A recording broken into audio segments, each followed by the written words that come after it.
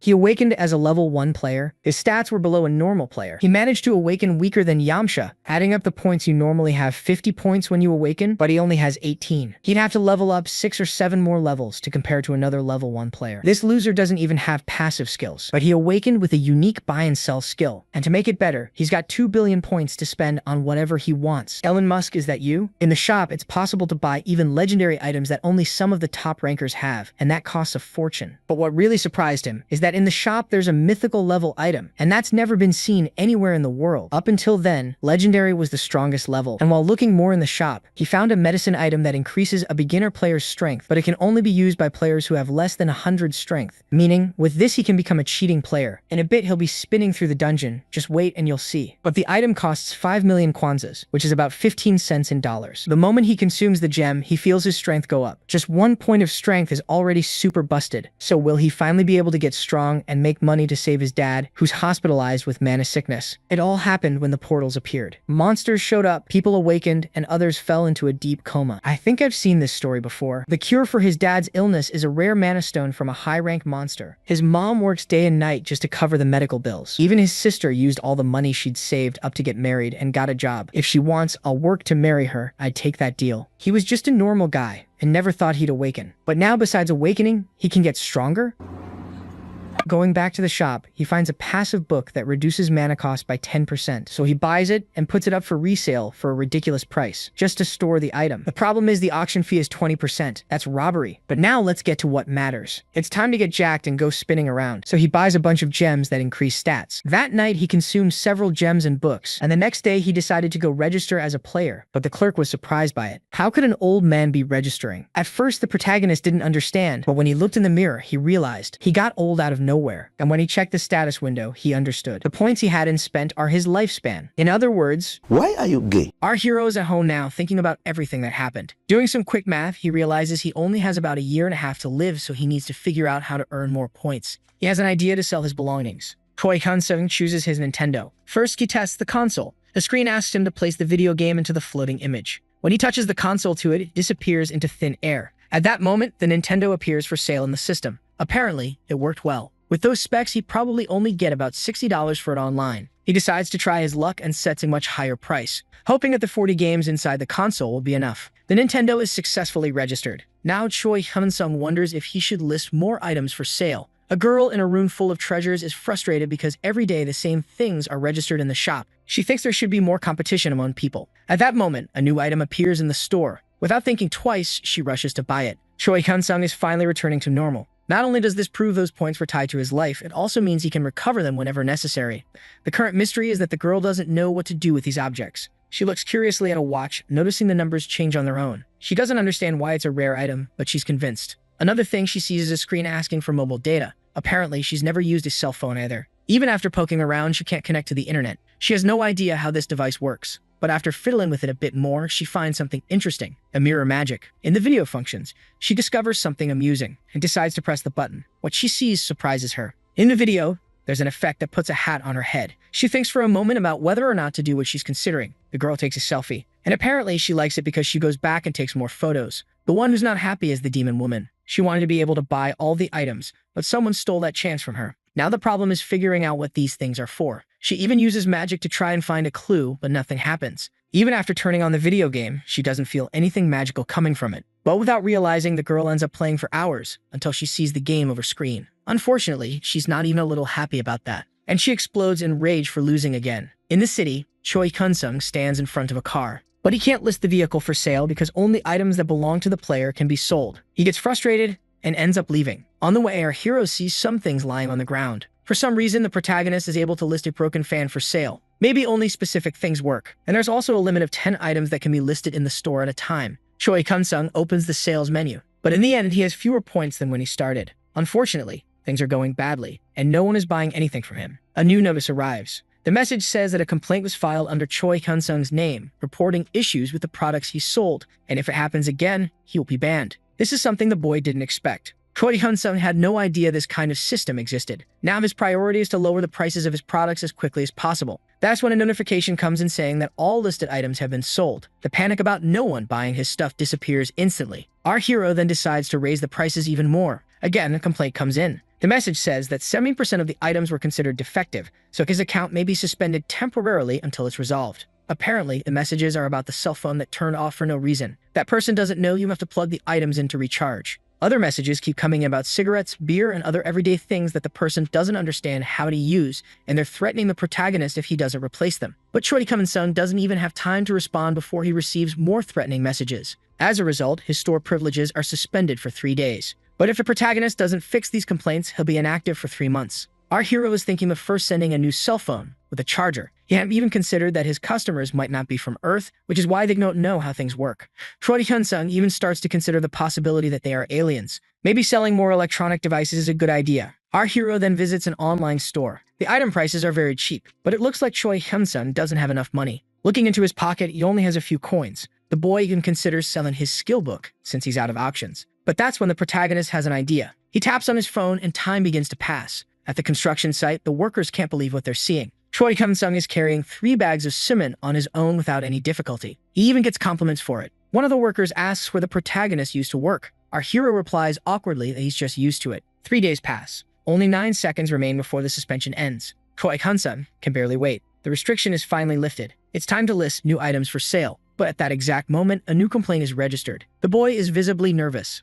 Before he can read the complaint, another message appears. Of the 20 items sold, all received complaints, which means he is once again suspended for another 3 days. In other words, someone filed a complaint for each of his products. One of the messages is from someone complaining about a video game that stopped working, and now the owner is so angry that they're willing to hunt down our hero. More messages from the same person start arriving one after the other, demanding that he list new items for sale or replace the broken ones. But Choi Sung doesn't even have time to react in order to fix his problem. Once again, he is suspended for 3 days, and if he doesn't resolve this quickly, the suspension will turn into 3 months. He's determined not to let that happen. At the construction site, people still can't believe a young man can be that strong. 3 days later, with payment in hand, and a few boxes neatly packed, our hero is thinking that the person doing this to him is definitely an out-of-control buyer. He then plans to list a pair of batteries for sale. His account is finally unlocked. Quickly, he puts his item up for sale, and instantly, it's sold. First comes a notice that 14 complaints have been resolved. Soon after, 4 more disappear as well. His points quickly start to rise. Choi Sung celebrates his success.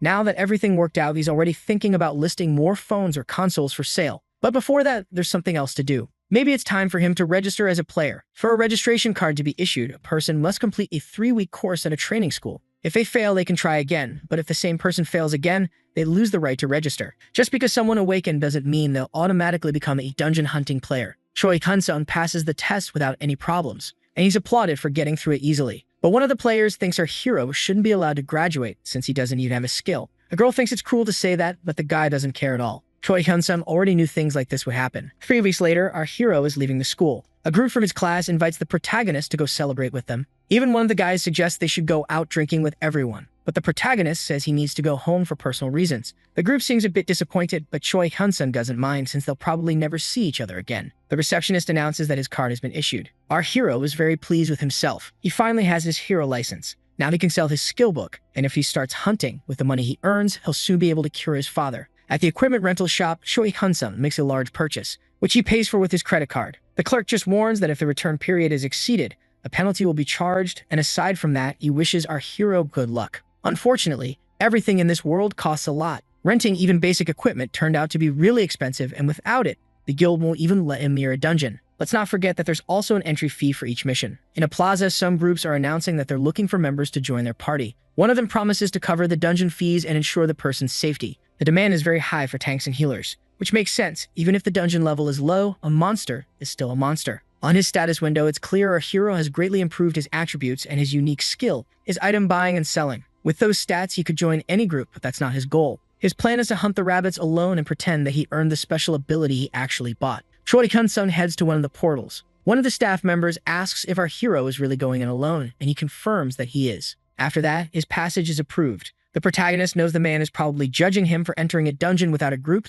since not even experienced players do that. The truth is, this isn't a game, and it's dangerous. People can lose their lives in battle. Even one of the guards questions how anyone has the nerve to do that. The man says arrogant people need to learn things the hard way. Choi Sung finally steps through the portal. Now he's officially inside a dungeon. The environment is a dark cave, lit only by torches. Right at the beginning, our hero spots someone. A group is fighting a horned rabbit. The protagonist definitely didn't expect a creature of that size. To start off, Choi Kun-sung decides to just observe. The group leader calls for a provocation. The creature charges at the shield-bearing hero. For a moment, it looks like he can hold it off, but his defense goes flying. One of them calls for the whole group to attack. Despite taking a 3-month course, all of these people were just regular folks not long ago. That's why it's nearly impossible for someone like that to hunt a monster. After receiving a heal, the tank gets back up. The rabbit takes a direct hit to the face. At that moment, the group tries to take advantage of the opening. Choi Kun-sung realizes he underestimated the dungeon just because it was low level. One of the warriors tries a lucky strike. The rabbit even tries to defend itself, but it's useless.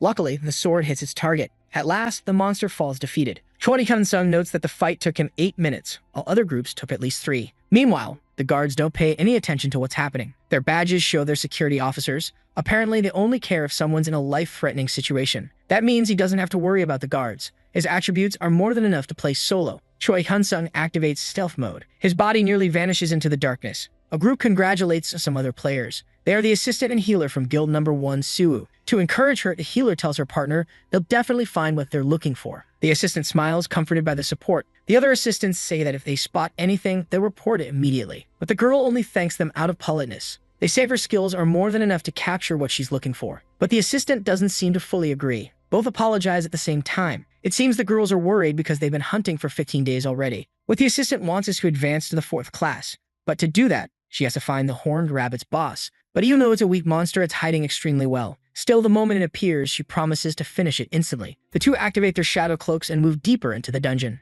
Jasoon asks if her partner has heard the rumors. She says the leader of Team 3 and the support from Team 2 are at the supply warehouse. But before she can continue gossiping, both spot something in the darkness. Someone is walking among the shadows. Ani says she was going to pretend she saw nothing, but now she sees it too. Jasoon wonders if the boy came alone or got separated from his group. The assistant takes a good look at the adventurer. She assumes it's not the second option because he doesn't have a single scratch. So the mystery remains, why is he alone? Ani notices something even more surprising. The boy is wearing rental equipment. He's just a rookie wandering around alone. Both assume he's an idiot. To hunt one of those alone, a person should be at least level 35. In a second, they swallow their words. With one blow, Choi Kun-sung takes down the rabbit. Our hero is shaking. He didn't like the feeling, but it's necessary for his family. But that wasn't the first one. He's hunted many already, but still hasn't gotten any items. The protagonist activates stealth mode again and strikes another rabbit from behind. But again, he seems to dislike the feeling. The girls are confused. Jasoon sees that her partner is tense. Ani is deep in thought. She's remembering the rule of 20 levels. When someone hunts a monster close to their level, they can get a normal amount of experience and items. But if you hunt a creature 20 levels below, you gain nothing. In other words, the odds of not getting a single item are massive. That's why Ani believes this must be the boy's first time here. Jasoon asks if her partner knows him, but she doesn't know who the guy is either. Still, at the moment, she just wants to watch him a little more. After all, she has nothing else to do. Choi Kun-sung activates sudden ambush, and it seems the boy got lucky. A gem finally drops. It's the 5th one he's managed to get. But the protagonist never imagined leveling up would be this hard. After defeating so many monsters, he expected to have leveled up by now. It would be easier if there was an experience bar like in video games. Our hero hopes 1 more hour might be enough, but after 5 hours, he's still at the same level. Something is definitely wrong. Normally, a person takes at most 2 days to level up. Indeed, our hero realizes something isn't right. Jasoon comments that the atmosphere feels heavy. Choi Kun-sung is very disappointed. In the past 10 days, he earned over 100 million points, but after a full day of hunting, he only earned 100 points total. Despite that, he wants to stay optimistic. One of the rabbits tries to attack him from behind, but our hero finishes it with a single strike. Choi Kun-sung stands up, ready for the next round. A group of rabbits comes toward him. Our hero prepares for the next attack. With one strike, he cuts down all the monsters at once. Our hero already seems tired. One of the rabbits jumps on him. With a simple move, he cuts the monster down. After that, the protagonist receives a new message. The protagonist earns the title of Rabbit Hunter for having defeated 100 of those monsters alone. Choi Kun-sung takes a break to analyze the change. The title he earned now appears in his status window. Because of it, he gains 2 unique attributes, an increase in vitality and a chance to rank up to rare. This title is common and in theory, anyone can earn it. But people usually level up before it happens, so almost no one ever gets this title. It's not bad at all to be able to rank up to rare because of it. Ani is having a lot of fun. She's happy to have caught a big fish. The assistant saw with her own eyes that he struck a rabbit's throat with this single attack. It could have been luck, but she saw him do it several times. When he was surrounded, the boy managed to defeat the monsters with 1 blow. She really wants to recruit our hero. The protagonist wonders if he should go deeper into the dungeon. But Choi Kun-sung hears 2 people calling out to him. Our hero sees 2 players wearing custom outfits and high-grade armor. Jasoon says the hero doesn't need to be tense. They're security officers. He doesn't seem to believe it. After all, our hero didn't see any badges and hadn't sensed the presence either. Jasun explains they were given a mission to protect the inside of the portal, and they were on their way out. And because both were using stealth skills, that's why he didn't sense them. But our hero hadn't even heard them breathe, let alone approach. The girl says she decided to come over because she thought his skills were too good to be wasted on hunting rabbits. But since he's level 1, the protagonist worries about being found out. Choi Hyun-sung asks if he's required to show them anything. The assistant says no, she's just curious, since they're from the Siwa Guild. The protagonist recognizes the name. They're one of the biggest groups in Korea. She says she'll help him get into the group and he only needs to show his status window. Our hero is in a tough spot because he has a penalty preventing him from leveling up. Choi Hyun-sung believes a player with stats like his will be considered suspicious, and no matter how much he hunts, his level doesn't go up. Our hero says he has no intention of joining a guild. Then he turns his back on her. Ani tries to stop him from leaving. The protagonist seems startled by her reaction. The girl curiously asks if he doesn't know who the Siwa Guild is. He says yes,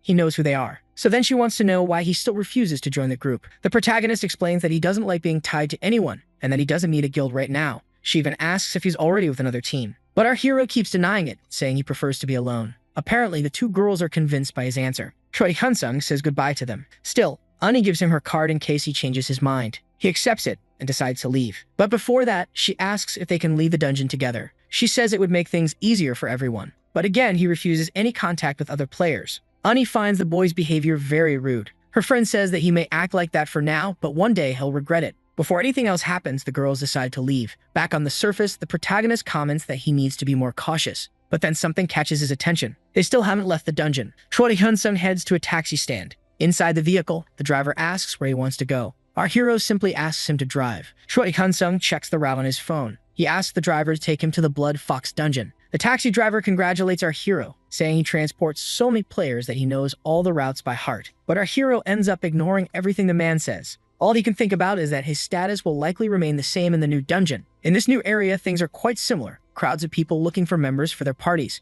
The atmosphere is the same here. Just like last time, he heads to the gate. When it's time to be cleared, the attendant asks where the boy's party is, and Choi Hyun-sung once again says he's alone. And that's how he enters the dungeon. Inside, there's a fang-toothed fox.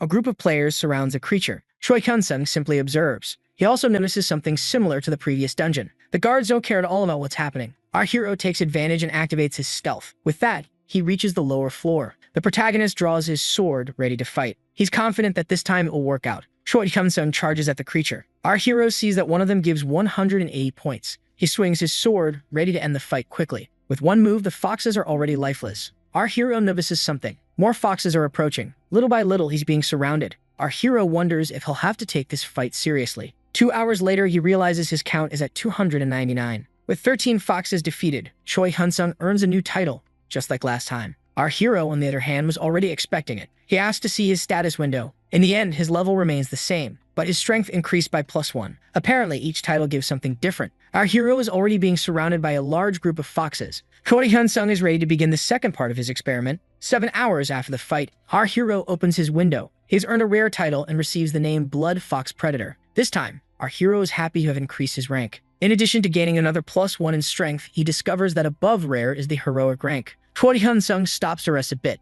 but he wants to come back the next day. He stores the gems in his bag before leaving, but on the way, he finds something. A skill book. With the skill, the body hardens. But a warning says he already knows this skill, so the book can't be purchased. The protagonist is disappointed by this. He then decides to list it for sale at an absurd price as usual, but he also ends up buying another book instead. Finally, our hero returns to the surface. The dungeon receptionist asks him to place any acquired items into the basket. Our hero places the skill book in his bag. Right after that, the man inspects him. But when he sees the number of magic stones, he's shocked, and he's even more impressed when he sees the rare skill book. Our hero asks if there's a problem. At the base, the magic stones are scanned. The total value is equivalent to 39,000 rees, and once the books are sold, the company will contact him. Satisfied, the protagonist leaves. At this pace, he estimates he can earn at least 1,000,001 per day. It really is good to be a player. The next day, the protagonist takes a break to eat. He wonders if it would be better to rent a room near the dungeon, since his home is very far. What matters is that today, he'll level up his title. Inside the cave, another fox meets the same unfortunate fate. Without difficulty, our hero takes down another creature. With that, he unlocks a heroic achievement for defeating 5,000 foxes alone. A new message says our hero is the first person to earn a heroic rank title. The protagonist didn't expect to be the first to do it. Although he feels like he cheated in a way, it's also a good thing. In the status window, it shows that his points shoot up to a total of 100 and all attributes increase by at least +20. Choi Hyun-sung also discovers something new. It's possible to rank up a title to legendary. Our hero wonders if it's worth trying. But not today. For now, he's tired. He promises to return tomorrow. 10 days later, our hero has rented a hotel and is eating a bit too. In the dungeon, he defeats another group of foxes. With that, a new achievement is unlocked. Finally, the legendary rank has been achieved. Chori-kun-sung collapses from exhaustion. On the screen, another major leap, every attribute increased by 40 points. Our hero can't hold back his laughter. He's very pleased with himself. Just to check, but this is the maximum a title can go. Unfortunately, because the protagonist wanted even more, Chori-kun-sung gets ready to leave, without worrying much since there are other places where he can do the same thing. Back in the rabbit dungeon, Chori-kun-sung is fighting a group of monsters. One of them tries to attack him from behind, but our hero pushes it with the hilt of his sword, and that alone is enough to slam it into the wall. Apparently, the protagonist has reached a level where he can defeat these creatures with his bare hands. But for today, that's enough. At the hotel, Chori-kun-sung receives a message saying the items he listed have been sold, but he must collect the payment in person. The protagonist decides to stop by the auction house. The receptionist asks our hero to check if all the documentation is correct before signing. That's when he has the shocking realization that the auction house charges a 42% fee on each item sold. Even our hero can't believe it, so he decides to stop selling his books through them. Our hero knows he needs to hunt smart, since he already earned 10 million just for magic stones. And it wouldn't be impossible to raise that to 1 billion as his online sales are going well. If he keeps up this pace, he'll be able to buy his elixir faster than expected. Walking down the street, Chori-kun-sung notices his appearance. Since his father collapsed, he hasn't bought a single piece of clothing. The protagonist, like his family, simply couldn't afford it. But that's going to end today. At a factory, a group works on assembling parts. At 7 p.m., the shift ends. The leader thanks everyone for their hard work. Some of the workers say goodbye to a woman who leaves alone. Chori-kun-sung calls out to his mother. She's very happy to see her son. When he hugs her, our hero realizes how thin she is. His mother asks the reason for the visit. He says he just came to see her. Apparently, the woman is happy to hear that. Like every mom, she asks if her boy has already had dinner, but he says no, because he wants to eat with her. However, she says she can't because she has to head to her second job at a restaurant. She pulls some money from her pocket, puts it in his hand, and asks her son to buy himself something to eat. Chori-kun-sung knows she hasn't eaten either, and that's why he wants her to come with him. But she says she only eats when she's working at the restaurant. Our hero even offers to help her, but of course, his mother refuses. The protagonist decides to come clean. Finally, he tells her that he awakened. His mother seems really shocked. She even asks him to repeat what he just said. Chori-kun-sung shows her his hero license and says he's become a player. So now she can stop working at the restaurant. The first thing she says is that it's dangerous. Our hero says he's careful, but what matters is that she doesn't need to work there anymore. But she refuses, saying that being a player isn't a guarantee of income, and she's heard that in the beginning, you spent more than you earn. Chori-kun-sung agrees with her, but he shows her how much he made. She opens the document and sees that her son earned 1 billion yen. With that money, he hopes she'll stop working, pay the hospital bills, and now they can live a little more comfortably. She starts crying immediately. Chori-kun-sung asks her to stop since his parents took care of him all his life. Now it's their turn to rest. His mother can only say thank you. Later, she introduces her son to the staff at the restaurant, and he even helps wash the dishes to lend a hand, which helps everyone finish work earlier that night. At the end of the evening, they say goodbye and go home together. His sister welcomes their mother home, but it's Chori-kun-sung who responds, happy to see her. The girl doesn't understand why he showed up out of nowhere, but the protagonist promises it's for a good reason. The three of them sit together on the living room floor. Our hero says he awakened, and on top of that, he made a good amount of money. His sister watches as the earnings grow day by day until it reaches 1 billion. She can hardly believe what she's seeing. Chori-kun-sung promises that from now on, they won't have to work so hard. His sister can't hold back her tears. She admits that things have been really tough lately. That day, Chori-kun-sung went to sleep with a smile on his face. The protagonist says he's heading out, and his mother asks what time he'll be back. He says he'll only come back when she quits her job. His mother worries about him going out in those regular clothes, but our hero says he can pick up equipment near the dungeons. With that, he says goodbye and heads off to the next mission. The protagonist's mother tries to call her son, but the calls go straight to voicemail. She hopes he hasn't gotten hurt. At that moment, Chori-kun-sung appears, running. The boy explains that there was heavy traffic, so he came on foot. His mother gives him a light smack on the head since she was worried. In the hospital room lies his father. Seeing him in that condition, Chori-kun-sung vows to heal him. 10 days later, the protagonist earned the title, legendary for hunting 10,000 rabbits. On his watch, he sees that it's still early and he has a few hours left to hunt. The taxi drops him off at the next dungeon. But unlike the others, there's no one here. The sign says this is the Vampire Bat Dungeon, recommended for those between levels 10 and 15. Our hero heard they're normal size and only move in flocks. Normally, hunting them without a full party would be difficult. Chori-kun-sung crosses the portal with stealth mode activated. The guards chatting nearby didn't even notice him passing. Our hero finds this situation strange,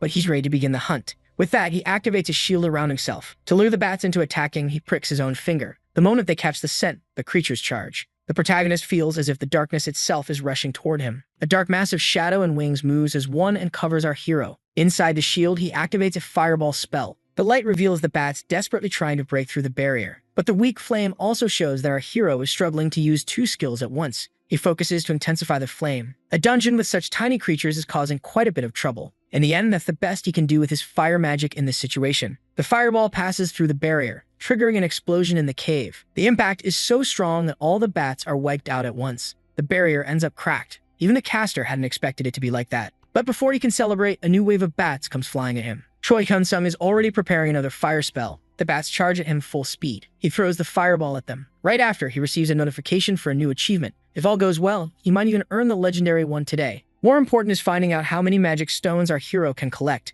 In the darkness, the protagonist sees something strange. Amidst the shadows in the dark lies a sword shaped like a bat. Even the protagonist didn't expect this. Apparently, the mana from all those bats formed this weapon. Choi Hyun-sung picks up the sword from the ground. He receives a message saying that the weapon has a passive ability that allows the user to regain health when the sword absorbs the enemy's energy. The protagonist ends up liking this effect quite a bit. But what's most important to him is wondering whether it's possible to obtain more than one of these blades. Our hero discovered that even if the monsters are weak, if a bunch of them dies at once, their mana can combine to create a rare item. So imagine if a bunch of rare monsters were defeated at once. A week later, our hero realizes it might not be that easy after all. Only the usual gems dropped on the ground. After the blade, the mana only fused one more time. And the item is in his bag, a black cloak with decent durability. But it's rare only in name. A protagonist decides to stop this hunt. It's better to go to another dungeon and collect other titles. A few days later, his mother asks if he's doing okay, since they're spending a lot of money to buy a house. But our hero promises not to overdo it. When the customers walk in, the attendant greets them. Choi Hyun-sung says they spoke on the phone. The attendant recalls that he's looking for a 1,000 square meter apartment, but his mother thinks that's excessive. Still, the protagonist says he wants to give each of them their own room. A week later, his sister finds the apartment huge. It's the first time she's seen the new house. The girl gets really excited. The protagonist promises that the next house will be even bigger, but for her, it's already perfect. Their mother cooks the first meal in the new home. His sister says they need to bring welcome rice cakes to the neighbors, and his mother thinks it's a good idea. Choi Hyun-sung sees this moment and finds it really nice, but he hopes his father can be there next time, and he'll make sure that happens. Now it's the Crimson Rat dungeon for players level 6 to 10. The rats prepare to attack, but the protagonist jumps to dodge their strike. In midair, our hero finds the scene somewhat amusing. Then he pushes off the cave walls. These rats are faster than he expected, but with one move, 2 of them go down. In the end, the protagonist is on another level. He summons a fireball, ready to earn a few more titles. Once again, at the exit, his bag is full of diamonds. The person in charge of inspection can barely believe what they're seeing. Choi Hyun-sung just waves goodbye to the man, all smiles. But before he can leave, a voice calls his name. The woman says they've met before, but this time, she insists on properly introducing herself. Her name is Lee Shudi, and she's an assistant from Team 1 of the Siwon Guild. She asks for a moment to talk. 1 week earlier, the manager is desperate to find out who's been giving him such a headache. Lee says she doesn't know anything either. The guildmaster reviewed Choi Hyun-sung's profile. He guesses the protagonist must already be getting rich from all the magic stones he's been selling. But the girl doesn't believe that means the protagonist has a unique ability. Still, the guildmaster thinks the chances are high. That's why he wants this kid on his team. Of course, Lee agrees. He'll send a negotiation specialist to help, but she can try convincing the boy first, since she was the one who found him. Before leaving, he has one more question. The guild leader wants to know if Lee leaked this information to anyone else in the guild. The girl says no. She even made sure her friends stayed quiet. With that, he trusts his assistant's word. The protagonist starts wondering how he was found. That's when he remembers the contact card he received. Of course, that makes him irritated. Our hero immediately begins questioning the woman, wanting to know how she found him or how they know his name, since the boy suspects they were also looking into his background. Taking that cue, the negotiation specialist introduces himself and asks if they can talk more calmly, but Choi Hyun-sung just dismisses him and walks away. The man seems out of options, so he asks if he can visit our hero at his home instead. Those words catch the protagonist off guard. The man says he waited outside out of respect. His name is Go Jin-sung, and he says he's the recruitment manager of the Siwon Guild. Choi Hyun-sung asks what they want. Go says it's obvious. They want to recruit him. Our hero replies that he has absolutely no interest in joining a guild, and the recruiter knows that, so he apologizes if he's come off as pushy. But he explains that most guilds are actually far more persistent and much less polite when trying to recruit someone. Still, nothing he's saying seems to have any effect on our protagonist. On top of that, he talks too fast, so Choi Hyun-sung cuts him off. Our hero says he wants to know how much the signing bonus is and what the annual salary would be. Go says that depends on the person's level and attributes. At that point, our hero realizes they're starting to reveal their cards, but the recruiter promises that at the very least, he'll secure a signing bonus of 100 million and an annual salary of 10 million. The protagonist is surprised. Even if they're underestimating him, they're still offering a lot. Maybe they want our hero as their main player. It still doesn't make much sense since the protagonist has never heard of a guild offering that much money to a rookie. Except, of course, for the country's one and only buff, Kim Hana, who had already proven her worth to the world, which isn't the case for Choi Kun-sung. Our hero does have his unique buy and sell ability, but they definitely don't know that. When he got his player card, he made sure to only reveal his level. That's when the protagonist realizes what's really going on. Choi Kun-sung asks if all of this is because of the magic stones. The recruiter says he doesn't know what he's talking about. It was just for a second, but Lee reacted. You can tell the recruiter really has no idea what he's talking about. Now she, on the other hand, is doing a poor job of hiding it. But it's not like a major guild would be chasing after someone just for magic stones. They probably already suspect that the protagonist has a unique ability. The recruiter wants to know what he's thinking. After all, he has nothing to lose. Choi Kun-sung starts by saying that showing his status window offers him no advantage, then adds that Go hasn't made any real promises yet. The recruiter says he'll promise everything once he sees the hero's status. Choi Kun-sung says he wants the 100 million bonus up front. Then he'll show them whenever they want and join the guild. Once again, the recruiter insists he needs to see the status window first. So with that, the protagonist ends the conversation. Choi Kun-sung had already expected something like this to happen. Apparently, he's going to have to be more careful with the gems. He's drawn enough attention to be investigated. At that moment, the hero receives a call from an unknown number. And once again, it's the same recruiter he was just talking to. Choi Kun-sung immediately hangs up. The boy is running out of patience with them. Later, at home, a new message arrives. Again, it's Go trying to talk to our hero about joining the guild. Out of patience, the protagonist picks up his phone and blocks the contact. Once more, Choi Kun-sung is out hunting. Afterward, at the dungeon exit, our hero is being waited for. But the protagonist completely ignores him. In another dungeon, the creatures are blue lizards. But this group of monsters is defeated easily. The protagonist is already quite tired. But at the rate things are going, soon he'll be able to buy the elixir. The next dungeon is home to the red maned wolves, recommended for levels 15 to 20. This area, unlike the last one, is crowded, but not overly so. The giant wolves are under attack by a party of adventurers. Up close, our hero is sure these creatures are stronger than the lizards he fought, but even so, they'll go down in a single hit. Our hero believes that with his current stats, he can defeat level 50 monsters. For today, he's aiming for the Wolf Hunter title. Deeper in the dungeon, a security badge is stained with blood. From the shadows, it's clear the man is being eaten alive. His level 71 partner can't believe what he's seeing. The creature he's facing is a two-headed dog. The player tries to help his friend, but in a second, he loses his arm. The creature moves so fast, he didn't even see what happened. In a desperate move, he tries to escape. But with one attack, the player loses his life. The protagonist doesn't have to walk far to find people. Choi Kun-sung figures that since it's a popular dungeon, it's pretty crowded. Our hero finds that very concerning. These portals started appearing 10 years ago, and even after the discovery of a heroic dungeon, a new one always shows up. Since new players awaken every year, a wolf leaps to attack, but Choi Kun-sung beheads it in midair. Before he even lands, a group is already waiting for him. Quickly, he prepares a fireball. Effortlessly, he blows them all up with one strike. Another group is already getting ready to attack. Our hero raises his shield, but instead he punches the hound. Then he chains into a combo with a strike from his blade. Right after, the hero prepares to launch a magic missile attack, which instantly blows up one of the wolves. The pack and the protagonist stare each other down, and the protagonist taunts them to come at him. Fearlessly, the wolves charge, and the protagonist leaps over them. In the end, Choi Kun-sung finishes the battle quickly and already earns his first title. Our hero finds his blade's ability very useful. It looks like this area has already been cleared, so Choi Kun-sung decides to move on. A small group is fighting some monsters. Choi Kun-sung just ignores them, but then he finds another group fighting as well. Since it's so crowded, our hero decides to head to another dungeon. But before that, he hears a desperate scream. When the protagonist turns around, he sees two players dying at the same time. The protagonist locks eyes with the giant creature. One female player tries to run away, but she gets squashed like a fly. A piece of the girl flies through the air and lands at the protagonist's feet. Seeing that, Choi Kun-sung feels like throwing up. The three-headed dog has wiped out the entire player party. Facing that massive hound for the first time, our hero is tense. With a swift movement, the dog tries to crush him, but the protagonist dodges easily. For the first time, Choi Kun-sung feels like his life is truly in danger. The protagonist hides behind a rock, but the panther attacks exactly where he's hiding. Choi Kun-sung hadn't expected his stealth to fail. He even jumps to escape, but even though the attack only grazes him, his armor is already destroyed. The protagonist is left with only his shirt and cloak. The giant panther attacks again, and the hero jumps and slams his shield into the feline's nose, leaving the monster stunned, but doesn't turn out to be very effective. Choi Kun-sung drops his bag on the ground,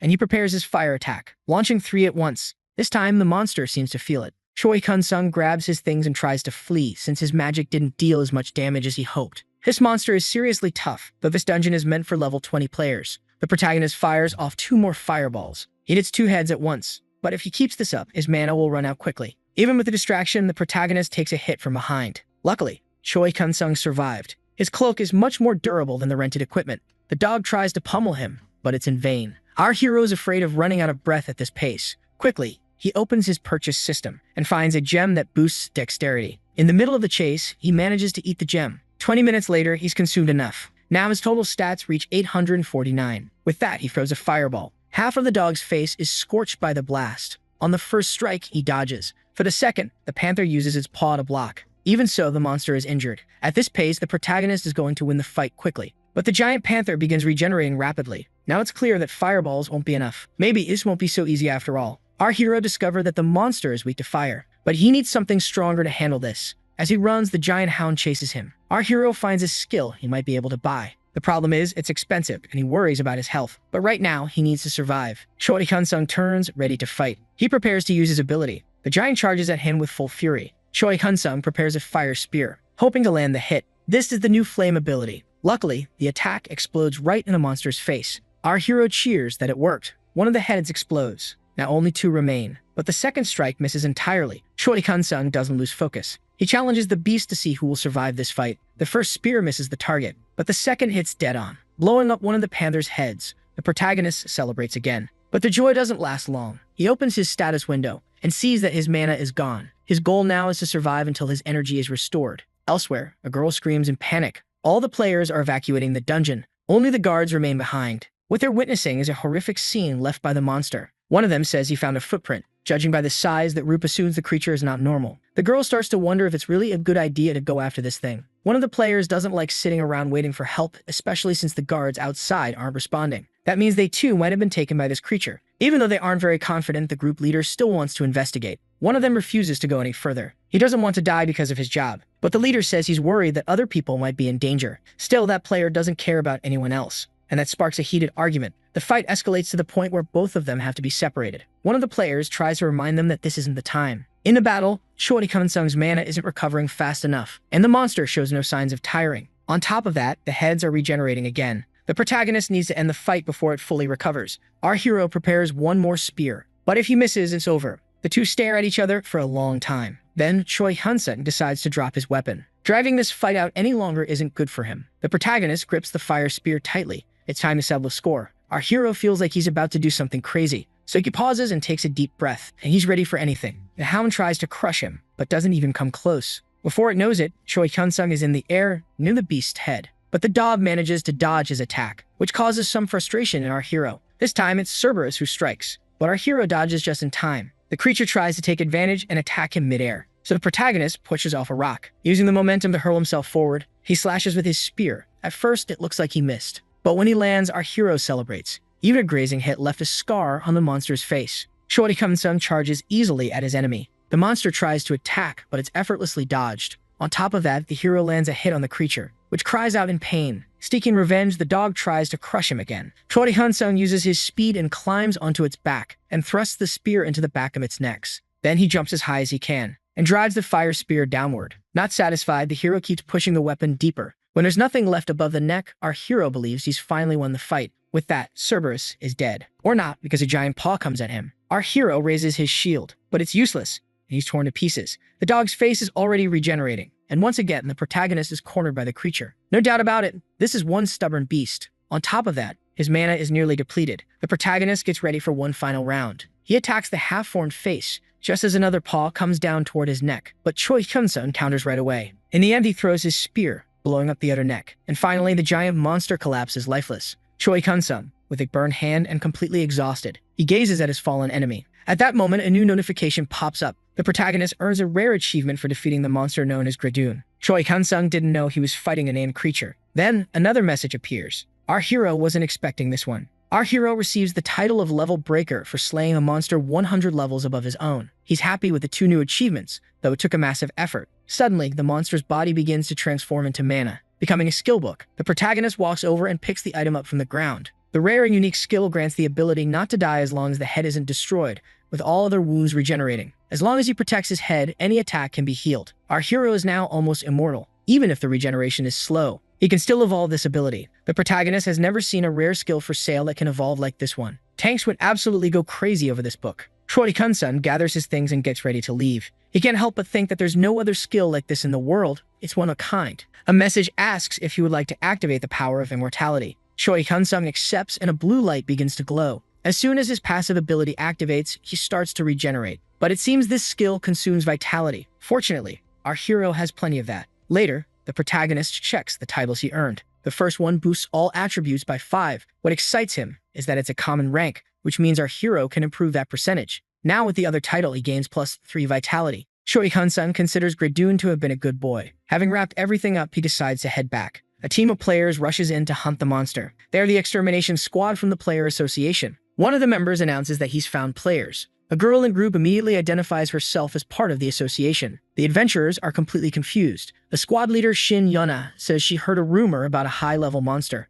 That's why she asks everyone to evacuate. One girl is frightened, but the leader confirms that it's all true. Shin asks if any of the team members have already detected the creature, but he says he can only sense the wolves. Suddenly, something changes. He says a player has been found. Shin wants to know where and how many. The answer is that it's just one person. The protagonist is making his way back happy as can be, but he feels someone coming his way. He stops right where he is, worried about who these people might be. It's clear they are high level. Their gear is very shiny. The group's leader asks our hero if everything is alright. A bit suspicious, our hero says yes, he's fine. Shin notices the hero is pretty dirty, so she asks if he encountered the monster. Choi Hyun-sung says he doesn't know what she means by that. The group leader responds that he saw the high-level monster. Our hero assumes the association already knows about the situation. Our hero decides to say yes, he did encounter the creature. Suddenly, the girl gets closer than she should, excited and eager to know more. That's when she realizes her mistake. Shin quickly apologizes, then she says she'll help him, and hands him a vial to treat his wounds. Choi Kun-sun recognizes that it's a very rare item. The description says the potion heals quickly. Shin tells him to just spray it on his hand and that's it. The protagonist doesn't really know how to react, so he decides to talk about the monster. The leader tells him to go on. Choi Kun-sun says the creature was a giant black-furred, 3-headed jaguar. Shin says a monster like that has never been seen before. Not even her companions know anything about it. The protagonist continues and says the monster was the size of a house, and that it went in that direction. Shin then thanks him. Right after, they disappear in the blink of an eye. Even our hero is surprised by their speed, but he's glad he defeated the creature. Otherwise, by the time those players arrive, the monster would have claimed more lives. The reward is just a bonus. Even if that group is now going to be searching for nothing, the team reaches the end of the dungeon. One of the players wonders if the creature passed through the portal. The leader hopes not, because that would cause an even bigger problem. She knows the monster has already tasted blood and it will return for more. This time, all she could do was file a report to the association. But something still bothers her. Only now does she stop to think about how that man escaped. For someone who lost his entire party, he didn't seem all that shaken. Shin decides to go back just to talk to him. The captain tells her men to wait. The mage wants to know what's bothering her. Shin says she's concerned about the player she met earlier. The tank is sure he's fine, but since he's alone, she wants to be sure. After some hesitation, he agrees. In the end, her team agrees to wait for her. With one step, she vanishes into the shadows. As she makes her way back up, she notices something strange. There seem to be some stains on the wall. It catches her attention, but she continues on until she reaches the exit gate. Obviously, she doesn't find the boy, so she assumes he made it out safely. Back in his apartment, the new skill has proven to be quite effective. Even though the regeneration is slow, combined with healing magic, it's very useful. With nothing else to do, the protagonist drops onto the couch. He's completely exhausted. Soon, his mother arrives. Right away, she notices that her son's face looks different. Choi Kun-sun knows exactly why. He spent a lot of points buying the fire spear, but to deflect, he simply says he's been working a lot. Then he asks if there's anything to eat, but she gets angry because he didn't even have lunch. So his mother decides to make something for him. Choi Kun-sun is starting to have a bit of a problem on his hands. It'll be bad for him if these situations start happening frequently. At that moment, his sister calls their mother asking about the protagonist, and apparently she's talking about the incident that happened in the dungeon, where many people lost their lives. Most likely, the public figured out the victims' names by checking who hadn't left the dungeon yet. His mother then ends the call. From her expression, she's clearly not happy. She's already figured out that this is why he got home earlier. Choi Kun-sun tries to calm her down, saying he didn't see the monster. His mother begins by saying she always knew this job was too dangerous. But our hero says he enjoys what he does. He says that besides being happy, hunting monsters is fun. The next day, the Red Wolf dungeon is temporarily closed. The place is quite crowded. During the investigation, they discover where the first victims were attacked, and where they found the trail of the 3-headed jaguar. But there are no clues as to where the creature went, says tracking specialist Kim Dong-soo. Shin says it doesn't make sense for the monster to still be in the dungeon, since they searched everywhere. Kim says he doesn't know what happened either, but he's trying to follow its tracks. The squad leader volunteers to go with him. The officer thanks her, saying he feels much safer with her by his side, but she just says she's doing her job. Using his powers, Kim discovers that this area was also attacked by the monster. Then it went in another direction. But the investigator encounters something strange. The jaguar let a player escape. Kim runs, watching the scene through his magic. He says a fight took place. That way, he discovers it was just one player who fought the beast. Kim says you can still sense the residue of fire magic use. Also, the endurance of this player is very high, so he assumes the person might be a magic swordsman. And so they both arrive where the main battle happened. The investigator says the beast took a heavy blow at this location, opening a fatal wound on the creature. Shin doesn't understand how a monster that wiped out all the security officers could have been wounded. Kim originally believed the player was a swordsman, but now he's shifting to the possibility of a mage with very high dexterity, and someone using some very powerful skills. They both head to the next site, the place where the battle was decided. That leaves the captain even more confused. Kim is once again puzzled by his earlier claim that the player was a mage, since what he's seeing now is a fierce close-quarters battle, followed by powerful magic use. This player is a hybrid of swordsman and mage. Since there's no body, the investigator assumes the creature turned into items or magic crystals. Shin is extremely confused. Aside from magic swordsmen and mages being rare, they're also a rather mediocre class. But this person hunted a monster far above the dungeon's level all alone. Kim says he saw in the report that the highest level player to enter that cave was, at most, level 24. Also, this person wasn't one of the officers, since all of them were wiped out, and the ones outside didn't do anything due to ongoing conflict. There's no way a regular player could have done this, she thinks. Kim speculates that maybe it was someone who hasn't renewed their player registration, since players are only required to do that once every 2 years. But that's not enough for her. At most, such a player would reach level 50, and besides that, no guild-backed player entered this dungeon either. Kim agrees that it's a very bizarre situation. Even if a very powerful player was in that cave, it makes no sense for them to be wandering around a beginner dungeon. Shin asks if there's any way to track this player. Kim is mainly specialized in tracking monsters. Still, he promises to try. The officer uses his special powers. He says that right after the battle ended, the player's tracks disappeared as well. In this terrain, it will be very hard for him to track the player using his magic. Shin asks how he managed to do it with a monster. The officer says it's because monsters leave clearer traces, like this giant footprint. So if a player isn't in battle or using magic, it's hard to see anything. Besides, this person didn't use any magic afterward. If the player had done that, Kim could have tracked them. Seeing what he's trying to do, Kim realizes he asked the impossible. So she apologizes. Kim is the one who apologizes, saying he still has a lot to learn. Shin says they can head back now, and the officer agrees. In the end, they close the investigation in the dungeon. In her report, Shin states that they need to investigate every player who entered that dungeon. She presumes that the person who defeated the monster has strength above level 100. And if such a player exists, she believes they need to hire them because they can't keep losing all their talent to the guilds. The player association is managed by the government, unlike the guilds, which are private organizations. In the beginning, the association had great influence. The number of players was vast and powerful. But as time went on, the association began to lose its strength while the guilds started consolidating. One of the reasons for this was putting politicians who didn't understand the field in charge of the association.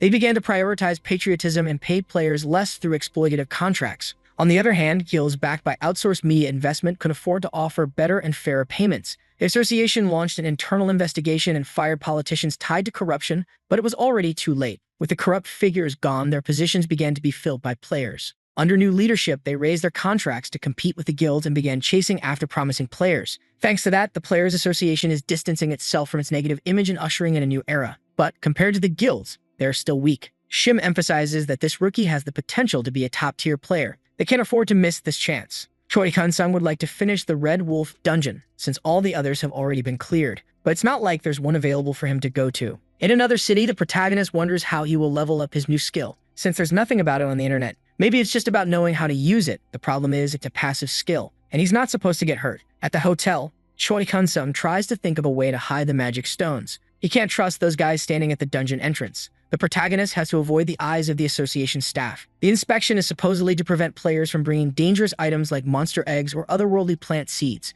But in truth, everyone knows the real reason is to prevent tax evasion by players. The protagonist is certain that the association and the guild must have some kind of cartel. Our hero needs to find a way. He remembers seeing something available for purchase. The skill being sold creates a space only its owner can access and manipulate. As always, it's very expensive, but it's definitely a skill he's going to need. When he clicks, the book instantly appears in his hand. And of course, he agrees to learn the skill. Without a doubt, Choi Kun-sung is older now. But to test it, he activates the personal space skill. A portal opens in front of him, showing that it worked. Inside, it's much larger than he expected. Far bigger than the tiny studio apartment he once lived in. After that, he closes the portal and is ready to go out and hunt monsters. Choi Kun-sung heads to the portal, hoping everything goes smoothly. He hopes to be mistaken for just another night. Of course, upon closer inspection, there's always someone who doesn't forget. The staff member takes his badge and scans it through the machine. But just as he's about to be cleared, the man asks the protagonist to wait a minute. Soon after, the man confirms our hero's identity. Inside the cave, with a swift move, he slices the wolves into pieces. Right after that, an update comes in. Choi Hyun-sung earns a rare title for hunting 1,000 red wolves. In the end, it went pretty smoothly. And all that earlier drama was just for a biometric check. That's why getting into the dungeon was also easy. Choi Hyun-sung opens his personal space and sucks the jewels inside, but he holds onto one, since he needs to take something out with him. Choi Hyun-sung feels a little nervous as his bag is inspected. In the end, the staff says everything is fine. Then he leaves like it was just another workday. Now the protagonist can be happy because he won't draw attention anymore. 10 days later, Choi Hyun-sung finally manages to hunt 10,000 red wolves. The protagonist decides to stop for the day and organize his items. He receives a skill book, but it's one he already has. He'll check the other one later, but now this is the one he wanted. Regenerative Winds, a passive skill that boosts recovery. Quickly, he agrees to learn this new power. A new notification pops up. For some reason, the protagonist can't learn the new skill. Choi Hyun-sung is left not knowing what to do. He's never heard of anything like this. What actually happened is that the Book of Immortality absorbs this skill and then enhances itself. Once again, our hero is left clueless. Looking at his skill status window, it seems like nothing changed. Apparently, the regenerative winds became part of the other skill. But what's unclear is how much it improved. The protagonist takes his dagger and cuts his own skin. In a short time, the wound closes.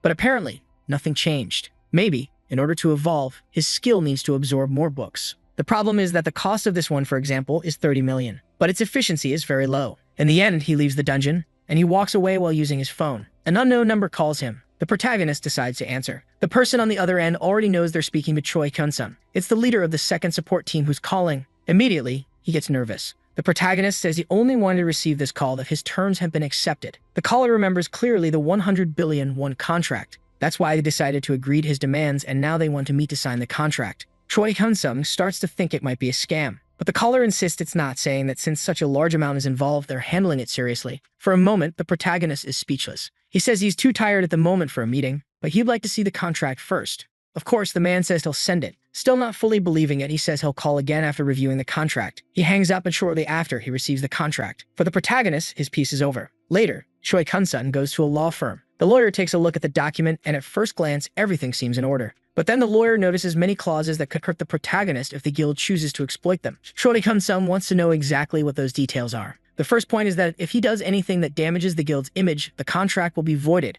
The executives are the ones who decide that. Another clause says that if they decide the player doesn't meet expectations, they can also terminate the contract. And the penalty for breaching the contract is quite significant. In that case, if any of these things happen, the protagonist has to pay 10 times the bonus amount. The protagonist is already losing patience with these people. According to the lawyer, he recommends scheduling a meeting to adjust these clauses and set a clear table for the bonus amount, not a multiplier of 10. The protagonist tries calling the guild representative. He knows he has to talk to them calmly, but that's going to be hard. The protagonist calls the first business manager who had previously tried to make a deal, and this time the man offers a 50 million bonus. Choi Hyun-sung says what he wanted was 100, and the negotiator knows that. But realistically speaking, even though the guild is a big company, the amount he's asking for is very high. To be honest, the man had to beg just to get the 50 billion approved. In this situation, Choi Hyun-sung says he'll think about it. Even the man is surprised. Then he sends the contract to our hero. Choi Hyun-sung examines the document, which appears to be the same as the previous one, except for the bonus. The lawyer checks whether everything went well.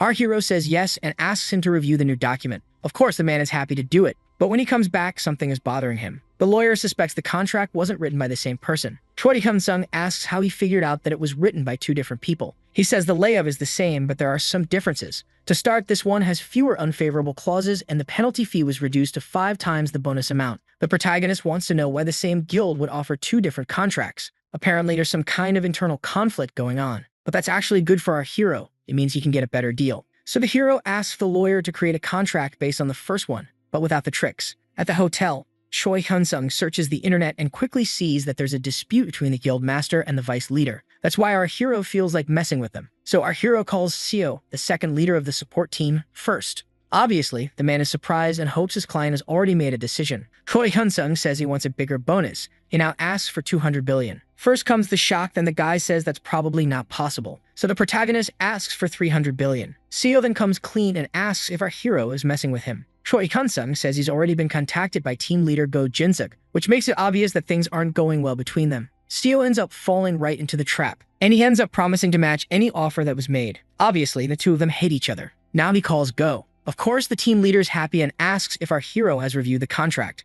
The protagonist says yes, and that he even wanted to sign it. Naturally, Go suggests they meet. but Choi Hyun-sung says he changed his mind. Of course, the man gets totally confused. Our hero says he's going to send over a contract he received by message. Go asks for a second to look at the document. When he receives it, the protagonist tells them to resolve their internal issues first, and then they can talk. Until then, the 100 billion bonus is now too low. He now proposes 200. Actually, 300 would be more acceptable. Naturally, the guy gets completely confused, but if he doesn't want it, he can just turn it down. Then he hangs up the phone. Now the protagonist starts editing the audio from the call and sends it to both of them. Right after, he throws away his phone. Both of them listen to the edited audio, and by their reactions, it's not good. 1 month later, the vice leader is wondering where Choi Hyun-sung went. Seo says that in the dungeons they manage, the protagonist hasn't shown up. He also sent some people to look for him, but nothing. The boss yells that he's useless. He doesn't care how. He just wants that kid found. Because of the incident caused by Choi Hyun-sung, the guild split in two. Due to the conflict between the leader and the vice president, Seo was lucky to check the association's records, but even so, it's not exactly legal to look at those government-managed documents. That's not the biggest problem right now. Choi Hyun-sung has completely disappeared. His boss asks if the protagonist went to another guild. In Seo's opinion, probably not. But at that exact moment, the vice president explodes at the answer and tells the kid to get out of his sight. As the door closes, he even smashes a cup. Seo walks through the hallway and avoids everyone. He's extremely nervous, all because of the leaked audios. Because of that, most of the team sided with the other faction. He needs to find Choi Hyun-sung no matter what. For our hero, just the hunting points are already enough. That way, the protagonist is earning 600,000 per day. Little by little, he's getting what he wants. His sales are going well too. If he keeps it up, he'll reach his goal soon. Our hero only has one complaint. The sales window could be bigger, and he has to register items one by one. It would be better if he could register several at once. It's not like he can take out his electronic devices. Choi Hyun-sung asks if there's a way to rank up. A user who sells medicine can register way more items than he can. Apparently, he needs 10 billion points to reach the next level, and our hero is already halfway there. While he's talking, a monster approaches from behind. Attacking with his spear, the creature takes a boot to the face and gets thrown to the ground. Then the protagonist prepares the magic missile, blowing up the monster. But the situation is a bit more complicated. A group of monsters shows up. Not only that, they have acidic tongues. The group all jump on him at once. Our hero activates the fireball, blasting them all into the air. But that's not the end. They charge again without fear. Our hero is already getting annoyed, to the point of drawing his sword. This time, he goes on the offensive. The monster doesn't even see it coming when it's hit. Choi Hyun-sung is so fast, he cuts down two at once, and his blade absorbs the blood it collects. It doesn't matter to the protagonist. Everyone here still goes down in one hit. Besides that, it looks like someone bought the batteries, and a new complaint shows up for him. Choi Hyun-sung is already getting irritated with the situation. The user's message is insistent that the batteries be sold for half the price, and all the other messages say the same thing. Our hero decides to check that person's profile. It's clear that he sells a wide variety of things, but the only things he bought from the protagonist were the batteries. It would be a different story if he was buying electronic products, but this person is just buying disposable batteries, and on top of that, he's demanding they be sold for a lower price. Our hero wonders why he should do that. He quickly registers the new items. Right after, the batteries are sold, but Choi Hyun-sung already expected that. And obviously, another complaint comes in. At first, the protagonist is a little confused, but he quickly understands that this guy wants to push him out of business, and he accepts the challenge. Ro wants to see how far the protagonist can go. He doubts he can be defeated. Ro was also a rookie with the buy and sell ability. That's how he became strong, and in that way, he became the ruler of his planet. But that doesn't mean it was easy. The points were never enough no matter how much he saved. It was simple to use, but gathering points was always difficult. Gro knows the usual pattern is to gather points through hunting, buying skills to grow stronger. But every now and then someone different appears. Someone who can sell unique items from their planet, even when those items are under monopoly. In Gro's eyes, everyone is just a delivery person. He buys all the person's items and then files a complaint, forcing the person to be suspended for 3 months. Then he just repeats the process. No matter who it is, it always works. The person ends up having to sell the items based on Gro's mood. Then he takes control of the item monopoly and forces another suspension on the seller. But something's wrong. There are no more batteries for sale. Apparently, all of the protagonist's items have sold out. Our hero heads to the mall and leaves with a shopping cart full of items. Choi Hyun-sung has figured out that someone is trying to shut down his business, but he's already sold all of his items. Still, he doesn't intend to make things easy. Round 2 is about to begin. The battle of selling and reselling starts, but other players are also buying. Even after doubling the price, he keeps selling. Unfortunately, Gro will eventually catch up to him. But if they're going to clash anyway, the protagonist triples the price. As a result, his point total surpasses 10 billion. He's now at the rare level and the sales window can hold up to 100 items. At first, the protagonist was offended, but now this Gro guy ended up helping more than hurting, though it was very risky. The complaints nearly outnumbered the products. Choi Hyun-sung decides to change the items for sale. Now he wants to see how his opponent reacts. Gro assumes the kid gave up. He probably needs to restock. The same goes for Gro, who also took a heavy hit. When battery prices quadrupled, that was the worst part. He's extremely angry at our hero. Even so, he couldn't back down. Gro believes he pushed the protagonist to his limit just in time. That's when something strange happens. This time, he sees a camping battery listed for sale. Gro freaks out at the sight of it. He can't believe Choi Hyun-sung had something like that up his sleeve. On top of that, over 70 of them are registered, totaling more than 2.1 billion. There's also the problem that there may be even more of those available for purchase. Gro would have to invest a lot more. If he had any certainty, he'd buy them without hesitation. The problem is, he doesn't know this guy's limit. In the end, Gro admits defeat. Another sale is completed successfully, with no new complaints, meaning his opponent gave up, and the camping batteries were bought by the same regular customers. Right after, Gro relists the batteries for resale, and the protagonist bursts out laughing at this desperate move. Though, thanks to him, our hero ended up selling more than expected. Back home, the protagonist sees something that makes him think he needs to update his shop. Maybe he saw something interesting. In the other world, the demon girl notices that an arcade machine and a game bundle have been added for sale. She already has a Nintendo, so she's unsure if it's worth buying. Choi Hyun-sung is definitely richer. Now he has 14 billion, but to rank up to heroic, he needs to reach the trillion range. For some reason, the difficulty for that is extremely high. Our hero knows it will take a long time to reach it, but if he does reach heroic, he'll be able to sell items like the elixir his father needs. And maybe he'll gain more benefits besides increased sales slots. Rousing a bit, our hero sees that there are comments on his products. The first review is from someone named Barakat, praising the Nintendo for being fun, but the others complain that it's useless. The same person then bashes the shaver, saying it's only useful for people with beards, and other profiles agree with him. Barakat's username is everywhere, leaving reviews on all his products. On the new battery, however, people are furious that only now he's selling a superior product after they stocked up on the old ones. Looks like they're starting to wise up. Choi Hyun-sung knows there are products that can have infinite energy using magic stones, but they cost a fortune, so they're not worth selling either. Aside from that, the arcade reviews are doing well. The protagonist decides to check the items in the purchase window. Our hero sees a dragon egg for sale, but it's very expensive. Barakat writes in the review that having a dragon as a pet is worth it, but it's hard to feed, and at 30 billion, it's tough to buy. Choi Hyun-sung lies on his bed, imagining how much the legendary elixir costs.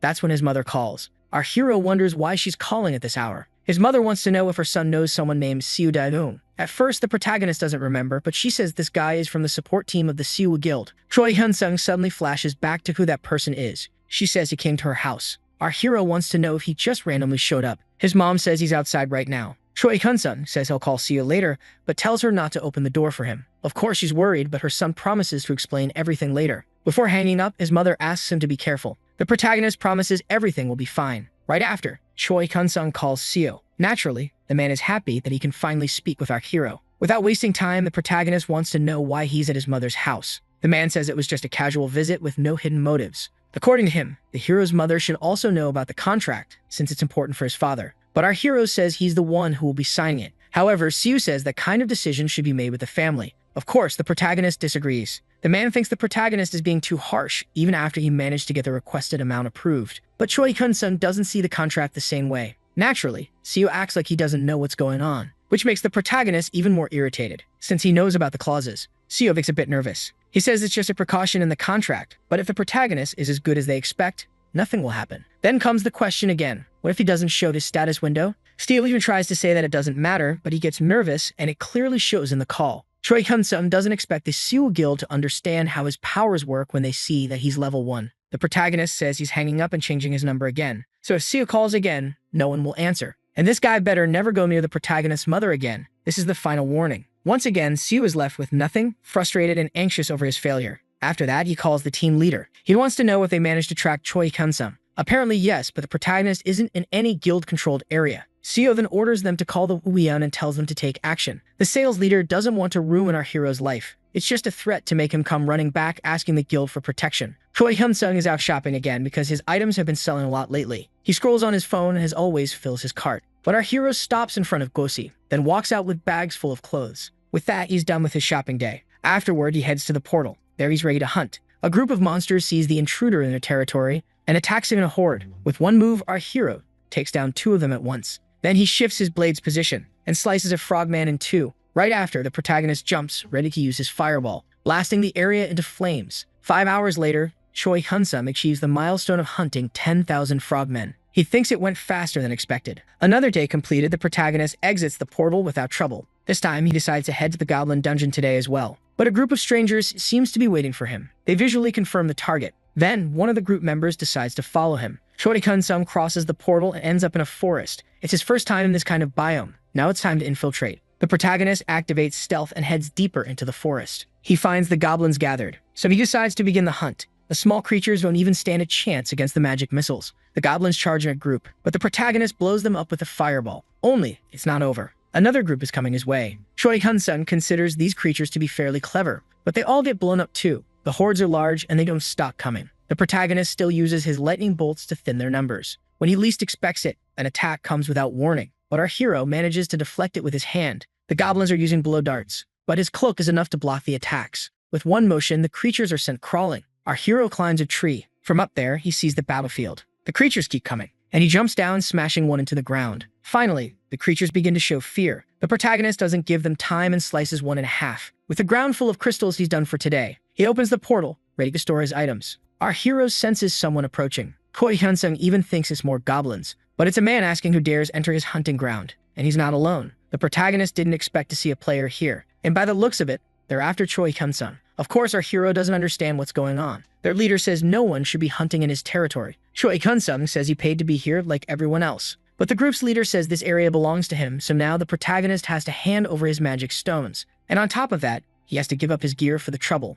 Our hero never expected to meet a bully like this. He had only heard about this kind of thing online. Choi Kun-sung warns that they're making a serious mistake. The group's leader decides to explain something to him. Inside the dungeon, modern weapons or electronic devices don't work, so any problem becomes one person's worry against the other. Any fatal accident can be blamed on a monster. The message is clear. They rob players and do it at any cost. But the protagonist doesn't understand one thing. They still want to threaten our hero after seeing that battlefield. Tired of waiting, the leader orders his men to attack. But Choi Kun-sung thinks they're way too slow. The first spear flies past him and gets stuck in the ground. Worse, it was meant to cause a serious injury. Right after, the rest of the group comes in. With one move, he cuts the sword of the first attacker. Then the protagonist kicks him to push him away. Throwing the bandit far off, the third raises a black blade to strike. With a punch, he's out of the fight too. Not just the thieves' leader, but everyone is left speechless. Now they're offended, and the order is to kill. One of the warriors leaps in without hesitation, but the protagonist simply cuts his sword in two. With an elbow to the nose, that one's done. Another one tries to attack from behind,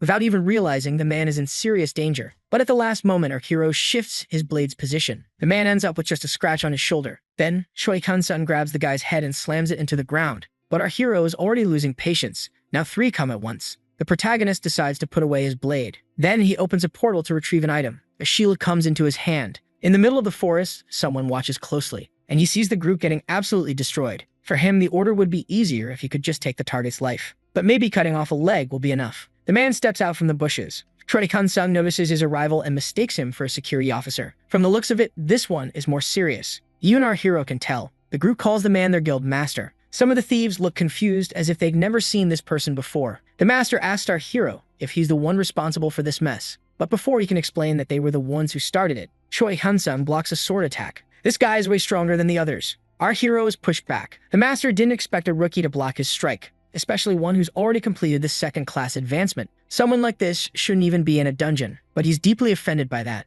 The master says he wanted this to be over quickly. Now he needs to tear off an arm to feel satisfied. He jumps at our hero with all his might, but once again, he's blocked. Choi Kun-sung deflects his blade without a problem. Our hero has to admit, this guy is strong. He's definitely different from those low-level thugs. His strength and speed are greater than the protagonist's. His blade is faster than the vampiric sword. Good thing he had a shield. Only now does the protagonist realize. He doesn't even know how he ended up in this situation. Choi Kun-sung decides he needs to get out of here, so he summons the fire spear. The guildmaster doesn't even see it coming. A massive explosion erupts. Our hero uses the moment to run. The master is still alive, but with his hair scorched. Choi Kun-sung is impressed that the man survived such a deadly blow. Already out of patience, the swordsman charges and closes the distance in a second. Delivering a strike with his sword, the protagonist still manages to block it with his shield, but the blow would have been fatal. On the ground, he summons his fire spear again, and the man leaps away. The two stare each other down, but our hero has another plan. The spear strikes the ground, creating a smoke screen. For a second, the master seems lost, but he swings blindly and hits the shield. The man is pleased to have found his target. He tries to strike again, but the boy dodges to the side. Our hero realizes his opponent isn't trying to kill him. Choi Kun-sung straps the shield onto his back and creates another fire spear, causing another explosion between them.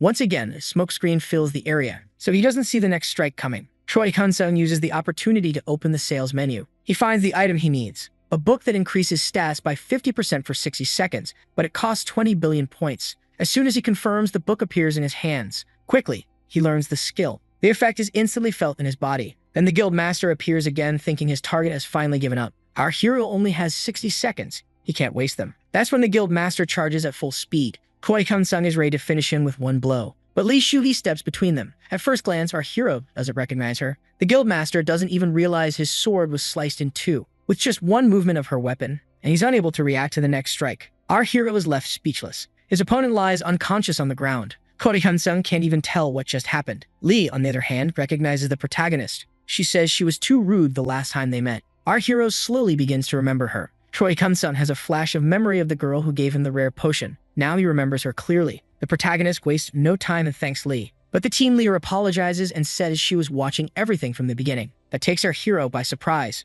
The girl explains she had been following everything since the start of the ambush. With every word, Choi Hun-sung grows more confused. Lee, smiling, says all these people are criminals. Our hero assumes she was acting as a witness to confirm their crimes. But that's not it. She just wanted to see how skilled he really was. Again, Choi Kun-sung is completely confused. The girl decides to start from the beginning. She introduces herself as Lee Shu-hee, head of security for the Hero Association. And she wasn't following the bandits. She was following the protagonist. But for now, she wants to continue the conversation outside the dungeon. First, she wants to clear the area of these criminals. And the protagonist agrees. Choi Hun-sung asks if there's any record of these people committing crimes before. Lee says there's no hard evidence, but they've been linked to several disappearance cases. That's the word they use, but the charges are for murder. However, the protagonist says they didn't seem to have that intention with him. Lee agrees with that too. They both return to the beginning of the conflict. Our hero wants to know why they would do something like this, and that's exactly what she wants to find out. With a leap, the girl vanishes. Lee returns to the guild leader and says she knows he's awake. The man remains on the ground,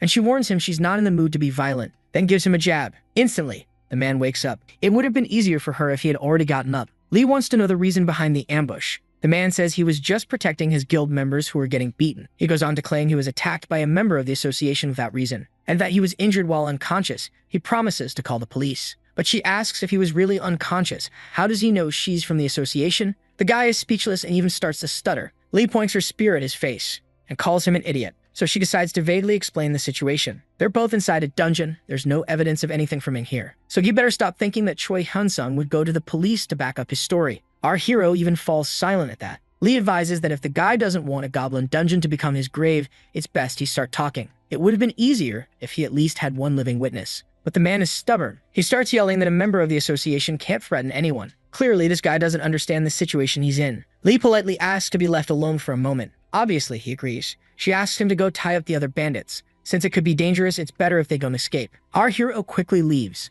leaving the two of them alone. The guild master immediately starts begging for mercy, but all that can be heard is his desperate scream. Choi Kun-sung does as requested and locks all the bandits inside a circle. Our hero keeps wondering what their goal was. His unique ability was never revealed. Maybe this all happened because of Suwoo and the three-headed beast. Now our hero doesn't know what to do. Maybe the guild really is to blame. Choi Kun-sung doesn't know what to say when Lee asks how he defeated the beast. Our hero decides he needs to become stronger, but the Suwoo guild isn't going to give up. And based on his last experience, even someone from the association isn't that trustworthy. Our hero swore life would get easier once he became a player. Lee then arrives, worried that it took too long. She explains that those bandits were hired by Suwoo. The order was to cripple the protagonist. The plan was to make him join the guild afterward. But even though they have evidence, the association still can't take action against Suwoo. Choi Kun-sung looks a little uneasy, but he understands. Lee then asks for them to leave. The association takes all the prisoners away in a bus. Our hero just watches. Lee returns and asks for a moment so they can talk. Now they're both in the association building. Choi Kun-sung decides to get straight to the point. He wants to know why she was following him. Lee replies that it has to do with the three-headed beast incident. The protagonist asks how she knew he was in the goblin dungeon. She says she saw the dungeon entry log, but our hero thinks that sounds illegal. Lee explains that the association has permission for that. She spends the next half hour explaining the process to him. Since she's on a secret investigation, she just wanted to find out what his ability was. But then everything else happened, so she apologizes for not stepping in sooner. In the end, she wanted to see the protagonist's limits.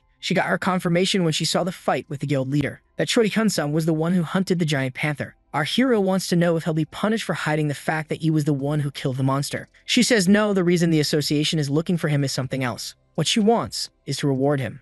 Choi Kun-sung wasn't expecting that. On top of that, she has an offer. But the protagonist already knows she wants to recruit him. Still, He makes it clear he's not interested in joining any group. Lee expected that, but before anything else, she wants to explain the offer. First, they're willing to give him a 100 billion bonus, plus the various benefits that come with being part of the association, including tax waivers and free equipment. The protagonist assumes he'll have to show his status window, but Lee says it's not necessary, he only has to take a test. Choi Hyun-sung, our hero, wants to know what kind of test. All he has to do is sit down with someone she chooses and answer every question truthfully. Our hero imagines it's going to be an interrogation. There are people with a skill called the contract of truth. If the person tells the truth, nothing happens. But if the person lies, red lights appear on their body. Choi Hyun-sung wants to know why they're going this far. He thinks it would have been better to just hire a high-level player. But Lee says it depends on the individual. Someone who is truly powerful would be even harder to recruit, and someone who just has numbers isn't even worth it. The protagonist asks if it's because of the level 20 law. She doesn't deny it. Choi Hyun-sung says he doesn't know how to break that rule,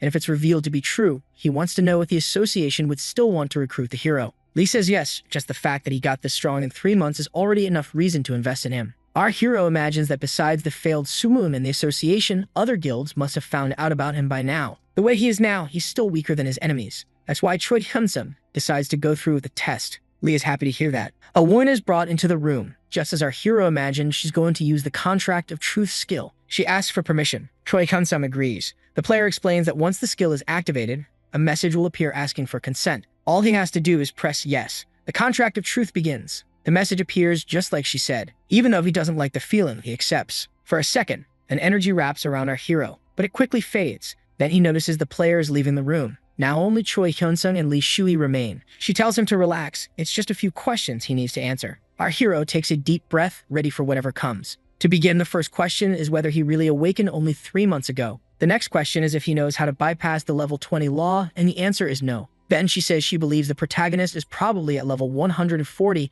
and asks why he's hunting in low-level dungeons. That question makes our hero think. Up until now, the questions have been easy. Lee also wants to know if he has a unique skill. Our hero stays silent. She reminds him he has to answer the questions. The leader asks directly if all of this is because of his ability. Choi Hyun-sung answers yes. She wants to know if he can use that power on another player. The protagonist thinks for a moment and then says no, he can't. The next question is whether he used his unique ability to bypass the level 20 law. Choi Hyun-sung thinks carefully before answering, but he admits that yes, he did. Lee then says the effect of the skill has ended. Our hero asks if he needs to do it again, but she says there's no need. He answered everything she needed to know. She had been suspecting for a while, but now they're certain that the protagonist has a unique skill. Choi Hyun-sung guesses that she also has one. The leader agrees but says she can't reveal it. But yes, she has a unique skill. The protagonist seems disappointed that he's not the only one. As the name suggests, the leader explains this kind of power is unique to the person. No one else in the world will have it, and everyone who's ever had a skill like that has reached high positions. The realization hits the protagonist. The woman in front of him is one of those people. Lee explains that there's a limit to how much information is shared with regular people. Just because someone is high level doesn't mean they get information about others. There are laws that protect players so they can keep their unique skills secret.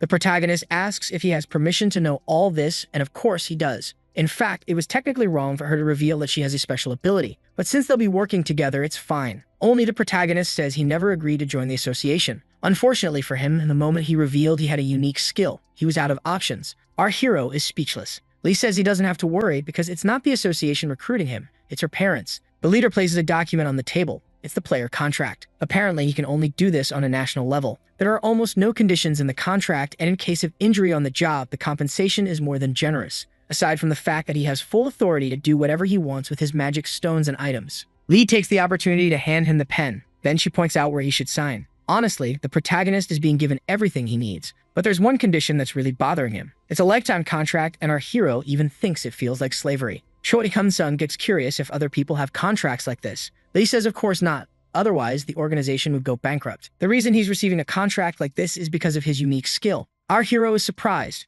but it's obvious. He can bypass the level 20 law. Choi Hyun-sung can level up and get magic stones and items even from low-level dungeons, which means he can keep leveling up infinitely. To her, this is a chance to recruit a player with the potential to be the strongest in the world, so it's worth spending a bit more. Our hero thinks she's completely wrong, but that works in Choi Hyun-sung's favor. The protagonist asks if he can change the contract duration a little. The leader is a bit surprised. She didn't expect that to be an issue. Lee asks if he knows how many people with unique skills exist in the world. There's no exact number, but at most around 80. And before Choi Hyun-sung appeared, she was the only one in Korea. Stating the obvious, a unique skill is something rare. She understands that the contract term is a little strange, but that's because they can't risk losing someone so rare to another country or private guild. That's why they extended the contract for as long as possible. But yes, they can review that clause. Choi Kun-sung wants to change the contract to a maximum of 1 year. She says that's impossible. However, in exchange, he'll also have to reduce the bonus to 10 billion instead of 100. But the answer remains the same. He proposes 2 years. Lee says she'll keep the bonus to maintain the contract duration. There's a moment of silence.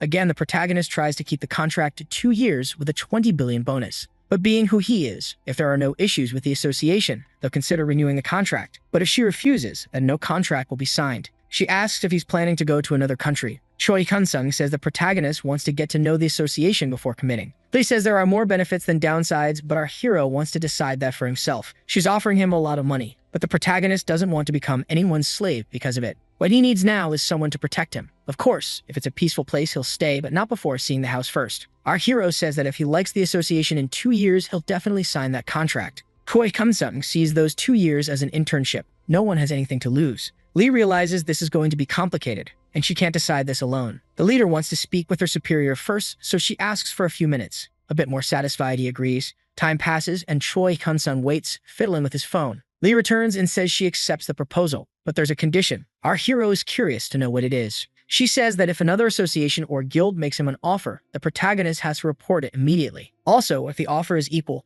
Choi Kun-sung will have to sign the contract again with them. Without any problem, our hero agrees. She presents the new document. Lee hopes both of them do well during this period. They shake hands, wishing each other the best, even if it's only for a short time. Now that he's signed the contract, Lee suggests getting some new equipment, since all of his is rented. Choi Kun-sung says his sword and cloak are rare rank, so Lee says just replacing the rest will be enough. The next morning, they're at the equipment storage. The weapons on the wall catch the eye. They really have everything here. The protagonist is curious if everyone has access to these items. Lee says not everyone. It depends on the player's position. Item rank access is restricted. But of course, that doesn't apply to our hero, and he's quite happy to hear that. First, he sees a sweet armor, light and durable, that gives +5 dexterity. Choi Kun-sung doesn't think it's as good as he expected, so he better choose carefully. Lee says she'll explain how the association works while they wait for the gear to be adjusted to his body. Now the fun part begins. Lee is also going to say which department the protagonist will belong to. Our hero is curious. It'll be the surveillance team, but the leader explains that their job is to go into dungeons when there's an accident involving monsters or players,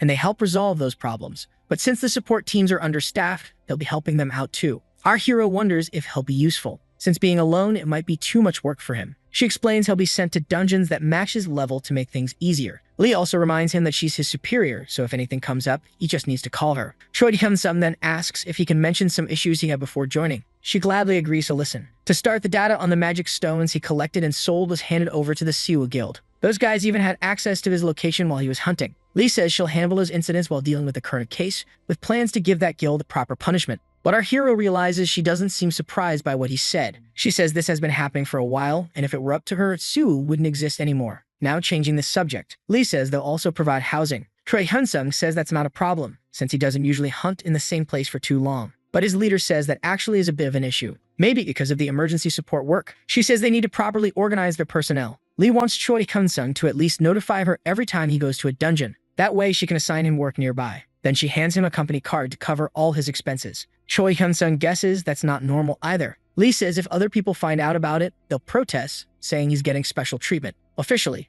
he'll be treated as someone who is constantly being relocated. Our hero sincerely thanks her, but his leader says she has to do her best to make sure he renews his contract in 2 years. And her sweet tone hits him right in the heart. Later, back at the building, the jacket fits our hero perfectly. Lee gives him a card showing that he's now an official member of the organization. He has the authority to conduct surveillance and the skills to fulfill his duties. That should take care of a few complications from now on. Our hero asks if he can leave now. Lee says yes, she just mentions that during time off, he might be called in for emergency support, but that's pretty rare. Choi Kun-sung's last question is when he gets his signing bonus. She says it's already in his account. Lee guesses he needed some quick cash. The protagonist says he wanted to buy some skill books. His leader says the association has a stock and she's willing to take him there now. Now our hero can't stop thinking about how important it is to get stronger, so he plans to invest his entire bonus in skills. Choi Kun-sung says he doesn't have as much as he expected. Lee says that's because those books are really hard to find. The supply is very low compared to the demand, so they sell out fast. Not to mention that the auction market is much bigger than the associations. Choi Kun-sung finds the tax system fascinating. Lee asks if he's sure about buying so many. What if they're not effective? But the protagonist says that for him, any of them could be useful one day. His immortality passive just leveled up to unique rare rank. Lee announces her work is done for now. This vehicle is insured and the protagonist can treat it as his own car. Choi Kun-sung then says goodbye to his boss. In the president's office, the man can only think that 2 years is far too short. Lee asks if the man regrets not getting the lifetime contract. The president admits he does. He wanted the protagonist for as long as possible. But Lee reminds him that he wanted to save money. A bit offended, the president says he would never exploit someone just because of a lifetime clause, and he even improved the contract. But Lee says he did exploit her at the beginning. She points out he wouldn't have improved the conditions if she hadn't spoken up, and in her opinion,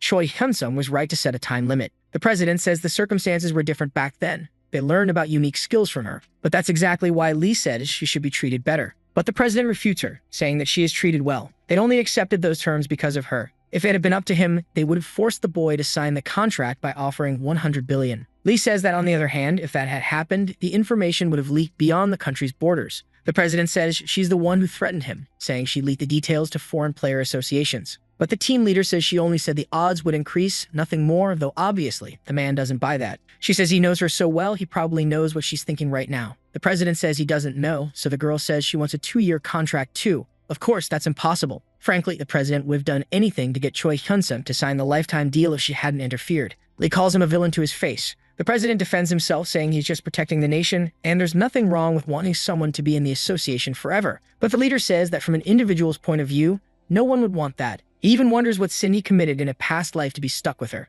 Lee then asks to cancel her own contract. Obviously, the answer is no. She then walks out of the room. Confused, the president asks where she's going, and the woman replies that she's going to work. Choi Hyun-sung transfers $1 billion to his mother. That way, he hopes to cover his father's and the household's expenses for about 10 years. The protagonist didn't want to look like an idiot, so he only bought one skill book of each regeneration type. His goal is to evolve his immortality. Our hero heads to a place to check the online store. There, he sees a skill book that increases passive recovery. That one is also rare rank like the immortality one. Even if it doesn't get absorbed, there's no issue in buying it. Lee explained that passives are always tied to active skills, and while active ones can be bad and left unused. Our hero plans to buy only things that are rare rank or higher. Choi Hyun-sung says he used almost the ideal amount. Now it's time for him to spend some points. The protagonist managed to sell a lot today. His video games and laptops are quite popular. He also sold some perfume, makeup, and a few watches. But he already suspected one thing. The best-selling item is the battery. Our hero goes to a second-hand electronics store. When he enters, all the staff bow to him. Choi Hyun-sung immediately asks about the camping batteries. The employees say they charge them all. Our hero is grateful, but he has a small question. He wants to know if next time they can sell the same amount of batteries fully charged again.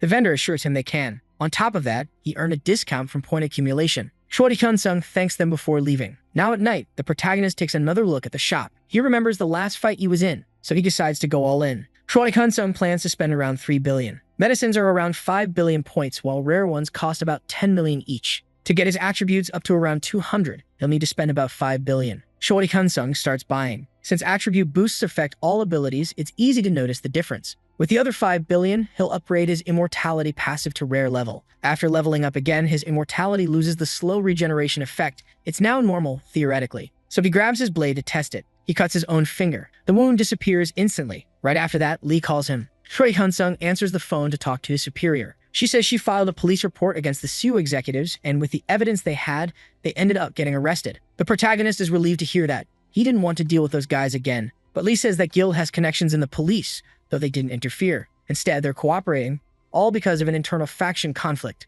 Apparently, the Guild Master is actually working with the police to help arrest the vice leader. Our hero wants to know what happened to the man who was threatening him to sign the contract. Lee says an arrest warrant was issued for that person too, and the guild leader who attacked him came clean, exposing everything he had been doing, including the people who helped him in the guild. The vice president is one of them. Lee asked him to turn on the TV. Choi Hyun-sung asks for just a minute. On the news, they're talking about the guild case. It's being treated as a scandal, the revelation that Sue hired people to kill, and that the vice leader has already been removed from his position. In addition, they've been helping fugitives. Choi Hyun-sung confirms he was watching the news. It's clear the vice leader won't get off easy this time. Everyone who supported him is now turning their backs. The protagonist thanks her for the support, but Lee says she actually wishes she had dealt with it sooner. Choi Hyun-sung says he'll treat her to dinner as compensation, but she replies that empty words carry no weight. But he wasn't joking, so his leader tells him to set it up and let her know. After that, they say goodbye. The protagonist hangs up the phone. For a while, he zones out a little. Then the boy remembers he needs to go buy his skill books. Our hero wonders when something will finally change. This is his last book. After offering almost every recovery-type skill to strengthen the rank of his ability, he hopes something will shift. And this time it works. Choi Hyun-sung lets out a cheer of celebration. Finally, he's ranked up. Now to start with, he's at unique heroic level, and he can only die if both his head and heart are destroyed together. His weakness just got reduced, and this ability can still evolve again. But it's terrifying to imagine how much time and resources it'll take to reach legendary rank. But that's enough for today. Time to sleep. Tomorrow, our hero begins his first emergency support shift. Choi Kun-sung arrives at the location. He's even a little nervous. The team asks if he's the guy on duty today. The room is full of players. The protagonist confirms, yes, the shift is his. Some of the players eye him with a bit of suspicion. One of them asks again if he's the assigned one, and again, Choi Kun-sung confirms it.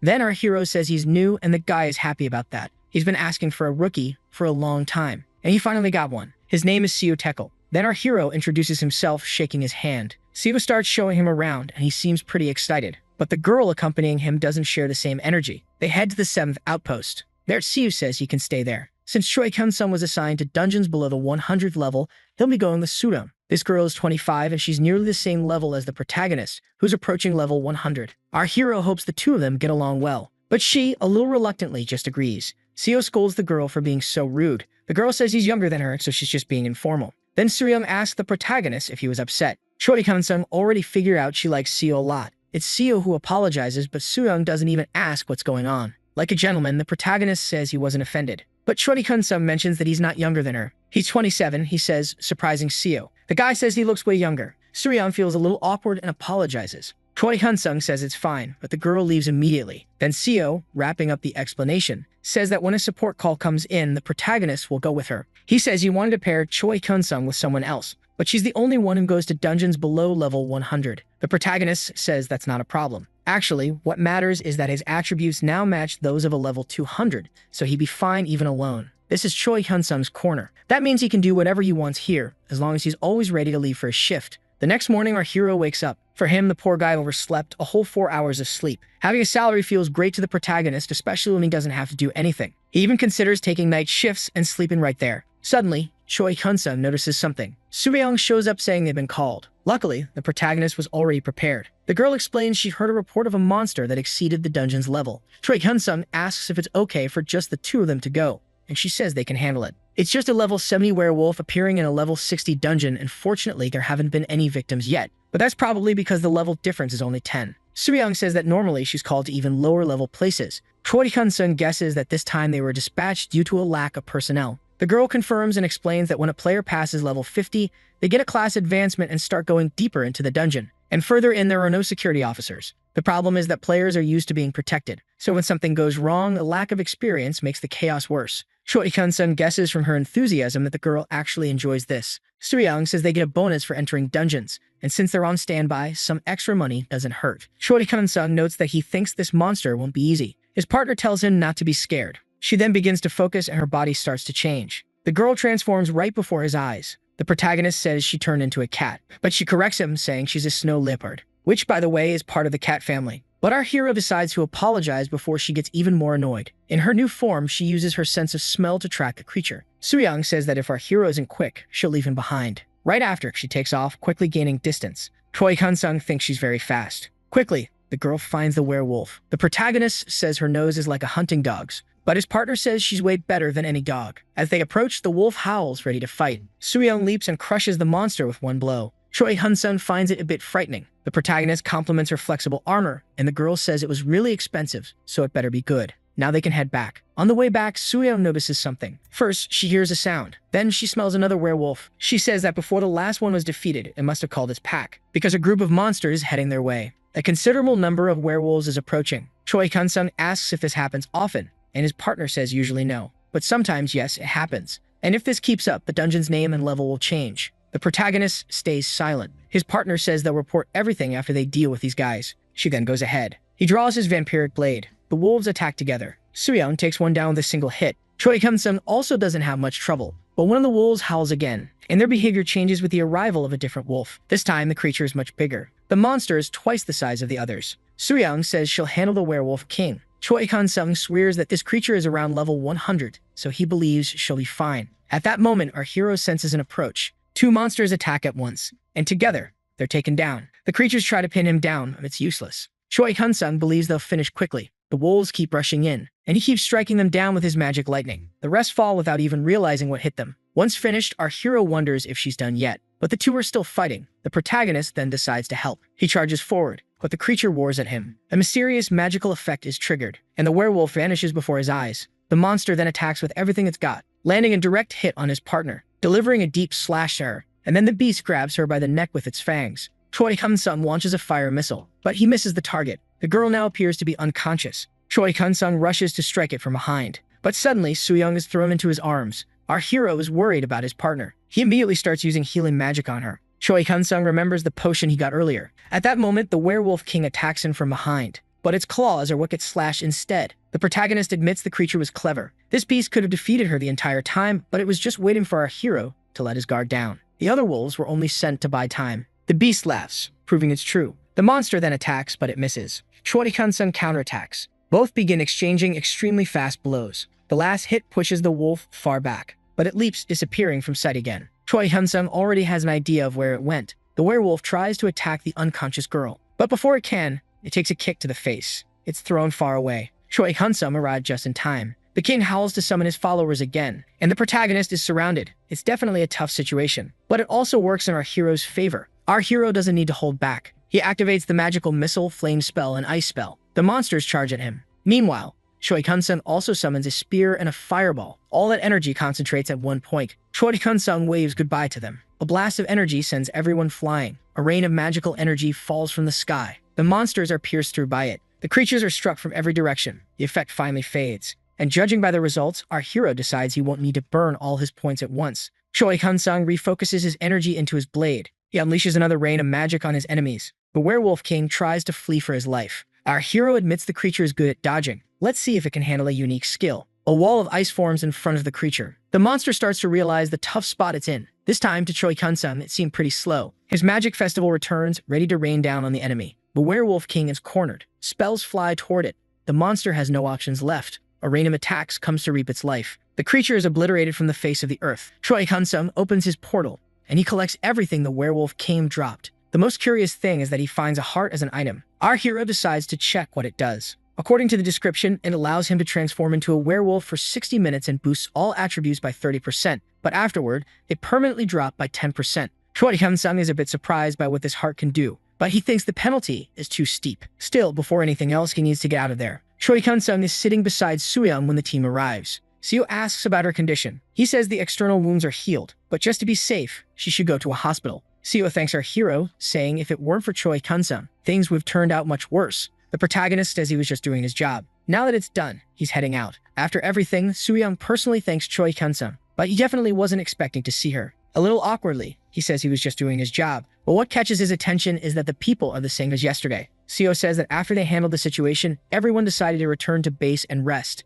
And apparently, our hero did the same. Choi Kun-sung says he prefers resting at the base because that way, sleep gets paid. Seo says that when he first saw our hero, he thought he was just some spoiled rich kid because of the rare equipment that cost a fortune. The protagonist says that before awakening, he was a construction laborer. He was going through a rough time. Our hero explains he had to work hard because of his father's health. His whole family went through a lot just to get by. Seo comes clean and says he received an unofficial order to look after the protagonist, and that's why he assumed Choi Kun-sung was some pampered rich guy. The protagonist finds it funny that he was mistaken for someone born into privilege. Out of nowhere, Choi Kun-sung says it's probably Lee who's looking out for him, catching his colleague off guard. He explains that she was the one who recruited him into the association. That confirms to Seo that there are high expectations for the protagonist, since it was the captain herself who recruited him. As night falls, our hero decides to restock before going to bed. Soo-young takes the opportunity to call out to him. This time she apologizes, but the protagonist doesn't even know why. She explains that her assumptions led her to treat her colleague rudely without reason, so she's apologizing. Choi Kun-sung asks what she was thinking. Soo-young says she had the wrong idea because of someone she had worked with in the past. The protagonist becomes curious to know more. It was all because of a superior's child in the association, and it hurt many people without reason. But the person responsible for it came out unscathed, while the other members took the blame for the incident. After that, she thought she needed to take firmer actions.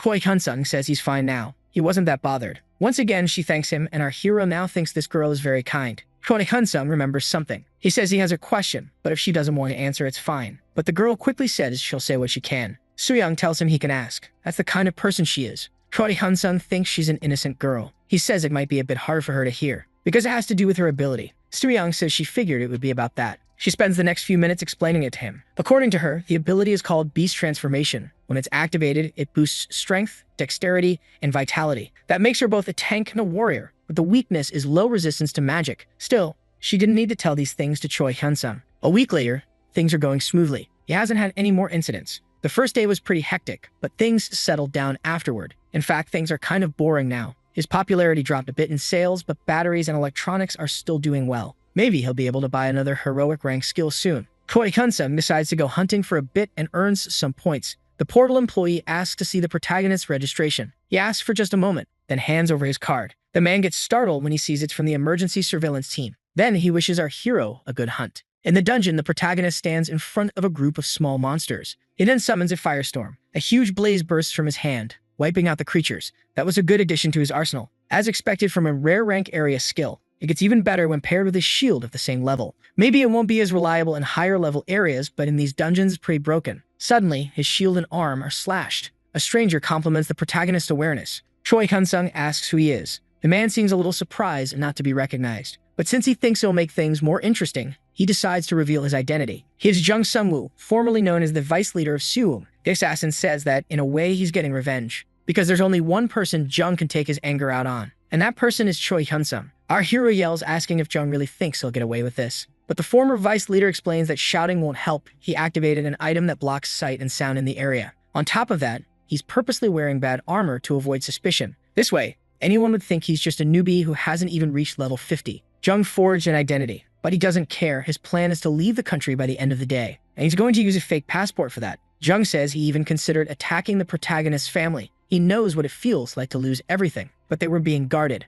Choi Hyun-sung gets very angry hearing that. Jung says he could have taken out the guards too, but then escaping from Korea would have been harder. So he came straight for Choi Hyun-sung. In a dungeon, if the body disappears, it'll take a while for anyone to notice. In the meantime, Jung notices something. He realizes the protagonist's recovery speed is really fast.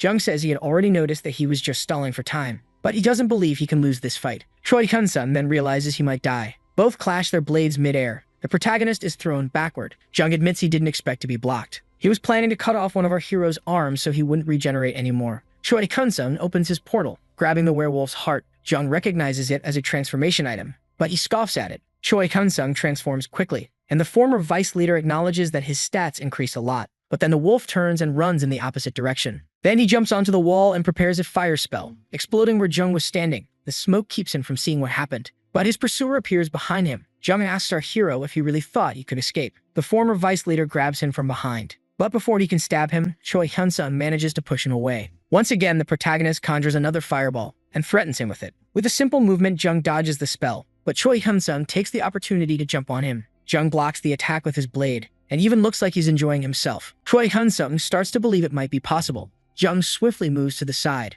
and lands a flurry of sword strikes on the wolf's back, but he turns quickly to crush him, only to find no one there. Jung admits that the protagonist is truly impressive, but then he asks Choi Hyun-sung if he knows his nickname. His sword becomes charged with electricity. Jung says he used to be called the Lightning Blade. The ex-vice lifts his hand and hurls a bolt of lightning at the protagonist, paralyzing him with a shock. Then he takes the chance to fulfill his promise. Jung says if Choi Hyun-sung had obtained him from the start, he would have used him well. For that, even 100 billion or trillions wouldn't have been a waste. The wolf recovers and turns to attack, but he takes another hit and collapses. His heels are slashed. Jung takes a shot and asks how our hero managed to break the 20-level rule, or at least how he got so strong so quickly. Choi Hyun-sung yells at him to shut up, but Jung promises to spare his life if he tells him. Of course, the protagonist doesn't believe it, so the ex-vice leader makes another promise to give him a painless death that he might believe. Then Jung starts cutting Choi Hyun-sung again. Apparently, regeneration isn't doing well under these conditions. In fact, it's pretty bad for him. He might stay like this forever, especially against a rookie like this one.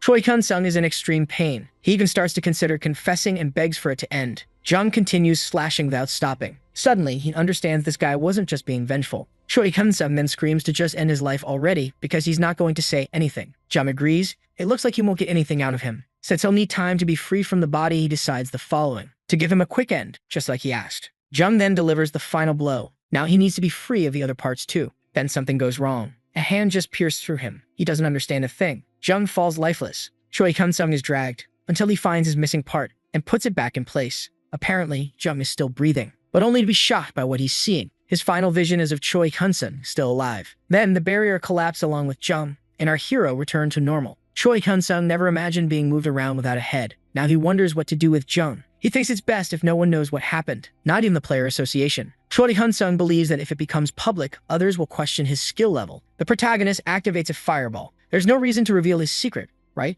Choi Hyun-sung burns the body of the former vice leader of Siwon. Suddenly, mana starts to gather. Apparently, not only monsters can trigger this. A skill book forms from the energy. Our hero walks over and picks it up. The spell is called Lightning Breath with several bonuses like paralyzing enemies and creating an electric field around the user. Best of all, it has no cooldown time. After learning the technique, Choi Hyun-sung activates the power to test it. Immediately, his body becomes energized. The protagonist summons a magic missile and blows up a boulder. His magic is much stronger now. His level has completely changed. On his status screen, it shows all of his stats increased by plus 127. Also, he unlocks a title for defeating a player 100 levels above him. Then another achievement for beating someone 200 levels above. And one more notification appears, this time for 300 levels above. The protagonist wonders if now he could beat Jung easily. Choi Hyun-sung wants to become even stronger, but he'll have to put ranged skills aside while Lightning Breath is active. In the online store, a conversation begins where a buyer feels ripped off by the price of batteries, and along with others who feel the same, organizes a boycott. 1 month later, Choi Hyun-sung analyzes his store. He's deciding between 2 items to buy. One is a skill that allows him to sense the energy of living beings and danger around him. The other converts all his magic into vampiric energy, draining life from enemies. The protagonist can only afford one. Unfortunately, together they cost over 60 billion. Choi Hyun-sung decides to think it over a bit more and buy another day. Our hero lies down and picks up the TV remote. He plans to enjoy his day off. Apparently, he's watching a new show about players. Choi Hyun-sung is quite entertained watching TV in peace. This series was made for the 20th anniversary of the Cactus War. The protagonist remembers that time. On that day, everyone was on high alert, afraid of another incident. But just like the 10th anniversary, nothing happened. Though some reporters spread fake news about the number of dungeons decreasing, which caused an online argument. In the drama, the woman confesses her love to the guild master. But Choi Hyun-sung goes back to thinking about which power he should buy. Then he feels a strong tremor. Our hero is confused by what just happened. Soon after, a scream is heard. A portal is opened in the city and monsters are attacking people. Orcs are taking over the streets. People run in terror. Choi Hyun-sung jumps out of his bedroom window to save them. A girl is about to be caught, but the protagonist saves her just in time. Choi Hyun-sung starts burning and slashing, attacking every creature he sees ahead of him. The citizens are terrified. From the portal, more orcs appear. Without wasting time, Choi Hyun-sung casts a flaming tornado, destroying that group of monsters. But it's not over yet. The monsters are way too close to the civilians. More and more monsters keep showing up, and the people don't stop getting attacked. Suddenly, a player appears. A group arrives to help those in danger. This player says he'll leave this portal to Choi Hyun-sung. Our hero thanks him. An emergency siren announces that martial law has been declared. Amidst the chaos, a child cries alone. The military also arrives to help. At that moment, the head of the association declares a law. He will mobilize all the players in the country. The images of destruction are catastrophic. In the middle of it all, Choi Hyun-sung gets a call from Lee Shui. She wants to know where he is. The protagonist says he's dealing with an orc portal that opened on the street. His leader then asks for a report, and he says the monsters so far are weak and other players are helping handle the situation. She then names him acting commander. Once the situation stabilizes, the order is to bring the players directly to Namyang Station. There's another portal open there and few people are handling it. Additionally, Lee says that our hero's family is safe. Apparently, they went to a bomb shelter along with other families.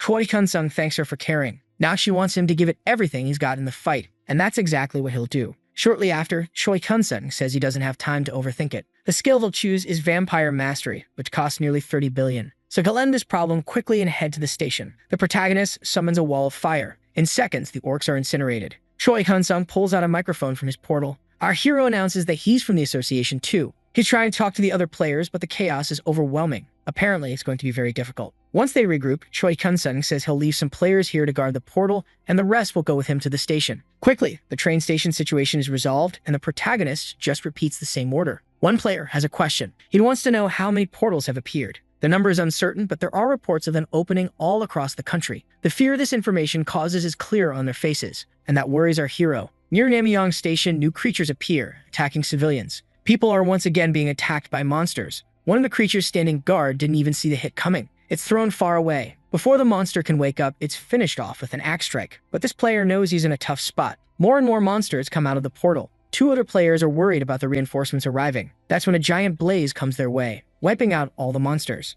The wall of flames is enormous. The hero asks the girls if they're okay, since reinforcements have arrived. Because of that, the other players celebrate that they are no longer alone. One of his men considers that region complicated. Since there aren't many dungeons, there are only a few players in the city. Choi Hyun-sung tells him to forget that and focus on helping people. Suddenly, a terrifying roar. A new creature emerges from the portal, and this time the protagonist becomes worried. Judging by its size, the monster is much stronger than the others. Choi Hyun-sung needs to finish this fight quickly. The protagonist hurls a fire spear at it. Then he jumps onto the monster, and both miss their strike. But our hero doesn't find the creature that strong after all. Then with a single blow, he finishes the fight. But more roars come from the portal. That monster wasn't a boss, it was just an evolved creature, and now several of them are emerging. Choi Hyun-sung summons a flaming tornado. But this time it doesn't work. The creature's fire resistance is too high. The protagonist calls for his shield. Then he charges forward. He immediately starts beating them down, slashing the creatures the old-fashioned way. For a moment, Choi Hyun-sung is distracted by a spear that wasn't really there, and one of the monsters grabs his arm, then his legs, leaving him trapped. The spear comes straight toward his face, causing an explosion. Choi Hyun-sung is alive but under the effect of ice. The creature in front of him is massive, far stronger than the rest. The protagonist assumes this must be the Lizardman King, so he drops his shield, keeping only his sword. The monster conjures several ice spears. The spells fly toward our hero, who runs to avoid getting hit. At the same time, other monsters attack him. One charging ahead is sliced down, but right behind its body there was a waiting spear. Choi Hyun-sung conjures a fire shield to protect himself. Then he jumps onto the boss, which casts a spell, a close-range breath attack. The magic is powerful and devastating. Choi Hyun-sung knows he can afford to save mana now. He activates lightning breath. Immediately after, he vanishes like a bolt. But the boss manages to defend against his strike. Other lizardmen come to assist their king. Choi Hyun-sung has to hold them off no matter what. Not many players can fight a monster of this level. He fears what could happen to the others. The creatures surround him to attack all at once. On the other hand, it's good to know he's the main focus of the battle. Choi Hyun-sung unleashes a lightning attack, hitting everyone around him. While they're paralyzed, they're all destroyed. Each of them goes down with a one-hit kill. An hour later, the other players are speechless. Now only the king is left. It's time to finish this. The monster charges without fear. Choi Hyun-sung leaps onto him. Amazingly, he still gets scratched. The king then appears behind him. The protagonist quickly counters the attack, slashing the monster's face. The creature drops to its knees, lifeless. Choi Hyun-sung is completely out of energy too. The monster's body dissolves into mana. All he wants now is a good reward for all that effort. The mana turns into a skill book. Luckily, it's a rare rank. The power allows him to cast freezing breath, and the protagonist decides to learn it. Later, the heroes are helping people retreat. Choi Hyun-sung's life and mana are starting to return to normal, but he's still exhausted. Suddenly, he hears something. A man lying on the ground is taken down by someone. The army is clearing the area and securing the train station. Apparently, there was still one stray man hiding, but it's over for now. His mission is complete for today. 3 days later, with the second catastrophe, the world's economy froze. Water, food, and electricity became scarce. In Korea, defense networks were built in major areas and small towns were evacuated. However, that led to a breakdown in the distribution of goods, causing industries to be unable to produce anything. Everything the protagonist had listed for sale is now gone, which means he can't sell anything at the moment. Now it will be harder to grow stronger. It's time for people to recover from the catastrophe so shops can reopen. A helicopter flies over the city. The pilot reports that they've arrived. They've decided to surround the outermost regions and gradually shrink the perimeter. Other players are preparing to descend. Choi Hyun-sung asks if they're familiar with their designated areas, and the team confirms they are. Each group will have a leader in command, and the first to go in is Choi Hyun-sung. Some giant creatures come out of the portal. The protagonist is in free fall, and he descends with a wall of fire. The creatures that just arrived are instantly fried. The rest meet their end by our hero's blade. It's a one-hit kill for each of them. At the same time, other heroes join the battle. For now, everything's under control. Another monster runs out of the portal, excited to destroy, but our hero doesn't even give it a chance. However, other monsters are crossing through his fire barrier. Something strange is happening, but the trolls are heading in another direction. Apparently, they're fleeing, but Choi Hyun-sung can't let that happen. He activates lightning breath. Then comes the flaming spear. Things just got even easier for the protagonist. Choi Hyun-sung moves like a bolt of lightning. He then blasts the troll's face. Our hero grabs another fire spear, then hurls it at another fleeing monster. That was the 15th troll, apparently the last one too. Suddenly, something appears. A monster that showed up out of nowhere in this area. This creature shouldn't be here, because it's at least level 400. The creature roars in rage. This is one of the highest ranked monsters known, the heroic ranked Blue Dragon. Lee comments that it would be great if the battle was over already. There are at least 100 million players, but only around 5,000 are high level, and they're running out of resources. Meanwhile, the military is managing the areas where mid-level monsters are appearing. But the trend is that more and more high-level creatures will show up, and the number of players able to deal with them is scarce. An emergency report arrives. According to the sources, a new portal has opened in the capital. Lee wants to know what kind of monster is this time. The report says it's a herd of wyverns. These are heroic ranked creatures. Lee asked for confirmation that the Tease Guild is in that region. Her team confirms that they are, but they're requesting reinforcements. That guild consists mostly of tanks and warriors, so they're struggling against those creatures. Lee asked if there's anyone nearby who can help, and they locate a group of mages in the area. The leader gives the order for them to assist the other guild. More reports of new portals are coming in. Arbias are attacking in another region, and where there were orcs, now ogres are emerging too. Another report arrives about a blue dragon in Osansai. Lee remembers that Choi Kunsum is in that region. The staff confirms it, and he's the one requesting reinforcements. Lee then orders that all players in that area be evacuated. The staff rushes to report this. Choi Kunsung asks if help is on the way, and he receives an order to retreat. As he's making his escape, a chunk of building flies off and is torn from its place. The order is repeated. Everyone must evacuate the area. But Choi Hyun-sung feels it's wrong to leave all this behind. Then the building collapses on top of him. The massive dragon just watches, curious. Our hero managed to dodge in time, but he's already hit again by the creature. The giant hand crashes into the ground. Luckily, the protagonist hides inside a house. Choi Hyun-sung finds it odd that he's the only one being chased. When the protagonist looks, he's shocked. The dragon is face to face with him. Then the creature comes in to bring everything down. Half the building is thrown into the air, tossed like a toy. The massive creature seems to be just playing. Choi Hyun-sung tries to counterattack with a flaming tornado.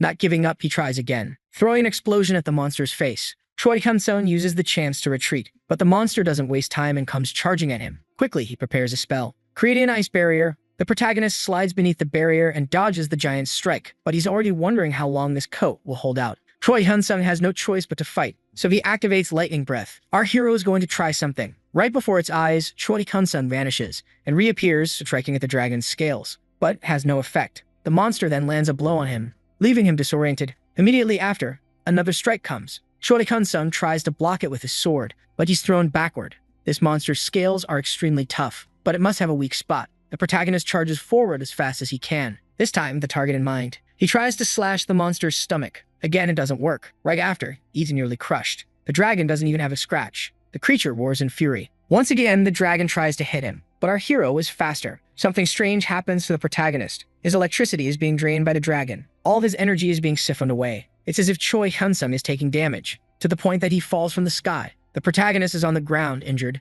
When he looks up, the dragon is about to devour him. Suddenly, everything goes dark. Our hero is inside the monster's stomach. He is semi-conscious, thinking that it can't end like this. His family depends on him. Choi Hyun-sung is clinging to his broken sword. This time, our hero has hit rock bottom. He stabs the sword into the creature's flesh. Our hero realizes something is happening. His blade is being fueled, and he's slowly recovering. The immortality book has evolved to heroic rank. The protagonist knows he's never been in worse shape, but he can't stay like this. He starts eating the dragon's raw flesh. On the outside, Lee receives the news that Choi Hyun-sung has died. It's the intelligence members who confirm it. She is in shock, since she was the one who gave the order for everyone to retreat. The problem is, Choi Hyun-sung was the one tasked with sealing the portal. So when the dragon appeared, he was the closest. The girl says he even tried to fall back, but he couldn't. Lee can barely hide her sorrow. She then asks if his family has already been informed. Unfortunately, no official note was sent, but there is the online cover go list. So they assume yes, the family knows. Inside the stomach, the protagonist falls from the flesh wall. He loses consciousness for a moment, but when he wakes up, he's glad to have at least regained his health. Now he's going to make use of all the blood around him. First, he makes some cuts. Then he begins to absorb energy, but the protagonist feels a tremor. The monster's stomach is moving. To keep from falling, he uses his blade to anchor himself in the flesh. Our hero is hanging by just one arm. He wonders what's happening on the outside. The great dragon is howling in pain. Not even the players understand what's going on. To them, the creature suddenly started thrashing. The monster is screaming in agony. It even smacks its tail into nearby buildings. Suddenly, a player sees a building falling on top of her. Her partner tries to help at the last second. All that's visible is the impact. Choi Hyun-sung has found what he needed. He found the main artery. The protagonist leaps and activates the flaming blade. With that, he manages to cut the artery. From inside the creature, its scream can be heard. The protagonist clings to the edge of the artery. Now he starts recovering even faster. Choi Hyun-sung takes advantage and unleashes multiple attacks. This time, he moves on his own 2 feet until he reaches the heart. Our hero simply stabs the organ. To be sure, he makes more cuts until it explodes into pieces. His blade begins to absorb all the creature's mana. That's when he receives several updates. The immortality rank increases along with Lightning Breath, which evolves into Lightning Dragon Breath. This time, even the names of the skills change. On top of that, he gains a title for hunting a monster 200 levels above his own. His vampiric blade is also restored and changes to Draconic Blood Blade. Then something else appears. A skill book forms in front of him. This one grants a major boost to the user's physical resistance. Choi Hyun-sung has just gained another incredible power. The girl has no idea what just happened. Suddenly, the blue dragon collapsed. First, it started thrashing. Then it began writhing, until finally, it felt lifeless. One of the players wonders if it was struck by some disease, but his friend doesn't believe that could happen to dragons. Suddenly, something appears where the monster once was. A helicopter is headed to the new location. Inside, the players are already hoping for a break after this hunt, but in the back there's someone who doesn't want to talk. She can't process what happened. Lee can't believe the association is trying to claim the contract breach fee. One of the men tells her to calm down. Besides the young man being dead, they're currently in a crisis. That's why they want to reduce their losses. But she can't believe they're even human. Lee begins to lose control. Her energy starts pushing everyone in that room. She's wondering if they would have done the same thing if it were her. The man begs her to stop. He gives in and says he'll drop the idea. That's why she's lost in her thoughts. An emergency message arrives. She tells the guy to speak. According to the report, the blue dragon is dead. One of the players asks if it was a group that did it, but as far as everyone knows, there's no one available who could have pulled that off. There are reports that the player who was swallowed is alive. He attacked the dragon from the inside. Lee wants that person's name. The man replies, it's Choi Kun-sung. In that moment, she lights up with joy. Choi Kun-sung drinks an entire bottle of water. He's relieved to be fully healed. A player offers him some clothes. At that moment, Choi Kun-sung remembers something. He asks to borrow a phone. The protagonist wants to call his family. The one who offers help is the girl. Choi Kun-sung then makes the call. Someone answers with a cautious tone. The protagonist tells his mother it's her son. She stays silent for a while. Then she asks if it's true. It's really him. Choi Kun-sung says he saw his name on the list of deceased players, but that was a mistake. He was fine the whole time. He asked about his sister and father, but she starts crying during the call. Our hero tries to tell her there's no need for that. He really is okay. Choi Kun-sung says he's eating well, staying warm. His mother then says she's so happy to hear that he's alive. She also tells him someone from the association visited her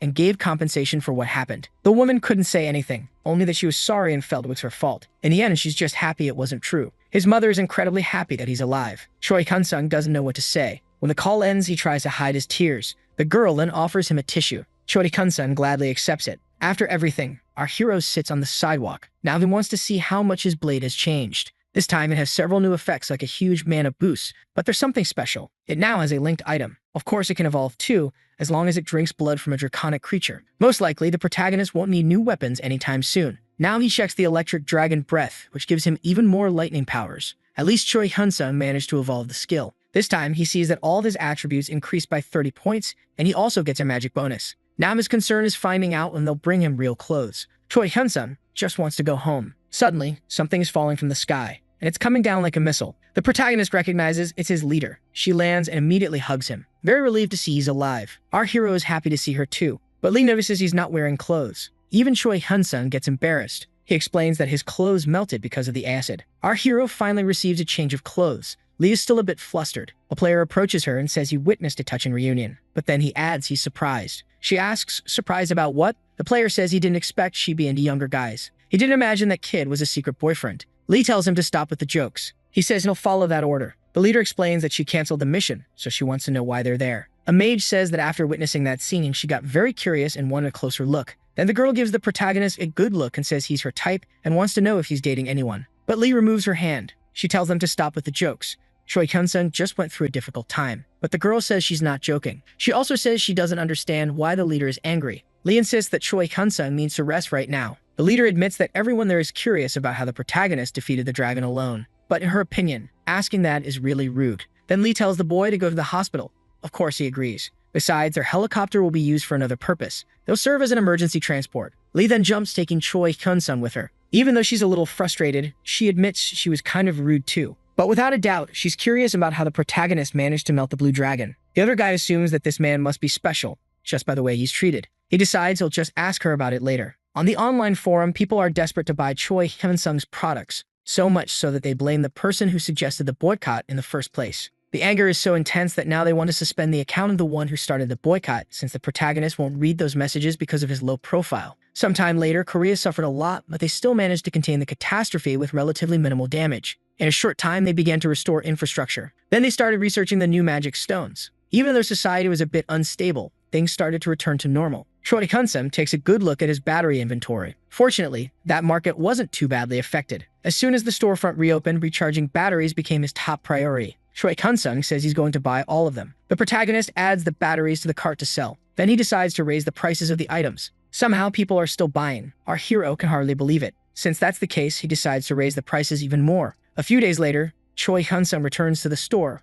but they're still out of stock. The clerk says more will arrive soon. Since the factories are back in operation, there probably won't be this kind of problem anymore. Unfortunately, there's nothing that can be done for now. Choi Kun-sung says he'll head out then. The vendor offers to call them when the batteries arrive, but the protagonist says he'll just come back later. On the way back, he thinks it would be perfect if he could buy directly from the factory. Choi Hyun-sung even tried contacting them before the catastrophe, but they refused to make individual sales. Later, the protagonist called again and said he would make bulk purchases, but the company still refused. Our hero wonders if he'll need to buy a company and a warehouse. Maybe it's better to open an electronics store. A few days later, Choi Hyun-sung goes shopping. Even though it's a weekday, the place is still crowded. His sister calls out to him. Choi Hyun-sung praises his manager's leadership. She says she has to give her best effort for his store. His manager informs him that the batteries were sent to a warehouse. The protagonist says he'll go check it out, then afterwards she asks if she should place more orders. But that will change from time to time. His sister invites him to dinner with her mother. This time, they'll be able to eat something fancy. Apparently, sales are slowing down. Their sales rate has practically stopped,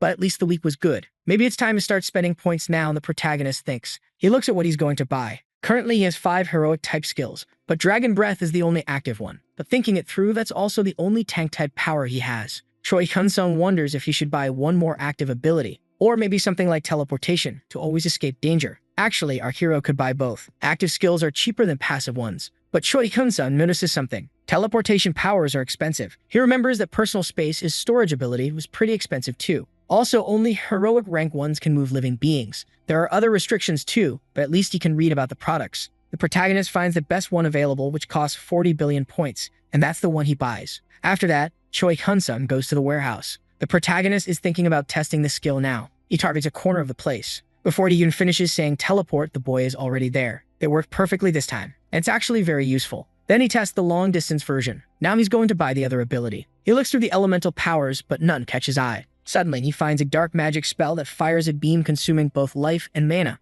On top of that, the price is surprisingly good. One comment warns that if you're not careful, you might drain your own life without realizing it, but that's exactly the one he wants. However, Dragon Breath absorbs this power and evolves into unique heroic rank. Now his electricity has turned into black lightning. Even his electric barrier has changed so that he can control it. The protagonist decides to go into a dungeon. Choi Hyun-sung heads to a cave. Some creatures rush toward him. The monsters get very close. He then fires the lightning beam. Only monster mana remains. The protagonist thinks the new attack is amazing. Spending all of his points was worth it. 5 hours later, he manages to hunt 5,000 monsters. But now, Choi Hyun-sung is completely exhausted. That's it for today, folks. At the end of the day, the protagonist goes to his shop. There he finds his sister, who should have gone home already. She says the batteries are in the storage room and he can go check. Choi Hyun-sung goes to take a look. 30 minutes later, he returns and his sister is still there. He says they can go home together then, but she wants to talk to him first. That's why she's still at the shop. She wants to talk about what happened when they thought Choi Hyun-sung had died. His sister starts by saying their mother had a breakdown when she received the notification, and even after learning he was safe, she cried for a long time. But the real problem came afterward. That's when they were fined for the rented equipment and had their contract canceled. Choi Hyun-sung is devastated when he hears that. His sister says they filed several complaints, but the response was that the law was on their side. They were asked to hold an inheritance meeting. Even the lawyer said there was nothing they could do. In the end, they had to leave the house that was in the protagonist's name. They demanded the bonus Choi Hyun-sung had received be returned, but in the end, everything got resolved. Lee Shuti fixed the whole situation, apologized on her knees, and said it was all a misunderstanding. But his sister doesn't believe it was just a misunderstanding. Choi Hyun-sung promises to investigate the story. She says it wasn't meant to be a secret, but she wanted him to know what had happened. The protagonist thanks her for her honesty. The next day, Choi Hyun-sung says he has a meeting with Captain Lee Shui. The secretary says she's out at the moment. The protagonist says he spoke to her earlier by phone and she allowed him to wait in her office. Since that's the case, the girl guides our hero to the room. In the office, she offers him coffee, but he declines, and after that, the secretary leaves. Finally, he is alone. Choi Hyun-sung activates his psychometry ability. He searches for his own name. The protagonist sees the moment she received confirmation of his death. It's clear that she was very upset. He even feels a bit moved. Then the protagonist sees her arguing with her boss about what he's doing to the hero's family. The man's response is that he's just following the law. Lee tells the man to drop the charges, but he refuses. To her, someone who died protecting the country should be treated with more respect. The man on the phone says he's just acting according to protocol. Lee says that if he doesn't cancel the charges, she will immediately leave the organization. He says that would be a breach of contract, but the captain says her contract is so unusual it might not even be legally valid. The man then doubts she would actually go against the Korean government. He says she's too emotional and they'll talk later. The person she was talking to is the minister. Choi Hyun-sung sincerely gives thanks. Now he knows who he's dealing with. The Minister of Dimensional Affairs is finished. Lee then appears and asks if he waited long. But actually, he arrived very early. She says she got curious because he wanted to meet her so suddenly. Choi Hyun-sung says he'll have to cancel his contract. Lee is speechless. But the protagonist reveals that he knows what the minister tried to do. She apologizes on his behalf. But Choi Hyun-sung says it's not necessary since he knows she was the one who fixed everything in the end. That's why the protagonist wants to thank her. Lee asks him to reconsider for her sake. she still wants to fight to change that regulation. The protagonist agrees that it must happen. He then says he might reconsider if she does him a favor. Choi Kun-sung wants to meet the minister in person to apologize directly. Naturally, the girl is shocked. But the one who gets most nervous is the minister, who calls the boy arrogant. He thinks the kid is too full of himself just because he has unique abilities. The minister says he doesn't even know what he did wrong. One of his staff members says Choi Kun-sung is just a brat who doesn't know how the world works. That's why the other one also agrees that the request should be denied. According to the minister, he was only following the law. He doesn't understand why he has to apologize. After all, from his point of view, he did nothing wrong. His subordinate agrees. He thinks the minister was generous and now the boy is just throwing a tantrum, so they believe they should teach him a lesson. For a moment, the minister even agrees, but he wants to know how that would be done, especially since everyone already knows about this. That's when his staff are left speechless. In the end, they get scolded for saying things without thinking. Then the old man orders the protagonist to come to him. Since Choi Kun-sung wants an apology, then he should be the one to come. The two fools run off to deliver the message. The minister says he would never go to him. Choi Kun-sung finds it funny that he was summoned here, but in the end, it's the minister who's going to be late. The protagonist uses his new ability and discovers that this is where corrupt officials teamed up with major guilds and dungeon gate managers. At least all the staff members are just regular people. But for our hero, that's actually better. The secretary appears and says the minister is calling for him. Our hero is ready for this. As soon as he enters the room, the old man is surprised by his appearance. He says our hero is the same age as his grandson. The minister begins a speech about youth, but the protagonist interrupts him. He wants to hear the apology. Meanwhile, he uses his psychometry. The old man says he was only acting according to the rules and there was nothing he could do. Choi Kun-sung discovers that the minister was conspiring with many others against him. Then the minister says he just wanted to do things by the book. But the protagonist asks if he hasn't done things far too awful to be considered legal. First, there's the issue of a fine for rented equipment used during a company mission. Then there's the cancellation fee for the contract. Choi Kun-sung had been officially declared killed in action during a mission. The protagonist demands to know how that makes any sense. He wants to know what's going through the minister's mind when he did all that. Unfortunately, the minister is outraged to be scolded by a kid. But he started it, says Choi Kun-sung, and calls him an idiot. Immediately, the minister is furious, shouting out his official title. He says our hero is just a brat who doesn't know anything. The minister keeps yelling at him, insulting him as poor and inferior. He can't accept being treated this way by a boy. Growing impatient, Choi Kun-sung starts to think he should just get rid of him. Right then, the minister freezes. The man ends up wetting his pants in fear. Choi Kun-sung tells him to have some common sense and think before he speaks. The staff who are watching everything stay dead silent. The protagonist reminds him that his head isn't just for decoration. Then he says he recorded everything that was said. They'll file a police report and press charges for verbal assault. Choi Kun-sung will be waiting for him in court. When he leaves the room, all you can hear is a scream of despair. The protagonist finds this new ability more useful than he expected. Enrage is a common rank skill, and it causes the target to become furious and lose self-control. A few days later, a corruption scandal involving the minister was revealed. The movement started with regular players, but over time even guilds joined the fight. Choi Kun-sung is relaxing at home. He's looking at his psychometry ability, which allows him to read the memory of objects. While he's thinking that he'll be using this power a lot in the future, his leader calls him. It seems he didn't expect it to be her, but he answers the phone happily. She wants to meet with him, and Choi Kun-sung says that's fine by him. In that case, she asks for his location. Choi Kun-sung asks for just a second. He sees the name of a restaurant near his apartment. The protagonist then recommends it to her, and Lee accepts, saying she's already on her way there. The girl will arrive in 30 minutes. She's going to be direct. Lee wants to know if the scandal with the minister was orchestrated by him. She already suspects he's the only one who could pull something like that off. The commander says government officials are quite sensitive about this issue. Lee tells him they'll be suspicious of the protagonist, so he needs to be careful. Choi Kun-sung wants to find out what could happen. His leader says he could be arrested for trespassing and theft. The protagonist wants to know if it could be even worse because of the special laws for players. Lee says that if it comes to that, he'd better have public opinion on his side. Choi Kun-sung thinks that's good advice. But since he's not a criminal, he doesn't have anything to worry about. Lee once again asks him to be careful. She says high-ranking officials don't like players with power and influence. But for now, they'll stay quiet and cautious. Also, they'll gain many new enemies. And of course, they'll keep a close watch on Choi Kun-sung. The protagonist denies it and says he has nothing to do with the situation. But he decides to stay quiet for a while. Lee laughs, saying that's actually a smart idea. It's better for both of them to avoid unnecessary suspicion. A missile is launched toward its target. This is Pyongyang, North Korea. The soldier hopes the target was destroyed. But Creature's voice says no. Then the monster roars and slime pours from its mouth. The soldiers turn to skeletons in seconds. The ability doesn't stop, it keeps spreading, melting everything in its path. Not even a fighter jet escapes. The city is completely destroyed. Back at the cafe, Lee says she has to leave. But she's not the only one receiving that message. Choi Kun-sung goes with her. The message is an emergency summons only for high-level players. Lee says a special code was issued, so she'll contact headquarters first. Choi Kun-sung says the internet already knows what's going on. North Korea has collapsed and the monster that caused it could come to this country. This is more serious than he imagined. The spokesperson confirms the situation is indeed grave. According to the information, the neighboring country is gone and all high-level players in North Korea failed to stop the creature called emoji. Plus, hordes of monsters keep emerging from portals. Many refugees are arriving at the borders, and the monsters are getting closer and closer. The head of the organization takes over now. This time, he's going to explain something else. Why only high-level players were summoned. Their mission is to defend the border from the emoji and drive back the monsters advancing alongside at the front lines, and that last part doesn't sit well with the protagonist. 10 days later in Paju, a group of orcs is attacking, but at the border, there are already some players guarding it. This swordsman slices through monsters like cheese. Then he wonders how long he'll be stuck dealing with weaklings.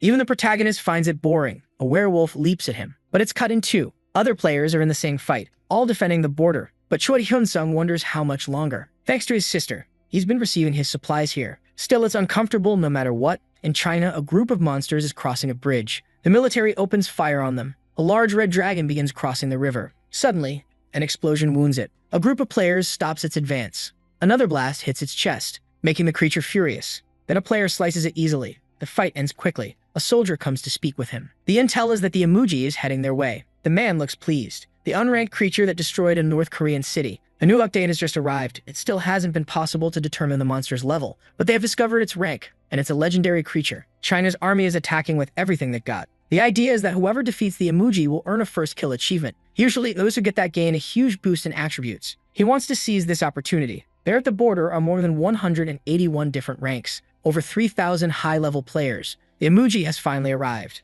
Of course, the swordsman is the most excited. Everyone charges at once. A monk activates his ability to support the others. Magic rains down from all sides, but the creature grows tired of losing. The fear status is activated, paralyzing victims for up to 10 seconds. The players can't move. Soon, they start getting eaten. Others are flung away by its tail. Some are so frightened they can't move a muscle. Emoji unleashes a lightning blast, wiping out a massive group. Choi Hyun-sung is watching the news on his phone. It's reported that a disaster occurred at the Chinese border, with thousands of high-level players killed. The protagonist was thinking about getting the Wild Instinct ability, but he changed his mind and chose something with metal resistance because he wants the title for hunting that monster. In the end, he gets a heroic power that has only two functions, protecting the mind and increasing willpower. He pays the 29 billion points and agrees to learn it from her. At first, he doesn't feel anything different, so he'd like to test it and see how it works. Elsewhere, a man yells that he's being humiliated. Some players become curious about the scene. As the man is leaving, he realizes he's drawing attention. The other players are staring at him and judging him. In the end, he walks away with his head down. Choi Hyun-sung thinks there are a lot of people applying, but the reason is simple. Everyone wants the chance to get the first kill achievement, although some are here for other reasons. But it seems the acceptance rate isn't very high. Choi Hyun-sung is called by the secretary. First, she checks his identity. Then, she allows him to enter. The protagonist thinks this room looks like it came straight out of a movie interrogation scene. A voice asks if he's ready for the test. Once ready, they begin. Everything goes silent. Suddenly, a notification pops up. The message says the protagonist has been affected by a mental ability, so he'll be confused for 10 seconds, and then his passive activates. Because of it, he resists the confusion effect. The test ends and the protagonist passes. After finishing, our hero leaves. The person on the other side admits the protagonist is truly impressive. Then Lee asks for the next candidate to be called. A few days later, near the DMZ, the South Korean government decides to advance north. A fighter jet reports it's entering the airspace. Then, a ship launches a missile. It hits a blue dragon on the shoulder, bringing the creature down. So far, everything's going well. The combination of players and the military is working out. That region is filled with creatures. The monsters charge into battle, but the players handle them easily. 1 week later in Beijing, China, they're discussing how the leaders want them to defeat the emoji. The mountain erupts in flames. A politician wants to summon Beijing's top-tier heroes, but another thinks it's a rushed decision. What if another legendary monster appears? One of the politicians doesn't understand why their heroes couldn't take down that creature. He's certain that gathering the best of the best will be enough. They'll definitely succeed. The emoji lets out a fierce roar, terrifying the players. Then the creature begins its massacre. The survivors are receiving healing treatment. Not for long. The creature destroys everything in its path. A tank player protects his teammates. Those still standing launch a coordinated attack, but the monster creates an air barrier with a roar, pushing away the nearby players. In the end, they lost. Someone asked for a survivor count. Only about 10 remain. The leader activates Plan B. Shields are placed on the ground. Arrows are raised. Those who can't fight alone are supported. A new rain of attacks falls on the monster. The leader gives the order for them to move toward Korea. Choi Hyun-sung sees the news that the emoji is heading towards central China. Our hero thinks he won't be able to get the title, and others are thinking the same thing. In fact, everyone looks disappointed. Suddenly, the cafe starts shaking.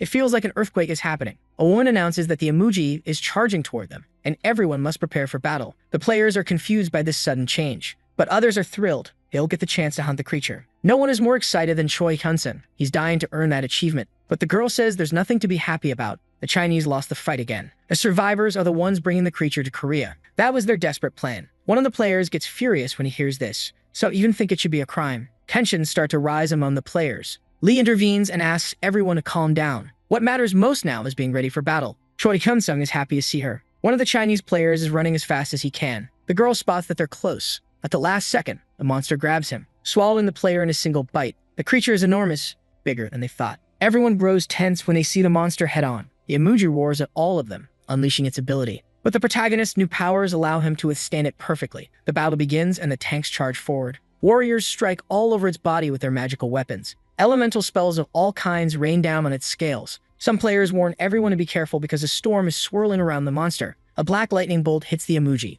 Choi Kun-sung feels stronger than ever, all thanks to the buffs. The player responsible for them is focused on everyone in the group. A new team launches an attack, but these tanks and warriors aren't able to do much against the monster. The protagonist was placed in a long-range damage group. The first injuries are starting to appear. Some players run over to help. Our hero, who will probably have to absorb the blood on the ground. But something else is happening too. He sees his friend fighting. Lee is so fast, it's hard to follow her with the eyes. She's the first to draw blood from the emoji. Choi Kun-sung even feels a bit jealous of her. His only way to improve is by acquiring new abilities. All he wants is to reach 1,000,000,000 points and then his goal will be achieved. 30 minutes later, the fierce battle continues. Choi Kun-sung thinks it's not as hard as he expected. Then he notices something strange. The monster begins to drool. The mage notices and shouts for everyone to be careful of the new attack. The creature releases acid from its mouth. Those nearby manage to dodge, but now it's heading toward the mages. Together, they try to form a protective barrier. Only one layer ends up breaking. The order is to keep channeling the barrier. All the mages give it their all. The tanks rush in to help. Together, they attack the monster, forcing it to stop the acid attack. Then the magic rain resumes, causing a huge explosion. The protagonist believes the battle is about to end, but emoji is already losing its patience. The creature enters rage mode. It's a skill that lowers defense but boosts attack. The tanks go back into attack, but one of them is caught by some kind of effect. Player receives a new message. At the same time, everyone gets this update. A warning that the skill failed to activate. Another swordsman attacks as he passes by, but he notices something. Something's going wrong. A warning is issued to dodge. The monster crushes an entire group. Unfortunately, the mage group is being massacred. Some players realize that the monster is deliberately targeting them. Emoji keeps focusing its attacks on the group. Choi Kun-sung runs to escape the danger. He looks for a safe place, then activates teleportation. But then comes the notification that our hero is under a new effect from a move for 10 seconds, so his skills have been cancelled. The creature's roar is terrifying. It slams its tail down to hit Choi Kun-sung. It was close. The creature is faster than he imagined. Another group of mages is paralyzed, and they're crushed by the monster. The protagonist opens a dimensional space.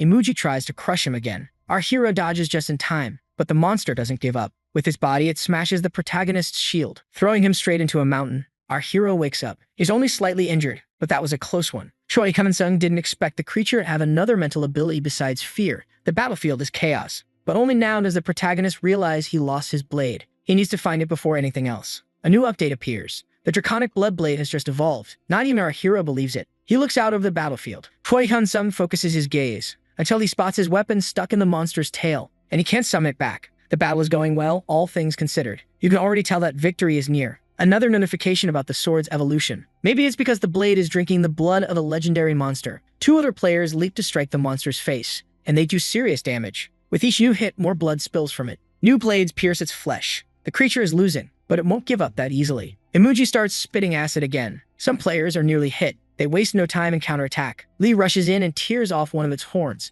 The attacks are relentless. Even the mages return to the fight. Explosions erupt all over its body again. Emoji changes its stance. Lee is the first to notice. She jumps as fast as she can, kicking the monster in the chin. For the first time, Emoji falls. The players waste no time and drive their blades into its body. One of the players starts to believe they've won. Then comes the message. Everyone receives the title for hunting a legendary monster together. The players celebrate across the battlefield. Emoji begins to vanish, turning into pure mana. But then they notice something. The mana is being drawn toward a specific point. That point is our hero's sword. The blade has just taken on a new form. The protagonist recovers his sword. He then receives a new update, a title for being the first person to own a legendary weapon in history. Choi Kun-sung wants to see how much it has changed. The new skill says he can unleash a draconic blood attack. For a legendary rank, it sounds very impressive. Choi Kun-sung also didn't know that unique rank achievements were classified separately. It means there are also players out there with unique items. In the end, the protagonist is satisfied. Another message appears. It receives a reward for helping defeat the monster, which varies for each player. Choi Kun-sen came in first,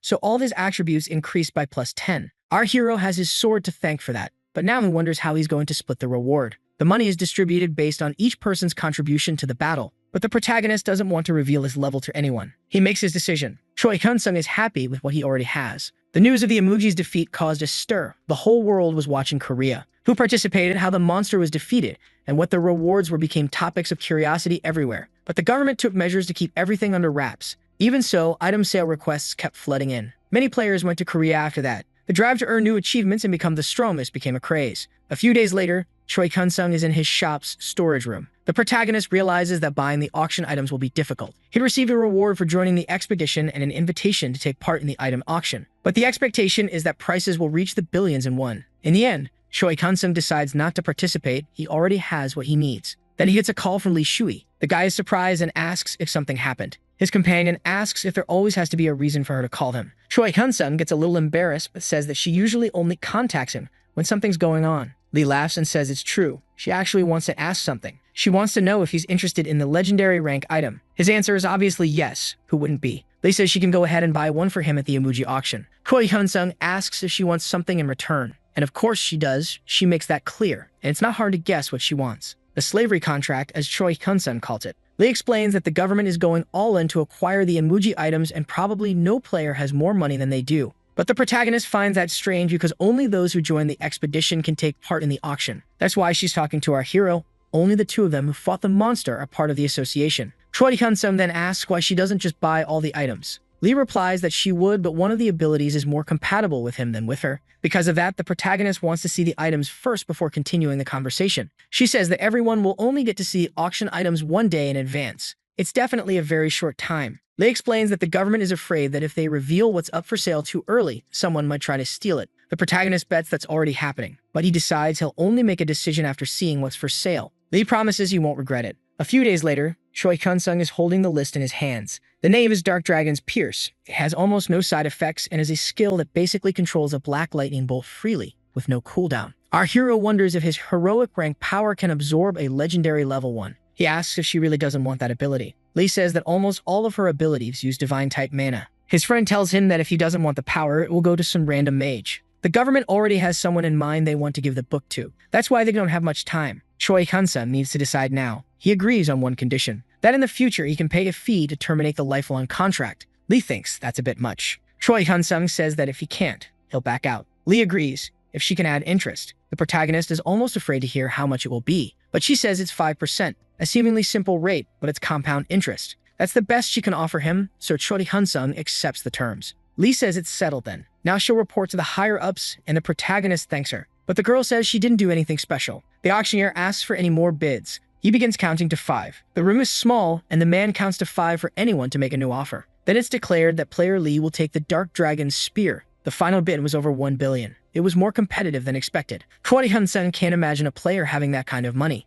Apparently, there are some corporations backing certain individuals. A skill book and the weapon together total 2 trillion. Now it's time for the final item. A staff member brings it to the stage. The book with the Fury of the Dark Dragon. Later, the protagonist is alone reviewing his contract. Maybe a bit of regret is setting in. The debt he has to pay reaches 1 trillion. With compound interest, he might actually stay tied to the association for life. Lee is facing another problem. The first conquest message didn't show up as she expected. She believes something is off. During the expedition, the title for being the first person with a historical rank didn't appear, and she came in second in contribution. Also, no one revealed who placed first. When she hunted the first heroic monster, it was different. They managed to record who ranked first. Lee received the achievement of being the first to gain something of that rank. Unfortunately, she just didn't receive the titles because she didn't have the right accessories, but she thought it would be the same this time. Unless someone had already killed a legendary monster before, Lee can't understand what's going on. She wanted this so badly that she had those items sold at the end of the auction. Sadly, she feels like a fool. Lee thinks she should have been more honest with her friend. Choi Kun-sung suddenly appears and congratulates her. He says he's heading out.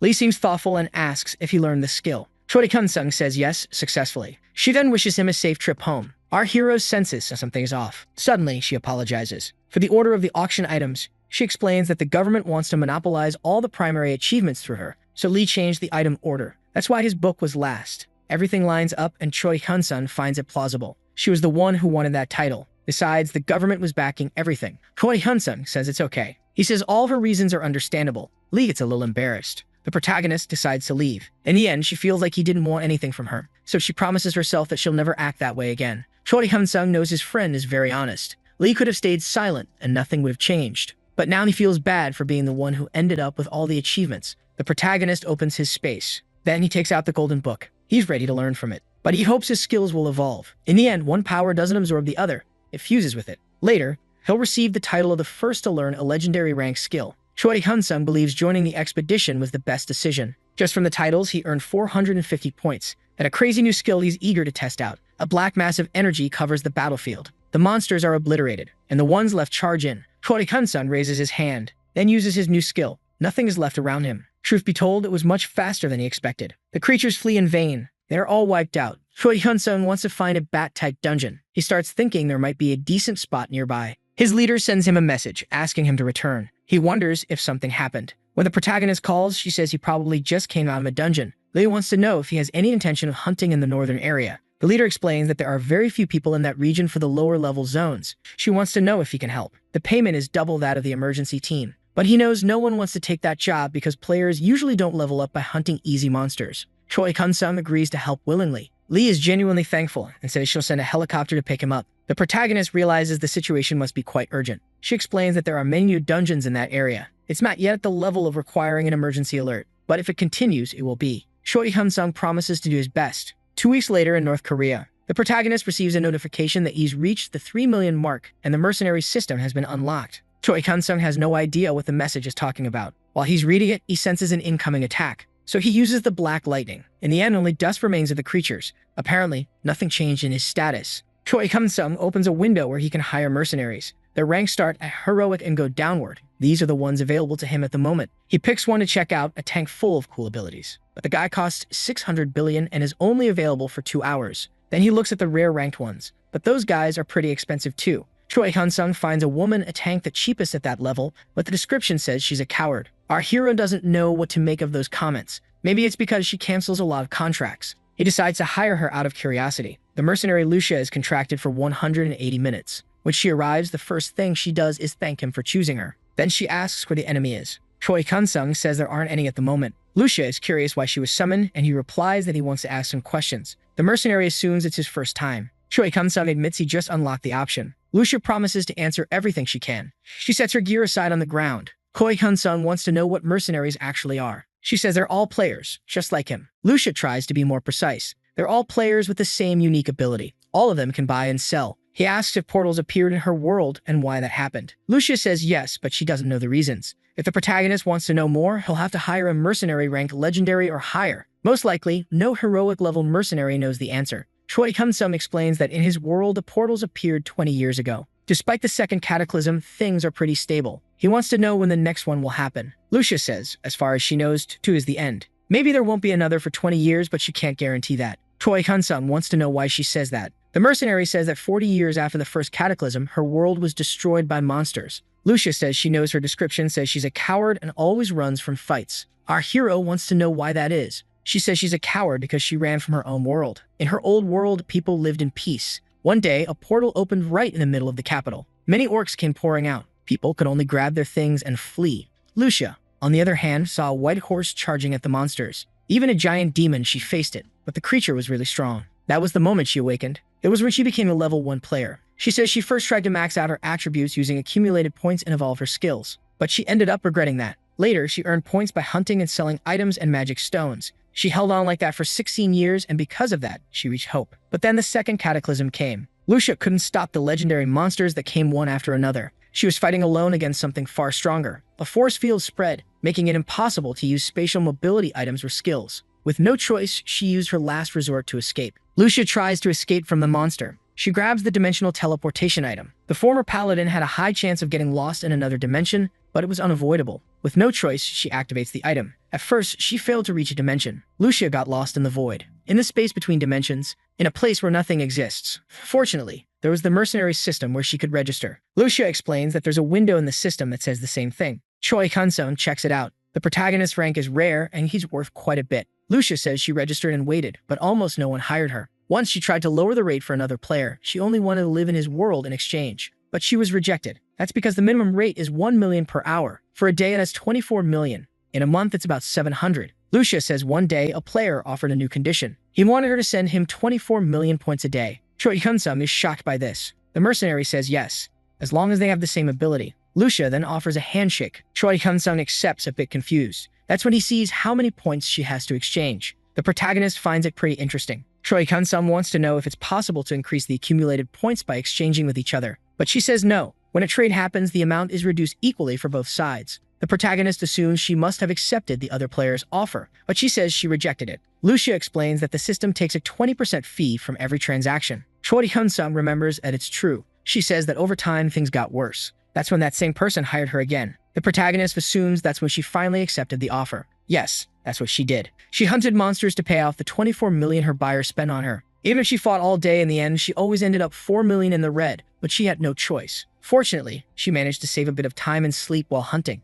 even if she could only save about 5 million points per day. But her employer's greed got worse and she had to break the contract. After that, she went without being hired again. Until now. She says she couldn't take even 3 more months, so she wants to ask for something. Her minimum rate is 24 million, and she promises to send it every day. Lucia swears she'll fight on any battlefield. All she wants is permission to live in his world. The protagonist asks for some time to think. She says okay, but she doesn't have much time left. Lucia disappears again. Choi Hyun-sung is alone in the cave once more. He's feeling like the luckiest guy in the world right now. The protagonist doesn't know what to do at the moment. He then opens the system, summoning Lucia back. The mercenary assumes he made a good decision. But before anything else, he wants to ask her something. She knows he's curious about her abilities, so she wants to show him her status window. Lucia says she'll display her level and stats. The protagonist is curious to see her capabilities. As he approaches, she activates her status window, and she's actually pretty strong. Her total stats are above 3 million, giving her approximately level 700. At the moment, Lucia is slightly stronger than him, but Choi Hyun-sung knows that soon he'll surpass her.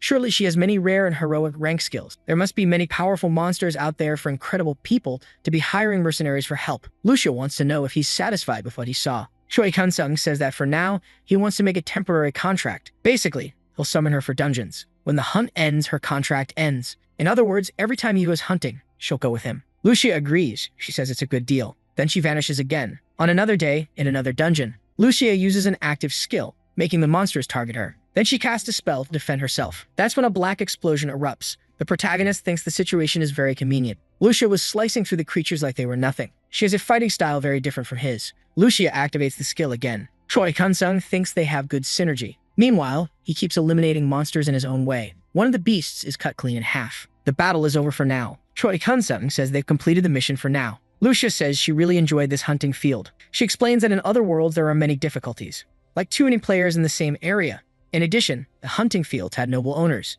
Adventurers had to pay high fees to enter. This even raises a doubt in her mind. She starts to wonder if the protagonist is a monarch in this world. Choi Hyun-sung says it's just his job to clean up this region. Lucia is happy to be useful. Our hero says he'll call her again then. Once more, she vanishes before his eyes. 1 week later, Lucia says she's accumulating achievements at a very fast pace. She was earning 10 million points a day hunting. Now she's earning 3 times that, reaching 300 million per week. The protagonist is happy to see her like this. Lucia is very satisfied with her achievements. He, on the other hand, is starting to feel bad for earning hundreds of millions a day through electronic gear. The mercenary comes over to him. Lucia would like to ask him a question. She noticed that he also knows how to fight in close combat. The mercenary wants to know if he plans to keep mixing both fighting styles. The protagonist says yes, absolutely, that's his plan. But she says he's never truly learned real swordsmanship. He admits he only knows the basics. In that case, she recommends he hire a swordmaster and truly learn how to fight with a blade. Choi Hyun-sung asks why she says that. Lucia says he's too stiff and he can't afford that kind of flaw. Because against humanoid monsters ranked heroic and above, his attacks won't work. Lucia suggested the two of them train, but Choi was hesitant, so she said she'd show him in practice, and the guy agreed.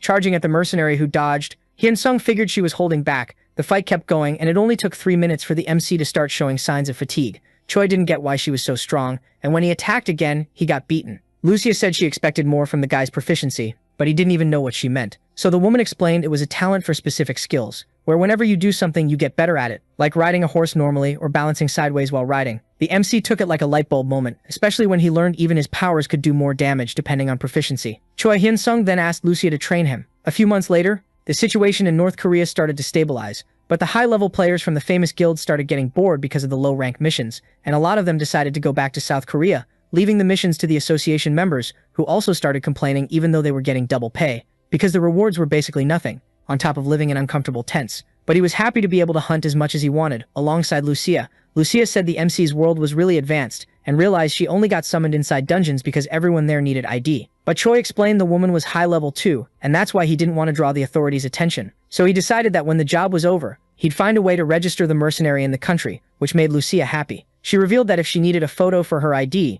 she'd use her younger version. And Choi liked the idea of the crown giving those wrinkles a nice smack. Lucia suggested the MC take the payment back, but the guy refused, saying it was for the training he got. She got embarrassed and promised she'd go harder on our hero. The players were sent on another mission, and a creepy hooded guy seemed to be mixed in among the members. Choi felt his wild instinct kick in, but kept walking while a shadow followed him. Inside the dungeon, he ran into the monsters and little by little took them down. After collecting his reward, he rested for a bit, but noticed something weird around him. So he went back to taking down the lion men that were showing up, until suddenly the shadow came closer, and our hero immediately summoned his power, dodging the attack, and he noticed the enemy was some kind of assassin. The two of them fought it out, and Choi couldn't land a hit on him. Then the man pulled back, frustrated that the MC had noticed him, but Choi followed him, stopping him from getting away, and when he tried to wound the enemy, the guy just dodged and threw a vial of poison that exploded all over the MC. But Hyun-sung's immortality skill wiped out the effect, and he tried to cast his magic again, but the man was fast as an arrow, so he decided to change tactics, so he wouldn't waste so much energy, but he'd only get one shot. Choi used teleport magic and managed to catch the assassin with his draconic blade. The man still tried to hit our guy, and staying sharp, Choi dodged by a millimeter and finished him off. Who gave him, as a reward, the book Curtain of Darkness. The MC noticed the guy also left behind a black blade and an amulet, and he was curious why he'd been attacked. Choi tried to see the bastard's past with psychometry, but it didn't work on artifacts infused with mana, so he decided to summon Lucia to get answers, even though all she could figure was that they were after him because of how strong he was. Choi worried it would happen again, and the mercenary said it was pretty likely if the one behind it was an organization. Then the MC remembered the ambush he'd gotten from Young Sung-woo. Lucia guessed the attacks would only happen in dungeons, and said Hyung Sung could call her without hesitation, or even hire another mercenary. As Choi was heading back to the detachment, another mysterious hooded man was watching him, and he used his hunter eyes to retrace the MC's steps inside the dungeon. And that's how he found out about the battle that went down there, and he couldn't believe it when he learned the assassin Takahashi had died.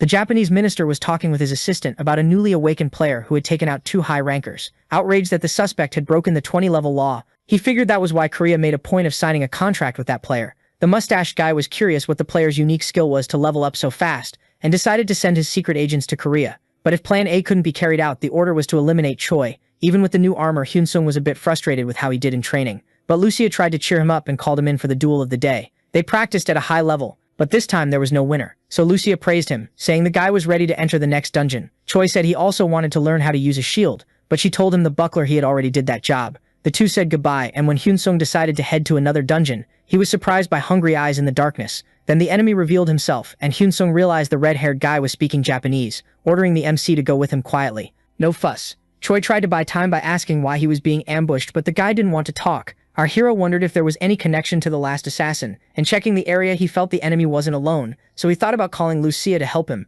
but he drew his blade and decided to face him alone, and it pulled a crooked smile onto the enemy's lips as he brought a hand to his sheath. Without hesitating, Hyun-sung fired off the dragon's breath, but noticed the samurai was also skilled with teleport tactics. It was a tough battle where our hero would need to manage his energy. The samurai tried a side strike and liked Choi's quick dodge, figuring the kid's items were interesting. Their blades clashed and our hero slid back from the impact. The two sized each other up, because they knew one mistake would decide the end of the fight, until Choi cast another spell, but suddenly the samurai vanished from right in front of him. The fight was intense, and the other assassins hiding around were talking in disbelief about the MC's strength. He'd only awakened a year ago. Even so, they still thought he was below Sasaki, the red-haired samurai. One of the assassins said if it were her, the fight would already be over, but together they decided to trust Sasaki, who promised he'd handle it. Heinsohn got hit while his own strike only grazed the samurai. He knew he needed to train more, especially because of the Japanese guy's lethal fighting style. Determined to finish the fight, he leapt at Hyun-sung. Our hero felt his end getting close, so he activated survival instinct and added one more enemy head to his collection.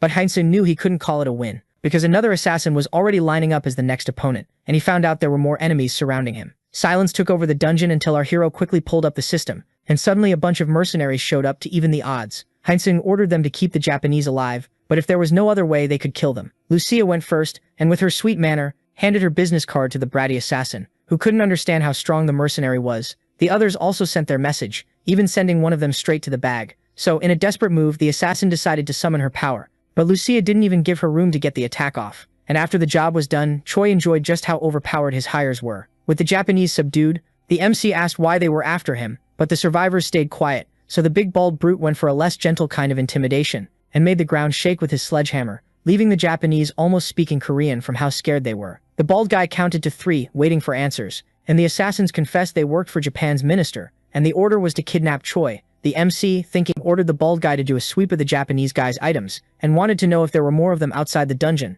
which the assassin confirmed, even though they were lower level. Choi decided to go out and check, and asked his mercenaries to keep an eye on the evil squad. When he got there, he used teleport and caught one of the bastards off guard. And when he came back, the mercenaries' contract was already almost up. He dismissed the team, who thanked him for the easy job, but Lucia stayed by his side. Choi was thinking about what to do with the assassins, when suddenly a fire arrow whistled through the air. The assassins, now in greater numbers, decided to attack again, but Lucia created a magic shield that blocked the charge, and without mercy took out 2 birds with 1 swing. The other 2 tried to run, but the MC wasn't going to let it slide, and teleported in with the cloak of darkness onto them, pretty much disintegrating them completely. Choi got worried about his family's safety, so he decided to buy items to protect them, and set up a long-distance connection to help them. At the shop, Hainsung handed the items to his sister, who got worried about the MC's next steps, but he reassured her, explaining it was just a precaution. At home, he did the same with his mother, and when night came, he went to visit his father at the hospital. Putting the items on him, he promised once again that he'd find a way to heal him. The man, even unconscious,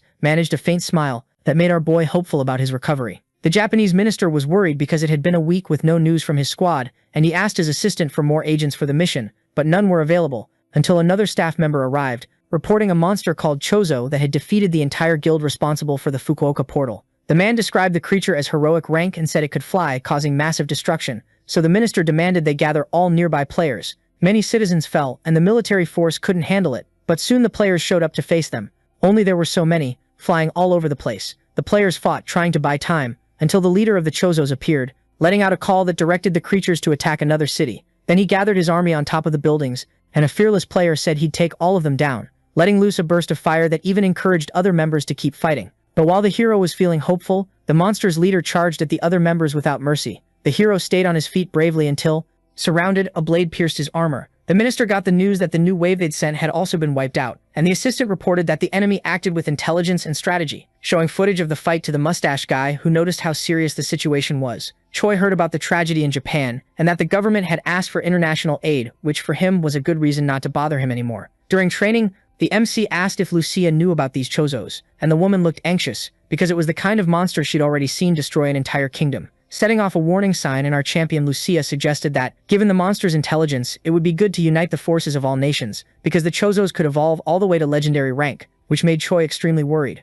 The woman went on, saying that by now the monsters must have already evolved, consuming stones and skill books, and she revealed that, just like our hero, the monsters attacked to consume magic stones, stacking up experience. Choi asked if players could also absorb magic stones, but as far as Lucia knew, it was impossible. Still, many kingdoms had tried and failed. 3 months passed, and the Chozos were still in Japan, spreading across all of Fukuoka, and while the country waited for international help, Korea had recovered from the second attack, as had North Korea, which ended up creating a union between the two countries. To the players' delight, Hyun Sung also went to the neighboring country, but he couldn't finish any dungeon, so with the overcrowding of players, he decided to go back to South Korea. After visiting his family, he went to the association and decided to summon Lucia outside a dungeon. The woman was surprised as she watched everyday life. The MC was happy to be able to help the mercenary with her first identity, and he figured the best way to make her a citizen was to register her as a player, because player status gave you the right to register in any nation. Choi waited anxiously for Lucia to pull it off, while the woman followed an employee for the registration, and after a few minutes, they celebrated the mercenary's new identity.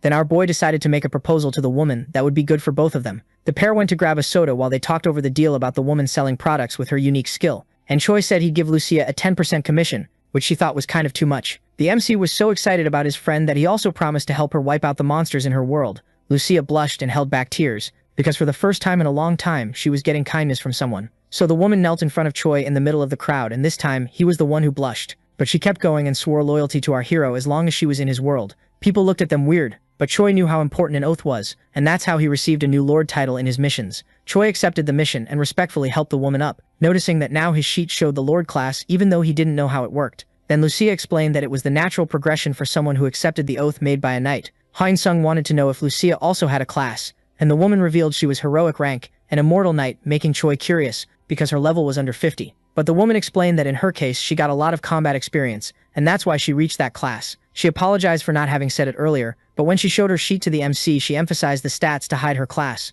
Lucia suggested our hero check the class skills, so he could distribute things properly. So he opened his status window and the knight revealed that the more subordinates he had, the more his class would increase. and the MC cracked a smile, liking the idea. Hainsung noticed he could see the knight status window, and Lucia explained it was a basic lord skill, so he could assign roles to his vassals. Meanwhile, the Chozos kept spreading through the city, which drew attention to the goblins' presence. The minister was anxious about the outcome, with the UN dragging things out while the country suffered. The assistant reported they were giving top priority to assigning the extermination in Fukuoka. And downtown, the Chozos were having fun taking down the goblins that showed up in their new habitat, until the monster's leader spotted something and shouted to his army, which followed him toward the magic stone warehouse. Hyunsung was coming back from training with Lucia when he got a call from Shin Yun-ah asking if he was going to Japan, but the MC said he'd turn it down if he could, because he needed to rest in Korea. Still, the player said she was going, since the country had made them a huge offer, but Choi wasn't greedy this time, and wished his coworker a good trip. She thanked him but immediately asked when the big guy was going to take her out to dinner, and our embarrassed guy said he'd ask her after she got back from the mission on Japanese soil. Shin Yun-ah seemed excited about that, but clearly that didn't seem like our lord's top priority anymore. Shin Yun-ah told Lucia the association had called him to fight in Japan, and the knight suggested the guy accept the mission to face his enemies head-on, but he said it wouldn't be easy, so she proposed he use her to protect him through the mercenary system. The MC figured it didn't make sense to fight without an obvious reason, so he decided to just take it easy. A few days later, Hainsung went back to his hunting routine to rack up points and noticed the number of monsters had gone down, until he saw a group fighting the creatures, and one of the members had no defensive gear at all, but they were trying to support the guy anyway. Even though they were annoyed, he didn't want to use his attributes. Still, the young man insisted he'd keep hunting with the adventurers, who, outraged, kept telling him to distribute the points he'd accumulated. Hainsung figured the group didn't want to spend money on repairs, so he decided to walk over to them, and he took off the cloak of darkness to reveal himself, while wiping out the monsters in a single blow. The group was stunned by our MC's strength, since he was half the size of the crazy guy with no armor. But when Choi was accused of stealing the group's kills, he got pissed. One of the players noticed the monsters dropped a rare book, sparking everyone's interest. Hainsung realized that after taking down so many creatures, his reward came from the monsters that group was fighting, and they claimed the reward as theirs. The MC was more curious about the big guy and wanted to know why he was fighting without armor or a shield, but two members were holding on to the giant's clothes. Even so, Hainsung asked if the guy was getting paid for tanking, and one of the group's leaders didn't like our hero butting in. Still, Hainsung said he didn't like how the group was acting, so the player told Hainsung to get lost. Hainsung showed his ID as a member of the association, and the player realized he'd screwed up. While the MC asked how much the big guy was getting paid for the job, the guy said he made a lot of money, but the MC didn't buy it and decided to use his psychometry. Hainsung found out the guy, Baek Wushin, was being mistreated and exploited by the hunting group. On top of that, he had issues with his mother's health, so he glared at the leader accusing him of abuse, but the team tried to play it off, claiming they'd even healed the big guy. But Hainsung didn't fall for the BS and ordered the whole group to leave the dungeon to be investigated, and the leader wanted to know what authority our MC had to give that kind of order. So out of patience, Hainsung threatened the group so things wouldn't get worse. But the players, having the numbers advantage, decided to resist and finish our hero off. The group tried to call Baek, who was right behind Hainsung, but the MC told the big guy to wait a bit,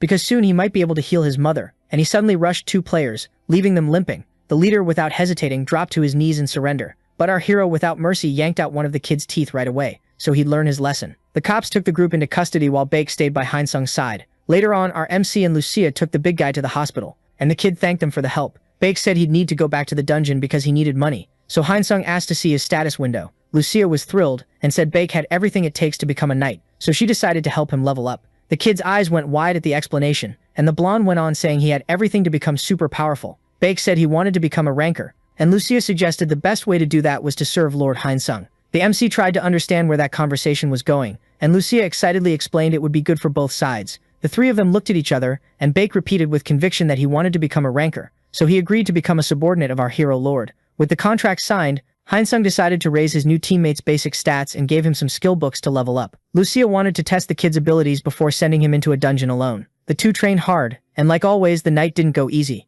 correcting everything she could. 2 hours later, Baek was exhausted, and Lucia told Hainsung the first results were satisfying, and that she'd do whatever it took to have Baek evolve into the knight class instead of soldier. Meanwhile, in Japan, the fight against the Chozos kept going, and this time, with strategy, the players got their first win against the monsters, which made the Chozo leader extremely pissed off. The intel team followed the clash on the monitors, until the bald commander running that operation ordered the next plan to be carried out, and so they used heavy weapons against the infested city. While the players watched some monsters get shot down in the sky, the Chozo leader gathered his army and intercepted the bombs that were dropped, worrying the players because it failed. The bald guy noticed the monster leader was at a higher level, and with the operation not working, he ordered the UN support forces to pull out. In Korea, Hainsung was happy that after a year and a half, Lucia didn't need to sneak into dungeons anymore, and he was caught off guard when he saw a man harassing the knight to join a guild. Even though she said no over and over, Hainsung walked up asking what was going on, but Lucia just wanted to leave. Then the redhead from the guild grabbed her by the shoulder and the MC immediately shoved the creep off.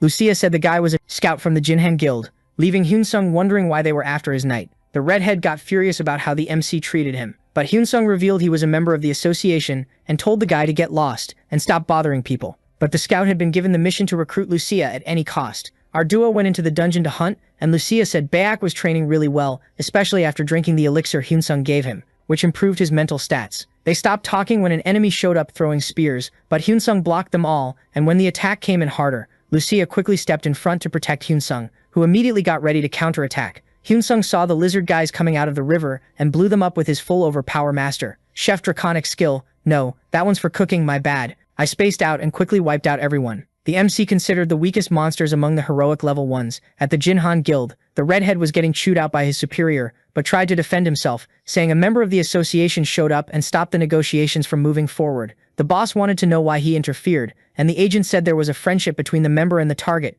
and that Lucia, the target, didn't want to join them no matter what. But the angry man wasn't willing to give up and ordered the scout to find out who the association member was that was getting in their way. The superior didn't know about the client's plans to recruit Lucia, but from what he knew about the guy, it couldn't be anything good. Baek came back from his hunt with a bag full of magic stones, and Haijin said the big guy could keep it all for himself. Then he took the kid to the exchange counter and handed him a bundle of cash from selling the stones, leaving Baek stunned at all that money. The tank wanted to give some to Haijin-sung, but the MC suggested the kid save it to help his mom and sister. Haijin-sung even got Baek an apartment, and he and his family found the place really comfortable. And now with the three of them living in the same complex, it was easier to protect each other if the Japanese decided to attack. Meanwhile, another closer enemy was growing too, like the people from the Jinhan Guild who had already dug up Haijin's entire history and were getting ready for an ambush. The trio was walking to work when our MC noticed a suspicious van parked nearby, and while driving, he told his team they were being followed. Lucia stayed on alert, and our hero revealed he could feel the presence of players inside the vehicle, even though he didn't think it was the Japanese. So they decided to head first to the dungeon where Baek was doing his hunt.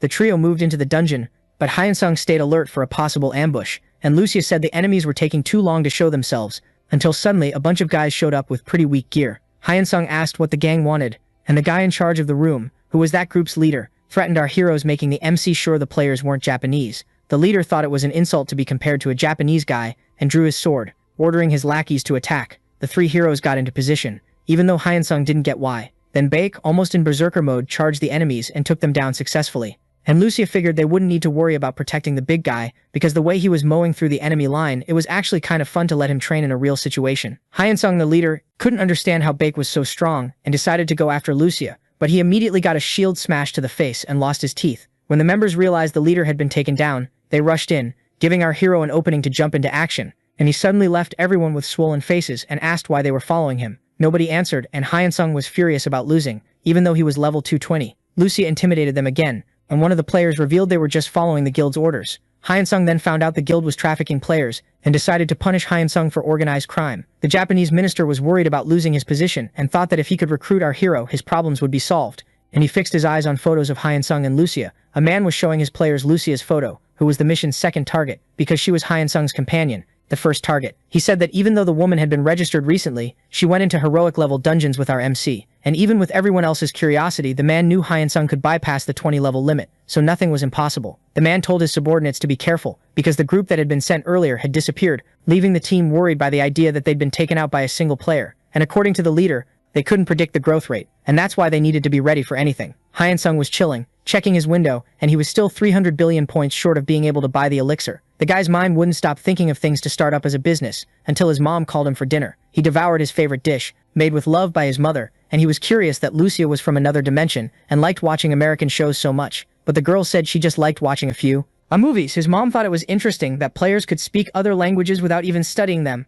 which suddenly set off a signal in our hero's head. Hyunsung said he'd make video content to sell, and Lucia thought it was a good idea. So Hyunsung held the girl's hand to thank her, which made her blush cutely. In another dimension, Hyunsung's movies started showing up on the sales list, and a buyer of his batteries got curious about the content. The woman started watching the movie and got hooked on the magic the audiovisual experience created, getting interested in the robots that showed up, and assuming they were real in Hyunsung's world. The MC saw that blockbuster sales were going really well, and since customers were interested in buying robots, he decided to sell cars to the crowd, but Lucia suggested Hyunsung sell the miniatures that could transform, and the MC liked the idea. A few days later, Hyunsung managed to rack up 1 trillion points, reached legendary rank, and bought the long-desired elixir which the knight celebrated. And that's how he went to the hospital, intending to heal his father. While waiting, he opened the status window and found a mythical rank item, but he knew it wouldn't be easy to get it. Then he found another medical item at legendary rank and decided not to miss the chance. The doctor told Hyeonsung's family that his father was cured. His mother tried to thank the doctor, who revealed he hadn't been responsible for the man's miraculous recovery,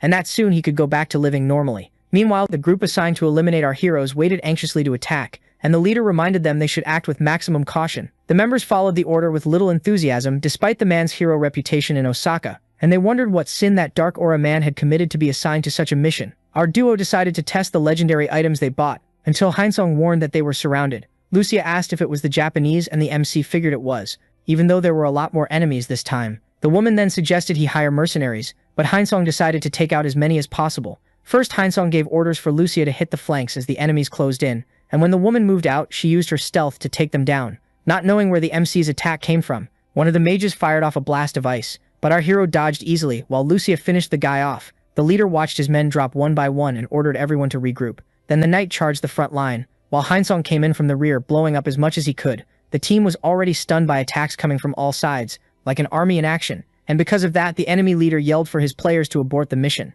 Then everyone started to run, but our hero showed no mercy, and when he saw the leader retreating too, he unleashed dragon's breath on him. Lucia said she'd gathered the survivors, and Hyeonsung told the knight to confiscate their items. Then he walked up to the group leader and activated the truth skill. The man revealed there were about 30 players coming after them, and when one of the members tried to get cute, he immediately took a shield bash to wise up. Hyeonsung wanted to know how many people knew he existed, and the leader said Tanaka, the Japanese minister, plus a few secret organizations. Our hero said the man only wanted to survive because of his daughter, leaving him shocked that the MC knew that. But the psychometry power let Hyeonsung get flashes of people's pasts, so he asked the man to tell his story. The leader was a soldier who awakened the hero class in action, so he joined a guild, promising to do his best, and 5 years ago he defeated an orc boss alone. But his daughter got infected by a magical disease and was hanging between life and death, so with no money to cover what the girl needed in the hospital, he met Minister Tanaka, who promised to pay off his debts, and he quickly agreed to serve him. Hyeonsung dug through his system and found an elixir that could save the girl. Then he asked the ex-soldier if he could eliminate the people who knew he existed. The man said it was possible, despite the difficulties. So our hero asked the man to show his status window, finding out his agility over 1,000 made him a natural-born assassin. The man bargained that he'd do anything to stay alive, and Hyeonsung agreed, as long as he accepted a contract where he'd receive more than the cost of curing his daughter. The man signed right away, and the other players also begged for a contract to survive, but because of the nasty past they carried, Hyeonsung showed no mercy. Hyeonsung handed the elixir to the man and ordered him to return to Japan, reporting that the mission had failed, and then to eliminate everyone in the country who knew anything about him. Hyeonsung even offered the man a bonus, but first he had to accept the condition of being his subordinate. Inukuso called the minister, reporting the mission's failure and saying he'd return to Japan immediately. But before leaving, he eliminated the other players who were waiting for instructions. A few days later, Hyeonsung read the news about the Japanese minister's death and quietly celebrated. Then Lucia asked what the master's plans were for the Japanese assassin. But the MC was fine with the guy being over there gathering information until he got a call from his mother, and he rushed to the hospital so the family could be there for the father's awakening. The man strained to move and pointed at Hyeonsung. The mother assumed her husband was trying to thank their son, but the man started to glow and Lucia figured he'd awaken as a player. The knight asked the man to try sharing his status window with his son, and Hyeonsung confirmed that his father was now a player. Welcome to the crown world. While his mother and sister celebrated, our hero tried to understand why his father awakened, and he came to the conclusion that maybe it happened because he drank the elixir of life. A week later, Hyeonsung went back to visit his father in the hospital, and Gyu was already a lot stronger and more upbeat, so our guy told his mom to go rest because he'd stay with his dad that night. And the guy liked the idea of spending some time with his big boy. Gyu thanked his son for the healing, but the MC lied and said his dad only got better because he awakened as a player. But the man left Hyeonsung thrown off, because he knew Hyeonsung had given him the medicine. Hyeonsung wanted to know what his dad's plans were from then on, and the man said he planned to enter a dungeon. However, the MC suggested the man stay home, since he was making a lot of money for the family, and Gyu joked that at 57 he could still be useful, but his son insisted dungeons were dangerous. But like any good provider, the old man didn't want to live without earning money, and he said even his wife agreed with the possibility, leaving our hero kind of surprised.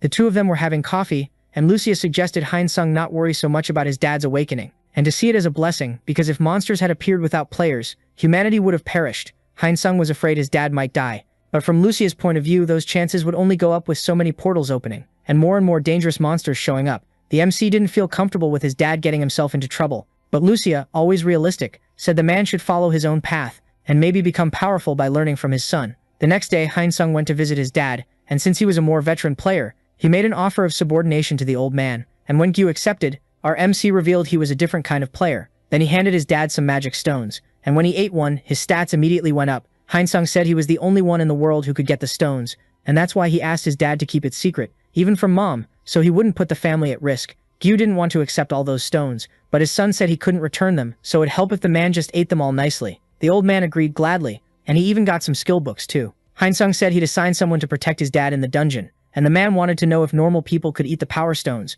but his son didn't have that answer. Gyu asked when he'd go on his first mission, and Hyeonsung said the old man still needed to do some training. Japanese Prime Minister Akunabi was trying to figure out which player with an invisibility skill had assassinated Minister Tanaka, and his assistant said many players didn't want to reveal their abilities because of the situation, so the minister ordered security to be tightened, assuming the attack came from the opposition party, and asked who was in charge of the secret agents, but another assistant revealed they'd all been wiped out. That's why Inukuso, the MC's infiltrator, was the one in charge right now, so the minister ordered them to summon him, because he had a secret mission for the hero of Osaka Inukuso called Hyeonsung, saying he'd met with the prime minister and had been tasked with framing the opposition and rival factions in the country for corruption. Hyeonsung told the man to earn the trust of the prime minister and the players from the Magical Portal Association, and after giving the orders he asked if Inukuso was living well in America, so the man confirmed it, and thanked him for the medicine that saved his daughter. Hyeonsung hung up, showing total confidence in the double agent. A player named Park Jin-young entered an orc dungeon, and with his flaming sword he took them all out easily, but while resting he figured he could have hunted more back when he was a security agent, until more orcs showed up to spice up his hunt, but he got hit by the creatures which seemed to be higher rank. The dungeon security guards noticed the player was in danger, and when they went in, they were killed by the orc chief who gave off a sinister aura, keeping the other creatures submissive. The agents tried to run, but not a single one was left to tell the tale. Then the orcs came out of the dungeon and attacked the population. Han Tisheng noticed he'd missed a call from the association, but when he called back it just went to voicemail. Then Lucia said an orc horde was attacking the city, and just like she feared, the monsters were getting stronger and stronger. Han Tisheng didn't know orcs could evolve to this level, but the knight explained that even though it was rare, there were orcs that reached legendary rank, which she herself had witnessed with her own eyes. The armed forces went out into the streets and opened fire on the creatures, while high-rank players went all in with their magic. The city had turned into a battlefield, and when our hero got there, he realized the guys were handling it, but suddenly the platinum-haired boss showed up, letting out a roar that dealt mental damage. But Hyeonsung resisted, while the other players were left paralyzed and were cut down by the horde without mercy. The orc boss was insane and left no signs of life wherever he went. On top of that, he had a defense that was basically impossible to break, enough to wear even rankers out. Hyeonsung decided to attack, and even with all his stats, the monster felt like a wall. Part of the orc army charged at the MC, but those he wiped out easily. Then one of the players ordered everyone to fall back, but our hero wasn't about to give up that easily and activated his invisibility. But the action got cancelled, and Hyeonsung noticed a creepy sorcerer was casting a blocking spell over the area. A lot of players scattered, but Hyeonsung held his ground while weighing whether he should use everything he'd learned from Lucia. The boss rushed the MC, but he stayed still. Then his survival instinct kicked in automatically, keeping him partially invisible, and that way he managed to deal some damage to the enemy. The players stopped to watch, and Hyeonsung told them to run because he wouldn't be able to hold out for long. Then when the buff ran out, Hyeonsung also pulled back, and suddenly a fire portal appeared in the sky, causing a massive explosion. Sichon Station had turned into a shelter for players to recover, and Hyeonsung was extremely frustrated with how he'd performed. Then a female player came up to our hero asking if he remembered her, and Hyeonsung had a flashback to when the girl was totally trying to get his attention, but he just confirmed her name was Kang In-hee, and the girl blushed when she realized he even remembered her name, but the girl was super famous for being the only one with the demonic Lancer class. Even so, Kang In-hee thanked the MC for his efforts, and our guy got awkward, until a redhead named Kang Seon-young, the president of the Players Association, introduced himself to Hyeonsung and invited our hero to talk in private. The man revealed he was planning to form an assassin squad to bring the orcs down, but it would be really hard because the enemies were keeping civilians as hostages, so the mission would be to send the players together with the military on a large scale to take out the boss and the sorcerer. Hyeonsung asked why the man was talking to him in private, and Kang, straight to the point, said he wanted to name our hero captain of the assassin squad. Hyeonsung wanted to know why he'd been chosen, and Kang said the MC was the only one who fought the orc boss head-on, and asked if the guy could share info about the buff he used. But even without going into details, Hyeonsung said he'd help with info like activation, duration, stuff like that. Kang thanked him because even if Kim Hana used her own buff, it wouldn't be enough. The man handed Hyeonsung an edible item that looked like a chocolate bar. Hyeonsung was impressed because it was an upgraded version of the Werewolf King's Heart that boosted stats for 30 minutes. Kang hoped the item combined with the buff would be the trump card to defeat the orc boss, and offered Hyeonsung good rewards if he accepted the proposal. But the MC also set some conditions like becoming one of the association's leaders with his own team of players. And Kang Seon-young seemed willing to meet his demands. While the TV news gave an overview of the city's situation, the leaders of the Players Association met with UN representatives to find ways to stop the orc attack in Korea, coming to the conclusion that if the mental power being emitted by the legendary rank enemies wasn't contained,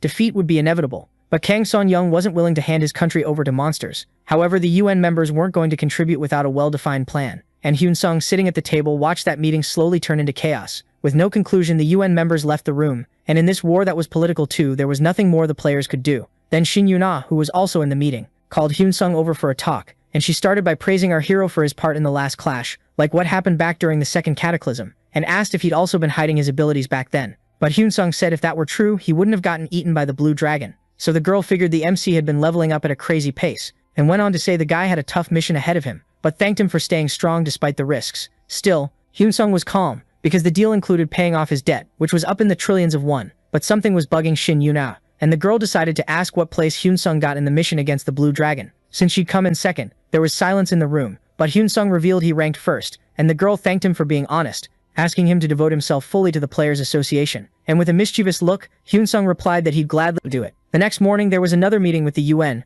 until information came in about the orcs moving toward Hongdae, and Kangsin Yuna ordered all the troops to be gathered. Who would be counting on the UN's help this time? Hyun-sung led the group that went to face the orc chief, while Shin Yuna would lead the unit that would take on the sorcerer. The members received Kim Henna's buff, and Hyun-sung enjoyed the feeling as everyone boarded the helicopter. The city was overrun by orcs, so our MC decided to jump before they even landed, pushing himself to full power, which made several orc warriors drop from the thunderous impact of his power. That's when the orc chief showed up, hungry for our hero's flesh. It was a big dog fight, with Hyun-sung holding out as much as he could until he activated his survival instinct and attacked the boss with all his strength. But the beast went berserk mode, and even though Hyun-sung dodged its charges, he knew facing the monster alone was almost impossible. Then the assassin squad showed up to back him up, and just like that, our leader was ready for round 2. The players attacked together, and this time our hero's hits started to actually work. The orc chief dropped to his knees, but summoned his warriors, who came charging in like maniacs to help him. So the players cast a shield that stopped them from advancing, but the barrier broke pretty quickly, and from up in the helicopter another wave of support was coming in to fill out the squad. Then the orc got back up, and even surrounded, hurled his axe toward the helicopter, forcing the aircraft to pull back as the weapon returned to his hand. The players launched another simultaneous attack, and Hyun-sung managed to wound him one more time. But the wild instinct effect had run out, and the monster started taking down the players, focused on wiping out the tanks. But our hero stepped into its path, and with pure skill landed several strikes the creature couldn't even reach. This time it went down missing an arm. Hyun-sung wished he'd managed to finish it off. But suddenly the monster threw a sideways blow that sliced open our hero's stomach. The orc was consumed by the fury in its flaming eyes, but Hyun-sung only needed one more move to wipe out the enemy for good. With the orc chief defeated, the players returned to the helicopter, while on the other front the sorcerer was wrecking the people who were calling for help. Hyun-sung wanted to know how Shin Yuna's team was doing. Hetban and the officer reported that they had failed, losing more than 90% of the squad. However, Captain Shin Yuna had survived, even if she was brutally injured. The players wanted info about their friends, and the officer released the survivor list. There was a lot of sadness, and Hyun-sung knew that battle had to be won. The remaining ones watched the outcome of the battle against the orc sorcerer, looking outraged at just how strong he was, and Hyun-sung noticed the thing had an ability similar to his wild instinct. Hyun-sung asked the MC to fully recover because of the mana flow, but Hyun-sung was more worried about Shin Yuna's well-being, and the man said the girl's internal injuries were still serious. Hyun-sung decided to help in the ongoing battle, but Kang suggested he wait until he recovered. But the MC didn't want people getting hurt, so the members of his squad decided to follow him, and the president decided to join this mission. Hyun-sung showed up already ready to smash things up, and his team backed him up in style. The orcs realized that Front wasn't messing around, especially the mage who was casting creepy fireballs. This was Hyun-sung Young in action, turning the creatures into barbecue without mercy. The orc sorcerer yelled to his army, and they started retreating, and Kang ordered them not to let them escape. Then our hero teleported in front of the creatures and unleashed his dragon breath power, which disintegrated most of them quickly. Suddenly the sorcerer summoned magical portals all over the place, and Hyun-sung focused his power to the max, while the enemy summoned a fire giant to strengthen his army. Seeing that, the UN leader just watched and ordered his team to advance only if the creature was defeated. But the members of the MC's squad fought bravely against the monster, and when its flames started to weaken, they doubled down while Hyun-sung launched an ice storm to take it down. Then they pushed toward the sorcerer, who set up a fire barrier to stop them, but Hyun-sung pushed through the flames and drove his blade into the bastard's heart. The enemy was defeated, and while everyone celebrated, the UN leader in the distance looked impressed by our hero's strength, and decided he should hire him, because he didn't know Korea had someone that skilled, besides Shin Yuna. The people celebrated the epic victory against the orcs, but the government was still nervous about when another attack like this might happen. Hyun-sung went to the hospital to visit Shin Yuna, who was slowly recovering, and he noticed the girl was blaming herself for not being able to help, but he promised he'd get revenge for his friends if there was another attack. Shin thought it was awesome that our hero beat both bosses, but said he wouldn't be able to raise his status because of the deal he made with the president. But Hyun-sung brushed it off, saying that's why he'd have to work twice as hard. So the girl decided to ask our hero a favor during the war loot auction. 7 legendary items were put up for sale, and just the first book was already hitting a bid of 1.7 trillion won, when Hai Shin-sung raised his paddle and offered 2 trillion for the item. And since nobody said anything, it's official, the book belongs to Daddy. Meanwhile, there was a meeting in Japan about the failures in the recent battles, and they decided to ask the Koreans for help to back them up against legendary rank monsters. Days later, Hai Shin-sung was angrily reading the news that Japan was asking for help, until two men walked up and said the association president wanted to see him. Kang Shin-sun said our MC would lead a team called the Extermination Group to deal with legendary rank monsters, and he allowed our hero to scout for members with whatever profile he wanted for his team, with full support from the association. Now with a desk and his name on the little nameplate, Hyun-sung thought about what kinds of players he wanted on his team, and with Lucia by his side, he thought about handpicking the ones who would keep his secret in the shadows, while on the outside he'd bring in the biggest number of low-rank members, and in the spotlight he'd pick the mid-tier ones, plus the people responsible for punishing traitors. And that's how our MC planned to take total control of the association. That night, a young woman walked along worried about money, and got bummed when she realized she hadn't won the lottery. But then Hyun-sung suddenly walked up and called out to her, and introduced himself as the leader of the Players Association's extermination group. Lee Soo-jin immediately stood up and bowed to our important guy. After he explained the project and all the perks, she accepted the job. Then Hyun-sung made his move to make her his subordinate, and he got one more member for his inner group, but his lord status was now tied to the book he bought at the auction,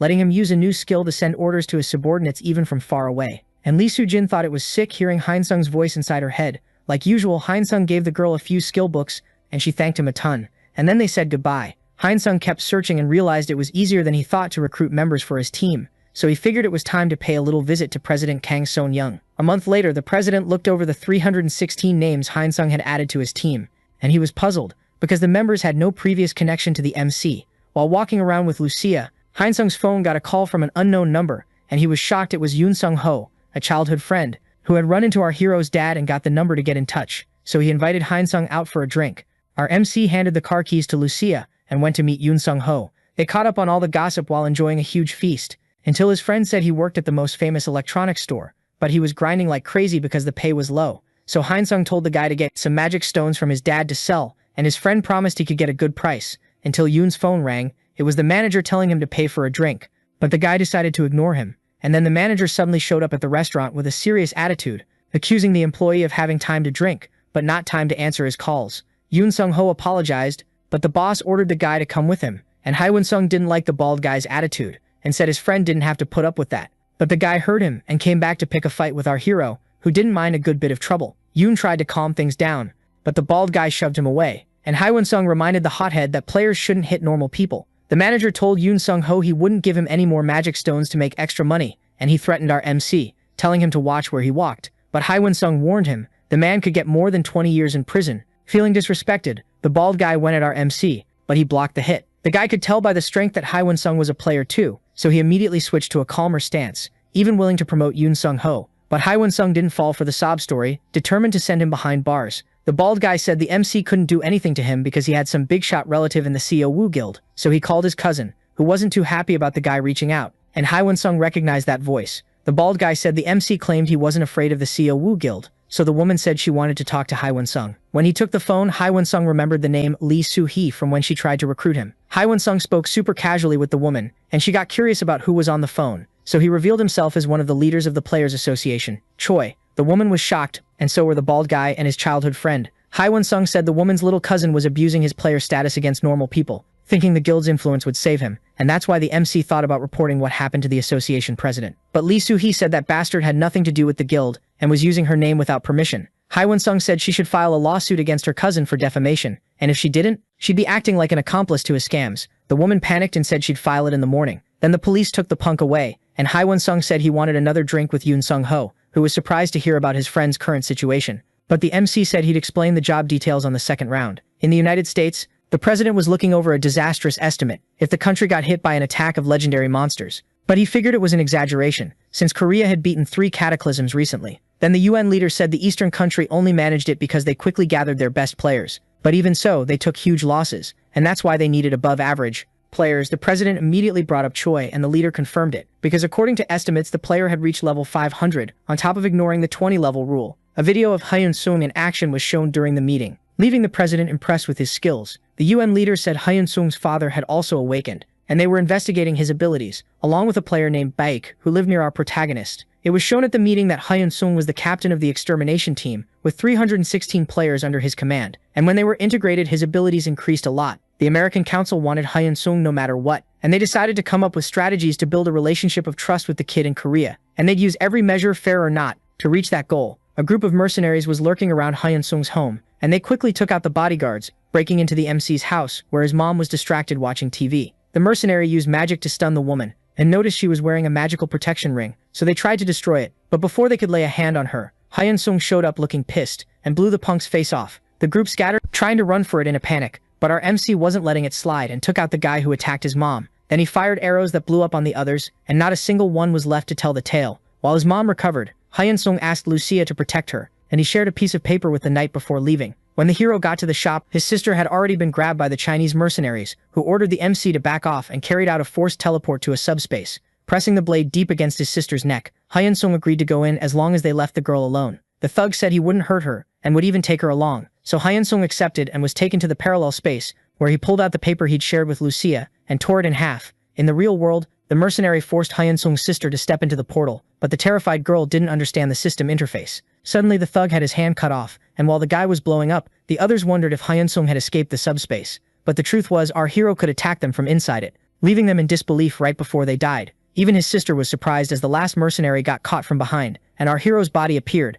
fragmented through the portal. The girl was safe, and this time Hyun-sung figured his enemies had almost managed to get him. Hyun-sung left his mom and sister in Lucia's care, because as expected, his dad was under attack, so he decided to go help out. Baek was blocking the mercenaries' attack like a pro, and since it was hard to break through his shield, the enemies decided to attack from both flanks at once, but in the middle of the way was Hyun-sung's shadow, which wiped out the attackers with basically one hit. The leftovers damn near pissed their pants when the MC showed up and dropped the ultimatum, blowing them up with zero mercy. A bunch tried to run, but Hyun-sung summoned an ice wall and turned them into popsicles. Some mercs powered up by swallowing magic stones, and Hyun-sung, sensing the danger, summoned the absolute shield, making the enemies blow up as they came closer. Our hero was holding his own, even though he still hadn't fully recovered his energy from the last ambush. Baek jumped in and, now way stronger, blew up a few enemies with his built-in shield, which ended up leaving Gyu exposed. But Hyun-sung used an order-type skill that paralyzed the mercenaries and dumped an electric wave on them, and they dropped like rotten tomatoes. The thugs kept charging at Gyu because the mission was to take him hostage, but the old man was in shape and managed to dodge, until the big guy blew up more thugs than a kid popping firecrackers at a New Year's party. The trio regrouped and Mr. Gyu used his skills to heal his son's wounds and wanted to know why those Chinese guys were attacking them, but Hyun-sung still didn't have the answer. At the association building, Hyun-sung told the president what happened. Kang Soon-young asked if the kid had captured anyone alive, but Hyun-sung had taken them all out, so the president asked if the bodies were still at the scene, but Hyun-sung said they'd all been turned to ash. Kang didn't say anything, but he knew he couldn't lose Hyun-sung no matter what. The president suggested Hyun-sung stay at the association barracks with his family, and for safety reasons the kid went along with it. Kang felt really bad about what happened and said he'd raise the bodyguard's rank for Hyun-sung's family. Lucia listened to the worried MC say it'd be hard to hide from the attackers forever, so she suggested her master send her to wipe them out, but Hyun-sung said he wouldn't, because the psychometry skill was super important for this kind of mission, so Lucia said she'd go with him. Hyun-sung thanked the knight, but he needed her protecting his family, and also asked Lucia to look after the electronics store. The MC went looking for a disguise, and after seeing the options figured the rat form would do the trick. The Korean government announced to the public the Chinese attack on the country, and the association president got word that Hyun-sung would be taking a break from his activities, and that he'd moved with his family to a place in Pangyo where there were lots of high-level players. Hyun-sung found the secret base in China and figured Inakuso was being really useful, especially with the disguise he'd gotten, so he decided to use the sick rat disguise to keep the mission going. The warehouse was packed with players and soldiers, and our rat man decided to reveal himself, ready to cut them down one by one. Then he rushed in, giving the Chinese no room to defend themselves, but when the men tried to counterattack, he fired ice arrows and split the opponents in two, and blew up the rest, finishing his first objective. The noise caught the attention of other agents, and when they got there they saw the damage our MC had done. The Chinese government was furious at the provocation, and one of the members suspected our MC was behind the massacre, because of the report that showed what kind of magic was used during the operation, until an assistant walked into the room, revealing the killer's monstrous nature, and that's how they figured the attack was carried out by a mutant rat of legendary rank, which ended up freaking out the Chinese top brass. Meanwhile, Hyun-sung was putting the pieces together to take down everyone who came after his family. Ratman kept delivering justice with his own hands, spreading terror wherever he went,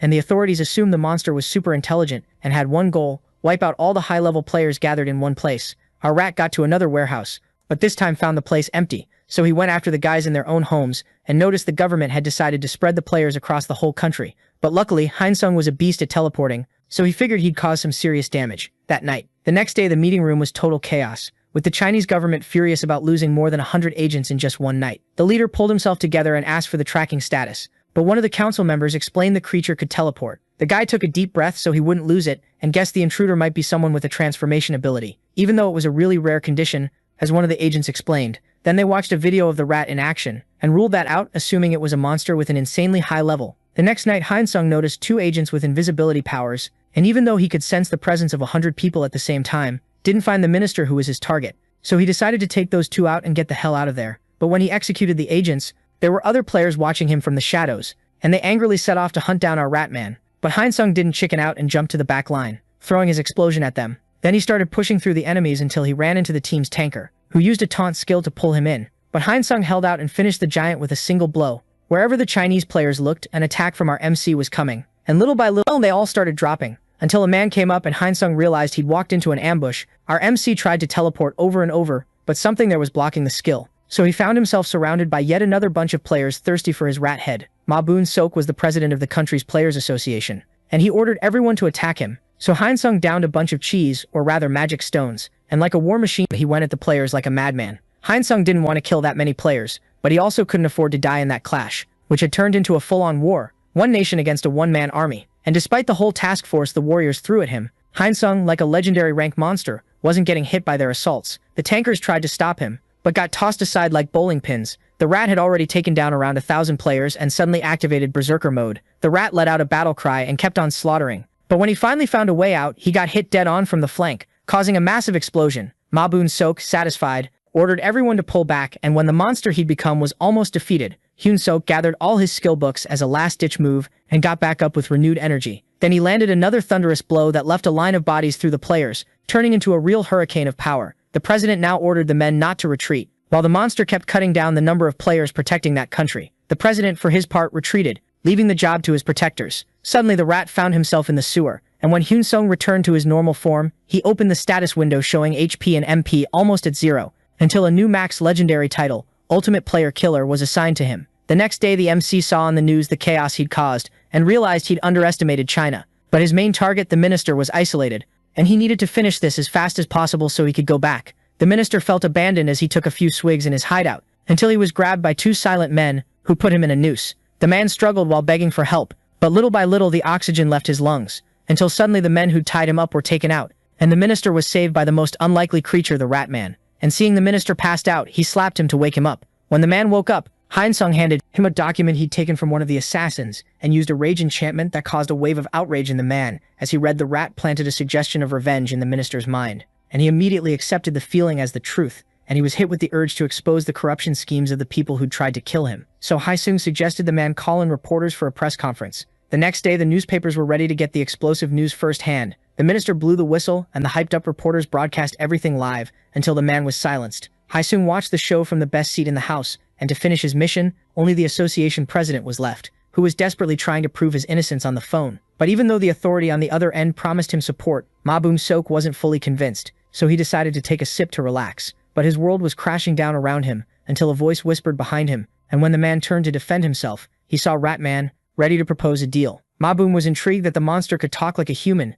and figured he must be a player, so he asked what the conditions were, and Hyeonsung said he'd give him the power he wanted, by eliminating the boss he was talking to on the phone. But for that, the association president would have to sign a sole contract with the MC for 10 years. Ma Boon thought it over, but figured the chances of becoming that powerful guy were still small. Hyeonsung blurted out that the guy would still end up getting the hero title for managing to defeat Ratman, so the president hesitated, but he accepted the contract, becoming yet another subordinate to our hero, and he felt stronger with the sign-up bonus every member got. Hyeonsung watched him, ready to squeeze everything he could out of the man while his slavery lasted. Later on, there was a conference where the entire top brass of China would be present, and Hyeonsung went in disguise to pull off the plan that would give all the credit to the association president. And as a bonus, he'd also get to wipe out a few more enemies. Then the rat sprang into action, bringing chaos and fear to the agents. The players tried to defend themselves even without armor, but with the brutal attack coming from Ratman, a lot of them decided to try to save their own lives until the president started the well-rehearsed little act with our MC. The two of them started fighting, but when the agents noticed the monster looked slow, they assumed he hadn't fully recovered from the last battle, so they decided to team up with the president to take down the beast. But Hyeonsung blew them up easily,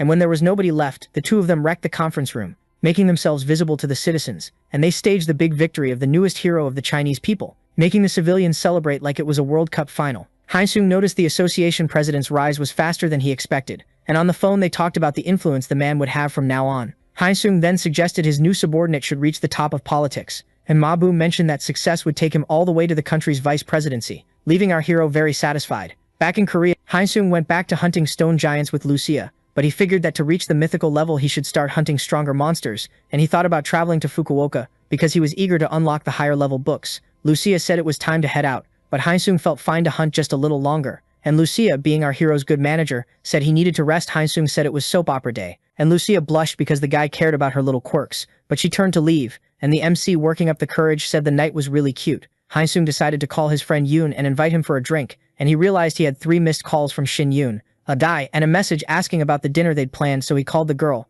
and while they talked, Lucia just stood there watching the two of them chat. Shin showed up at the meeting spot, looking radiant in a simple little black dress. It even made our protagonist scratch his head. They sat down for dinner and casually swapped stories about work and family until the girl said the 6th legendary monster had appeared in the United States, and the Americans requested Hansung for the mission. The table went quiet, and our guy wanted to know more about this weird request. The girl said it was a special request from the UN leader, and it'd be hard to refuse because of the defense treaty between the two countries. But Hansung remembered he wasn't a soldier, and Shin Yoon said she'd been tasked with convincing him, but asked him not to give in to the Americans' persuasion. Hansung admitted the association must be working hard to block that request, and with his ironic way he figured he wasn't obligated to accept such a dangerous invitation. Shin agreed with him, but said that's why they adjusted the reward so all the magic stones from the battle would be his, on top of getting the exemption benefit. But Hansung said he already got the exemption, but the girl explained it was only while he was a member of the association, and since the current situation involved the government, President Kang asked them for help, so they decided to use the dungeon ownership card. But Hansung didn't understand a single word Shin explained. The government owned all the dungeons, and if Hansung accepted the proposal, he'd get a dungeon just for him, where he could hunt alone or charge an entry fee. But our hero, not dumb at all,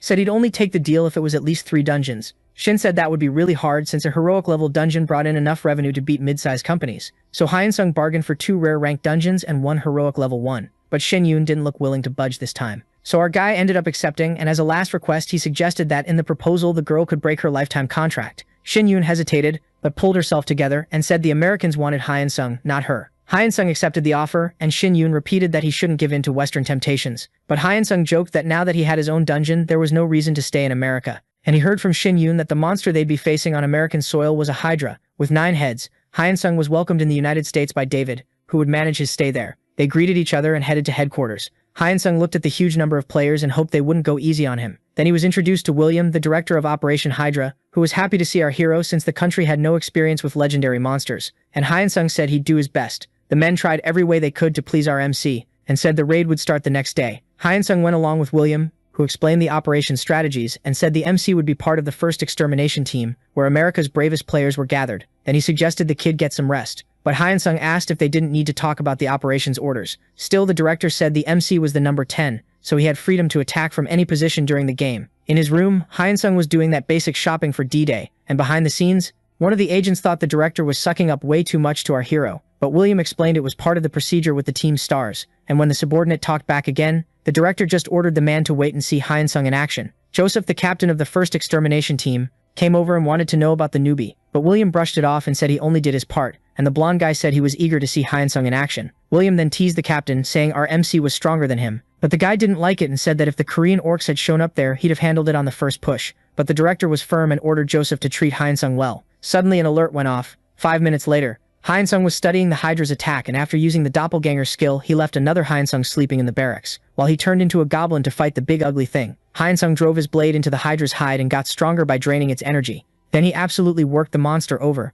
and it had no idea how to withstand so many attacks. Suddenly the beast let out a breath of fire, but Hansung had consumed a lot of magic stones and was ready to face it, so he jumped onto the Hydra and unleashed a max combo of powers, and the thing went down thrashing around like a giant centipede. Hansung returned to the barracks and his double was chilling there waiting, so when he saw all the players moving around, he figured he'd hit the jackpot with the rewards he got. Hansung went to see the director to find out what was going on, and William said a powerful monster had hunted the Hydra, so our hero said that was a good sign. But the bald guy revealed that according to local intel, there was a chance that monster was stronger than legendary level, and Hansung was surprised to learn his goblin form had been analyzed as mythic rank. William said he found it impressive that a legendary level Hydra got taken out in just 10 minutes, but said the monster hid right after, and America was worried in case it came back. Hyun-sung was stuck in a dilemma because all he wanted was to be able to go home in peace. So the government triggered an emergency protocol and requested the hero stay in the country. A month later, with no sign of the monster, the emergency protocol was revoked, and the government decided to release the players. William invited Hyun-sung to go out, but the MC said he needed to go back to Korea and keep hunting.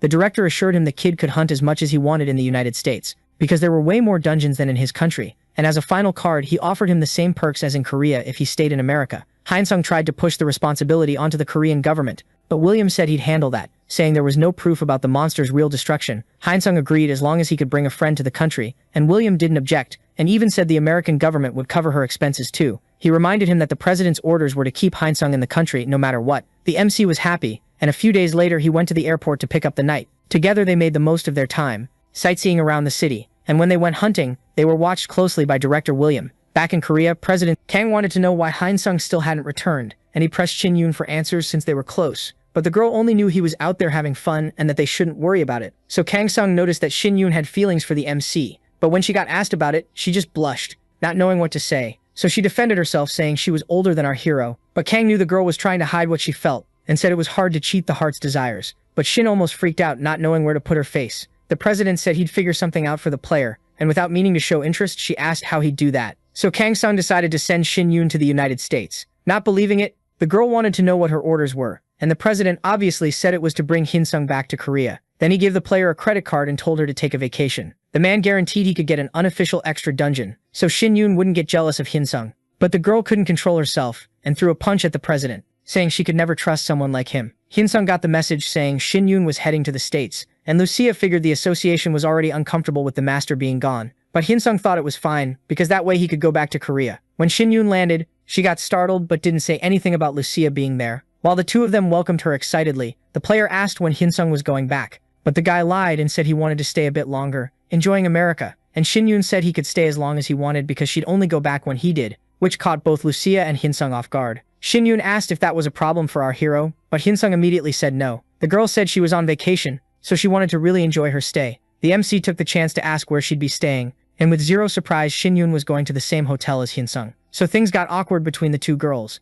and Hyun-sung gave that forced smile to calm the lionesses down. At the hotel, Lucia said she was going to her room, and Shin-yoon was surprised they were in separate rooms, but Hyun-sung explained the American government was paying for everything. Shin-yoon liked that and said later she'd come pay the MC a little visit, but Hyun-sung preferred to invite her to dinner at a fancy restaurant. Director William didn't like hearing Shin-yoon was in the United States, so the assistant suggested they recruit her too. But William said they'd already tried and failed, and they couldn't keep Hyun-sung in the country any longer, even though the director believed the hero felt a little tempted by the United States. So the best move was to loosen the rope while tightening the collar. The director also ordered that Shin-yoon be welcomed properly, so it wouldn't leave a bad impression. Suddenly, another agent rushed into the room, desperate to report that another legendary monster had appeared. The military immediately fired missiles at the dragon, but it didn't work. Meanwhile, the beast was blowing up everything in front of it with its fire breath and burning civilians alive without mercy. William ordered all the players to gather, while Hyun-sung and Shin-yoon headed in on a supersonic fighter jet, which gave the director hope. An admiral gave instructions to lure the dragon down to the ground, and the players knew it would be a tough job. Hyun-sung watched the dragon getting closer to headquarters while the range-damaged players got ready to shoot it down. The MC figured the thing was way stronger, and at the attack signal, the launchers fired at the beast. The dragon landed, and the ground troops charged in with blood in their eyes. But they had to defend themselves because right after that came the million-degree blast. The dragon's wings were healed, so the players jumped onto the beast, which let out another vicious breath. The director ordered full force, and the players went all in. Hyun-sung and Shin-yoon jumped in too, until the dragon took off again, and weirdly to the intel team, all the players were unharmed. The beast landed again, and William ordered another wave of attacks, but the dragon's scales were impenetrable, so Shin-yoon pushed forward with her spear and Hyun-sung activated his power. But nothing they did had any effect. After 9 hours of battle, the dragon was still going strong. The director got word that the civilian evacuation was complete, so he ordered the players to pull back too. There was a briefing for the team where a specialist explained the dragon's special defensive conditions, and that even though its flames could reach long distances, they didn't have much destructive power against high-rank players, concluding that the beast's main weapon was its regeneration. With that much info, people were already getting sleepy. But Hyun-sung, who was paying attention, figured it was a job for a tanker, and the director concluded that close-range attacks would do more damage. Hyun-sung suggested that the long-range players be carried on the backs of the close-range ones, and when mana was drained, the close-range players would jump into action. The director liked the plan, but the question hung in the air whether the strategy could break through the dragon's defenses, because even Shin-yoon, with all his experience, had never seen a defense like that, and Hyun-sung suggested the best move would be to attack when its red aura wasn't active. Back at the hotel, Shin-yoon suggested to the MC that they returned to Korea because they couldn't really contribute much now. Against the Red Dragon, Hyun Sung said he wanted to try, but if it was impossible, he'd go back. Shin Yoon then said he'd send a message to the association letting them know he was returning. And the MC didn't object, even though he got tense. Leaving the dragon behind was keeping Hyun Sung up at night, until something in the status window caught his attention. A dragon-exclusive snack. Hyun Sung made the purchase, and the item was almost the size of the room, so he decided to run a test. The army kept up their assaults against the monster, and Hyun Sung went to help them. The dragon smelled the snack and charged in, starving, while Hyun Sung drove the blade of his sword into the snack, which turned it into a huge piece of chewing gum. Then he rolled the treat closer to the dragon, which ate it without a second thought. But soon it started feeling the side effects, and the extermination team moved in to attack following the tactical instructions suggested by our hero, who watched his sword drain the dragon's force field, stuck in the little snack from the inside out. The monster started turning darker, and Williams told the team not to stop attacking for even a minute. The fight had already dragged on for 10 days, and the thing wouldn't give an inch until the draining effect of Hyun Sung's sword started to kick in, and the players managed to deal damage to the dragon. Then James charged in like a meteor into the monster's head. The dragon fell and the team attacked with everything they had, defeating it once and for all, and Hyun Sung summoned his sword while watching from afar. William headed toward the book the monster had unlocked, and the other players ran to grab their rewards, but the director got furious and threw the book far away. The players were stunned by the man's attitude, and when they checked the book they realized it was a lower rank item, because Hyun Sung's blade had absorbed everything into itself, and the MC thanked the Red Dragon. The Korean duo received medals for distinguished service and were applauded by the Americans. Back in Korea, Hyun Sung had dinner with the family on a really nice night, but both he and Lucia were tearing up the doppelganger papers inside a hotel room, where Hyun Sung commented that flights take a lot of time, and Lucia corrected him that it takes time and points. Hyun Sung agreed, because with just one move there goes 20 billion. But the MC didn't regret it and told the girl that now it was time to enjoy their hard-earned cash to the fullest. Meanwhile, some stuck-up guy in the association building wanted to know where Hyun Sung was, and President Kang replied that maybe he was resting from the trip. But the man didn't accept the excuse because Shin Yoon was already getting to work. The president was outraged because the guy hadn't even been appointed yet and was already trying to call the shots. But he explained politely that even as president he couldn't control the players' lives, and the guy who was running for minister already said Kang owed him answers. Kang Sang-young couldn't believe a caveman like Lee Jong-man was being nominated for the minister position, but still keeping his cool he explained that the players weren't his employees. Then Lee Jong-man wanted to know why those people got a ton of government money, and the association president, taking a deep breath, explained that only players could stop monsters in any emergency. Then the would-be minister accused the association of misusing public money, and Kang, with no filter left, told the politician to go pound sand, leaving him furious. Kang then said that if the man wanted they could do an audit when he became minister. Lee Jong-man calmed down and said the president should stop rich players from sitting around doing nothing, and he ordered that all the players who took part in the legendary raid be under his control, including Choi Hyun-kang replied flatly that he would do his best. Then as he left, the man judged Kang to be a total useless idiot who should do anything to meet the minister's demands. Kang was this close to throwing a flying kick, but he let it go. Relax. A few days later, Kang was arguing on the phone because the government had cut the budget meant for the Players Association. And when he hung up, his assistant came in with a bombshell, pointing to corruption cases inside the Players Association. Meanwhile, Unsung and Lucia were exploring the western dungeons, fighting different kinds of monsters, and racking up a lot of new achievements. But Hyun-sung got messages from the players in his extermination squad, wanting to cancel their contracts with the association. He thought it was weird because everyone was leveling up just fine on their own, so figuring something was fishy, he decided to go back to Korea, and he confirmed with his mom that the association hadn't made payments for months. Shin Yoon got a call from Hyun-sung asking about the delayed salaries, and the girl explained they'd had a small issue, and she'd rather talk to the MC in person. The two met at the cafe, and Shin Yoon said the new administration wanted to cut down the number of players in the association. At first they thought it was just the new minister, but actually the government itself was coming at the association from every side. Hyun-sung was furious, and the girl went on saying the current government was supposedly in an illegal scheme with big companies to weaken the association and force it to be privatized. Hyun-sung asked how the opposition was reacting, but according to Shin Yoon, opinions were split, with both sides holding marches to defend their points of view. But the media was trying every way possible to turn the association into the villain of the story. Hyun-sung listened to it all, worried, and Shin said even the public was against them because of the losses from the orc invasion, seeing players as a privileged class in society. Hyun-sung walked through the city, taking it all in, and came to the conclusion that he didn't need to revive the association. He needed to put it in his own hands. Hyun-sung started pulling strings, getting in touch with Ma Boom-sok in China, and Shin Yoon called the MC to ask why he'd canceled the contract. Hyun-sung then gave some lame excuse that he couldn't wait for the association to recover, especially because he'd lose the dungeon that had been assigned to him. But he mentioned the offers the girl had been getting from other guilds, and Shin confirmed scouts were coming after everyone, but she wasn't giving in no matter what. Hyun-sung asked if the girl wanted revenge, and she immediately said yes, so the MC revealed he was creating his own guild. Shin was surprised but said she didn't plan to leave the association or her friends. Hyun-sung then said she could bring everyone, promising to give the same perks to the association members, so they could all work together. Shin Yoon and President Kang went to meet Han Sung at the cafe, but instead of the MC presenting the proposal, President Kang was the one who laid the cards on the table, asking Han Sung to use his fame to bring the people back to the association's side, and he bowed humbly in front of the young man, begging for his help for the good of society. But Han Sung wanted to present his proposal, and after a lot of back and forth about who was right or wrong in this whole story, the MC invited President Kang, where the man would be the guild master, while Shin Yoon would be his vice master. Kang Sung wavered at the proposal, but pointed out the resources would have to be huge, but Han Sung said a lot of people in the United States wanted to invest in him, so he could get at least 30 trillion to set up the guild. Kang thought it was a good number, but warned that just the high-level players alone added up to 15 trillion won in salaries. So Han Sung explained the 30 trillion was in stone dollars, a currency created by the United States for players worth more than the greenback, and that if they converted it to Korean currency, the total would be around 300 trillion. Realizing the two of them needed solid proof, our MC made a call and asked for the cash up front. Shin and Kang just listened to the MC's crazy conversation, and then, all of a sudden, boom, 300 trillion in the account, which left the president shaky on his feet. The president was worried about the American government being involved in the deal, but he didn't want to lose Han Sung to the United States, so he guaranteed he'd convince as many players as possible to get on board with them. The minister received the termination letters from Kang, Shin Yoon, and Han Sung and looked pleased with the documents, but he called to inform President Lee from Osung, who even promised to give the politician a gift as thanks. The news spread among the big business owners as a sign of good things to come, and while the minister celebrated in advance the money he'd be getting, the Oshung guy called again and wanted to know what was going on. Because Han Sung and Shin Yoon had joined a guild, the minister replied that it had nothing to do with the situation, and the old guy from the company said the guild master they'd signed a contract with was none other than Kang Sun-young. The minister was basically speechless, but the news didn't stop there, because according to the Oshung guy, all the high-level people from the association had joined Kang in this new guild,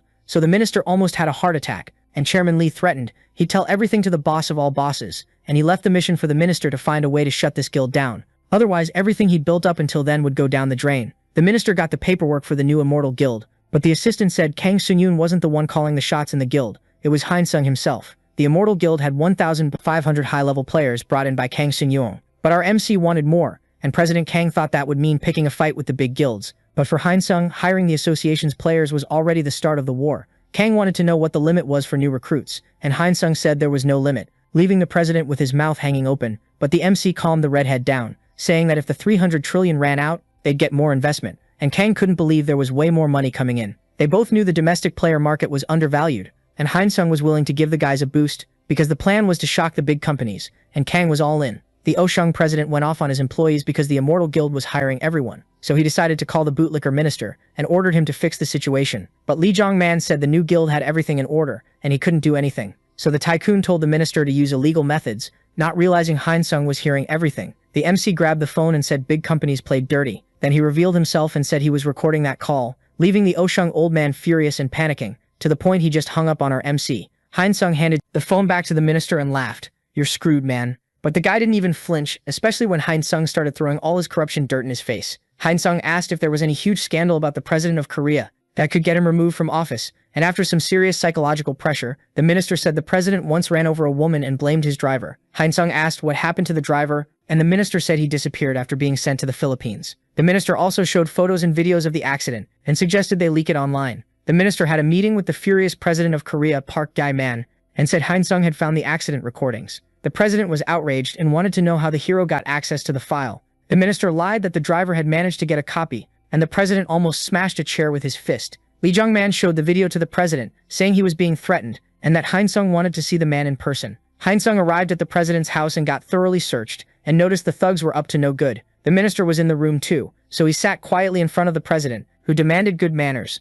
But Han Sung immediately said the guy had no power there, and told the politician to stop sticking his nose where it didn't belong and leave his guild alone. But President Park threatened that the kid better not cross the line. But Han Sung suggested the man hand over to the Immortal Guild the contracts he'd given to private guilds. The president refused, but Han Sung kept going, saying he'd pay the government better than the businessmen. So the politician even softened up a bit. Han Sung revealed he had a lot of money overseas and he'd give the president 1 trillion stone dollars as compensation. The only thing missing was dollar signs in the guy's eyes, while Han Sung said he'd spent 10 trillion just hiring players. The minister confirmed it, and Han Sung handed the president a savings passbook for his Swiss account, saying that if the deal was closed, Waller he'd hand over the password. The politician said he'd call the MC in a few days. As he left the room, Han Sung also offered 10 billion stone dollars to the minister, who got all giddy. The next day, Han Sung already had the president's answer, and went to his office, where this time he was welcomed really well. But President Park asked for an advance as a sample for the lawmakers, but Han Sung didn't fall for the bloodsuckers' talk. He just wanted all the money for himself. so the president said he'd work something out while he waited for the password to get access to the cache. When it was time to say goodbye, the MC used psychometry and saw the old guy splurging with his cousins while the money was sitting in his personal safe. Meanwhile, the Hyeonsung big shot got pissed when he found out the Immortal Guild had gotten the full government contract, and he had his assistants contact the press. Hyeonsung read the accusations about the guild on the news and decided to hit back, but he got a notification that monsters were attacking the city, so he ran over there. While Shinyun did the same with other members, Hyeonsung made it to the dragons, but that area was Hyeonsung Guild's responsibility, and he saw the company's players acting like a bunch of clowns, so he decided to step in and take out the flying beasts. As the beast dropped, some guy was filming Hyeonsung in action to show Hyenem from the Jihan Guild, and social media started blowing up with the MC's performance. After beating the last dragon, Hyeonsung looted a flame book, and the Hyeonsung Guild members bowed to him in thanks. Then he gathered the people around him and healed them completely. While the camera guy kept recording everything, President Kang reported that Hyeonsung was getting exposed over the corruption cases, and with the videos going around of Hyeonsung taking down the dragons alone, public opinion about the guild started improving, bringing in tons of requests from players wanting to join the guild. But to avoid losses for the company, Kang offered contracts with lower pay, but Hyeonsung argued that neglecting players could make the guild lose new talent, and Kang explained that if that happened, they could just persuade them like the other guilds do, plus get contracts to use government money. The guild made the deal with the government, and the minister went to the president's office to celebrate the win, until an agent reported that the news about illegal campaign money had been posted online. With that, people went out into the streets calling for the president's head, but the guy got on a plane and went who knows where. While a judge issued an order removing President Park from office, the corrupt guy went to Switzerland to get the money he'd made off Hyeonsung. Then the bank employee, after seeing the document, asked the ex-president to come with him. But waiting for him was the police, accusing him of falsifying bank account data, and they hauled the guy off to jail. Meanwhile, in Korea's election fight, Minister Lee Jong-man started his run for president, and Hyeonsung felt relaxed enough to go on a light hunt, but suddenly he got a call from Inukuso, warning that the Japanese government would be visiting Korea, and they'd be looking for the Immortal Guild to ask for help. Hyeonsung wanted to know what they'd get out of it, and Inukuso said the country would hand over part of the dungeons, so when the meeting happened, our hero decided to negotiate in person for the guild. Hyeonsung introduced himself to the Japanese, and the guys immediately started begging our hero for help. MC didn't expect the emotional blackmail but said he'd help, but he'd only be able to go to Japan in 3 months. The Japanese tried to bargain in the name of the people of Kyushu, and Hyeonsung was furious at the nerve of the country after trying to kill him multiple times. But the Japanese said money wasn't the problem, so Hyeonsung demanded that all the city's dungeons be handed over to him. But the guy replied that the government could only release 3. Hyeonsung got pissed and showed the report of all the times the Japanese tried to take his life. So he decided that besides Kyushu's dungeons, he also wanted Shikoku's, which was under attack. The guy hesitated but ended up giving in. Hyeonsung arrived in Japan and met Inoue, the president of the local association, who asked the MC to wait at the base for the American support that would arrive in 3 days. While the Chosos kept getting stronger and stronger, the alarm went off while Hyeonsung was resting at the base, and Inoue's report was that the monster's boss was heading out with his gang to Hiroshima. Hyeonsung wanted to know if the people had already been pulled out, but the president said the orders were to evacuate. Since they didn't have the ability to deal with monsters that sinister, Inukuso came up to Hyeonsung to say everyone was already evacuating the area. But the MC didn't want to run, and asked if his subordinate was down to become Japan's hero. Inukuso immediately accepted the offer, and Hyeonsung said the plan would make the man the country's portal manager. Then he gave the soldier a teleportation cloak, and the guy thanked him loyally. Hyeonsung wanted to know if anyone had disobeyed the evacuation orders,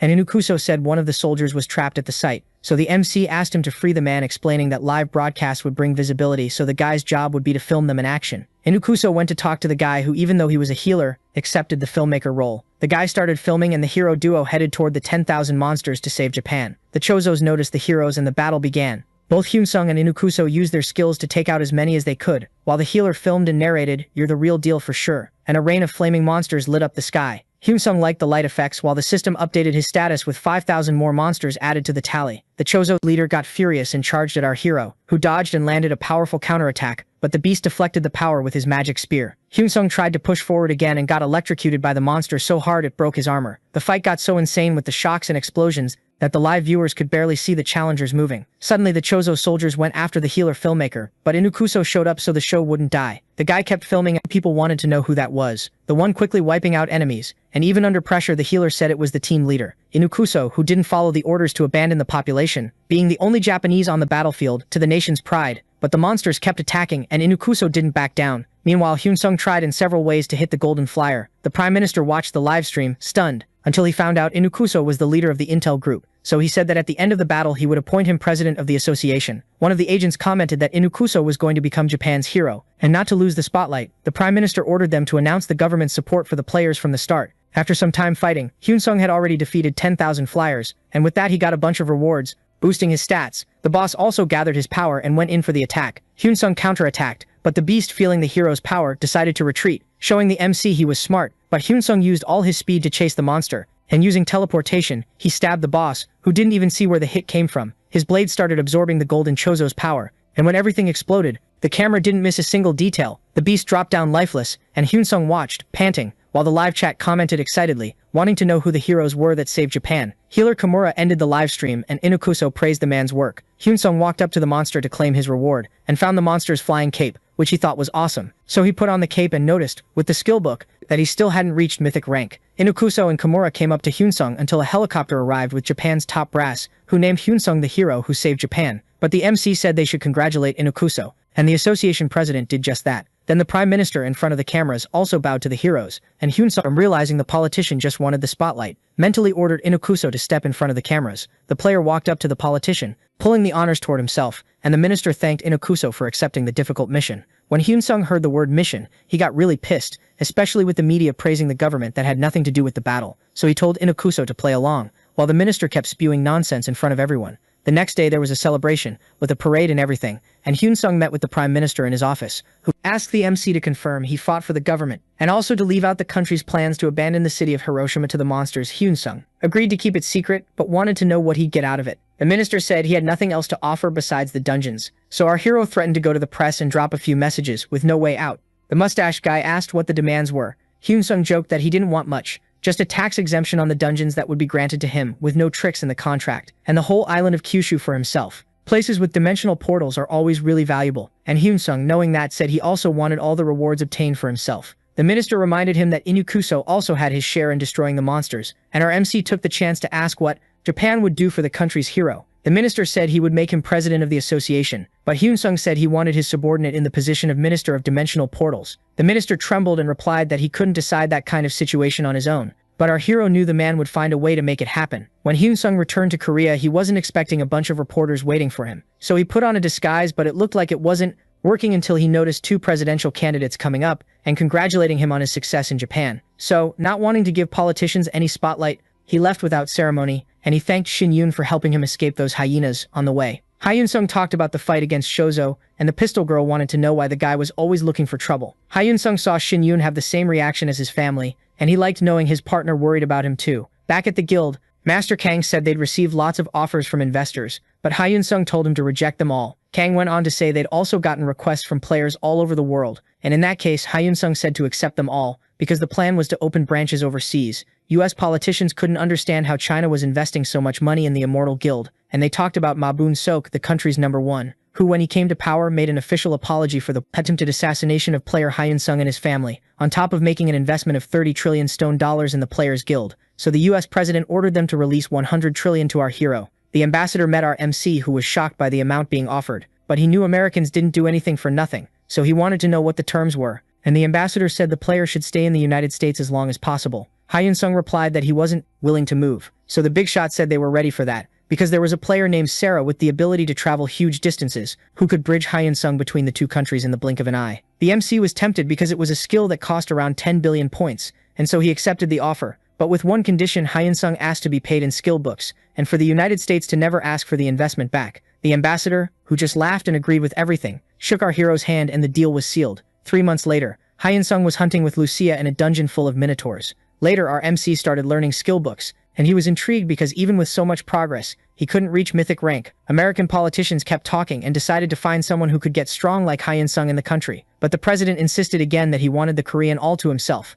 Meanwhile, Hyunsung traveled through the status window watching his sales and decided to put some instant noodles up for sale, but Lucia suggested they also sell microwaves. So in the compulsive little devil's dimension, the food the MC sold was a hit, but when the woman went to eat it, she realized she needed to heat it up first. So she bought the microwave and enjoyed some chicken along with the juice of evil. Quickly, Hyunsung's stock hit 0, and while checking the sales report, Hyunsung saw his mercenary status level up. Lucia said it would be interesting for the hero to invest in the career, because depending on the contract it would be easier to get mythic items. Hyunsung got excited and accepted his first contract, being summoned to a raid full of demons. Then a crown with a trying to act young vibe showed up, asking our hero to protect the castle. Hyunsung went in and easily took down 300 freaky monsters. Then the client offered all the loot to our hero, begging him to stay there. Hyunsung accepted, but felt like he was taking advantage of someone worse off. A lot of monsters appeared and were taken down by our hero, who thought their toughness was a bit high, but he promised to wipe them out one by one, and with the battle won, the people went out into the streets to celebrate, but Hyun-sung didn't seem satisfied with the upgrades, so the client thanked the MC, who thought the woman looked like Lucia when he first met her. After getting paid, Hyun-sung said goodbye, forming a bond of friendship with the old young lady, and when he got back, he got curious about a credit score notification, so he went to ask Lucia, who explained it was a kind of user rating classification. Hyun-sung decided to push harder into the profession to get contracts from higher-ranked players. Suddenly, another request popped up from someone called Gaspit, and Hyun-sung recognized the name, so when he took a look at the client's profile, he realized it was a buyer of his items who always complained and asked for refunds. But he figured the guy might be legendary rank or higher, and Lucia, noticing her master's hesitation, remembered that no contractor can hurt the contracted. Hyun-sung accepted the contract and was summoned to a castle, which didn't seem like it needed help in a fight, until a demon girl showed up to greet him and said she had a few little things to ask. So the video ends here. If you don't want to miss the next part, activate the notification bell, and see you next time on Tob's channel.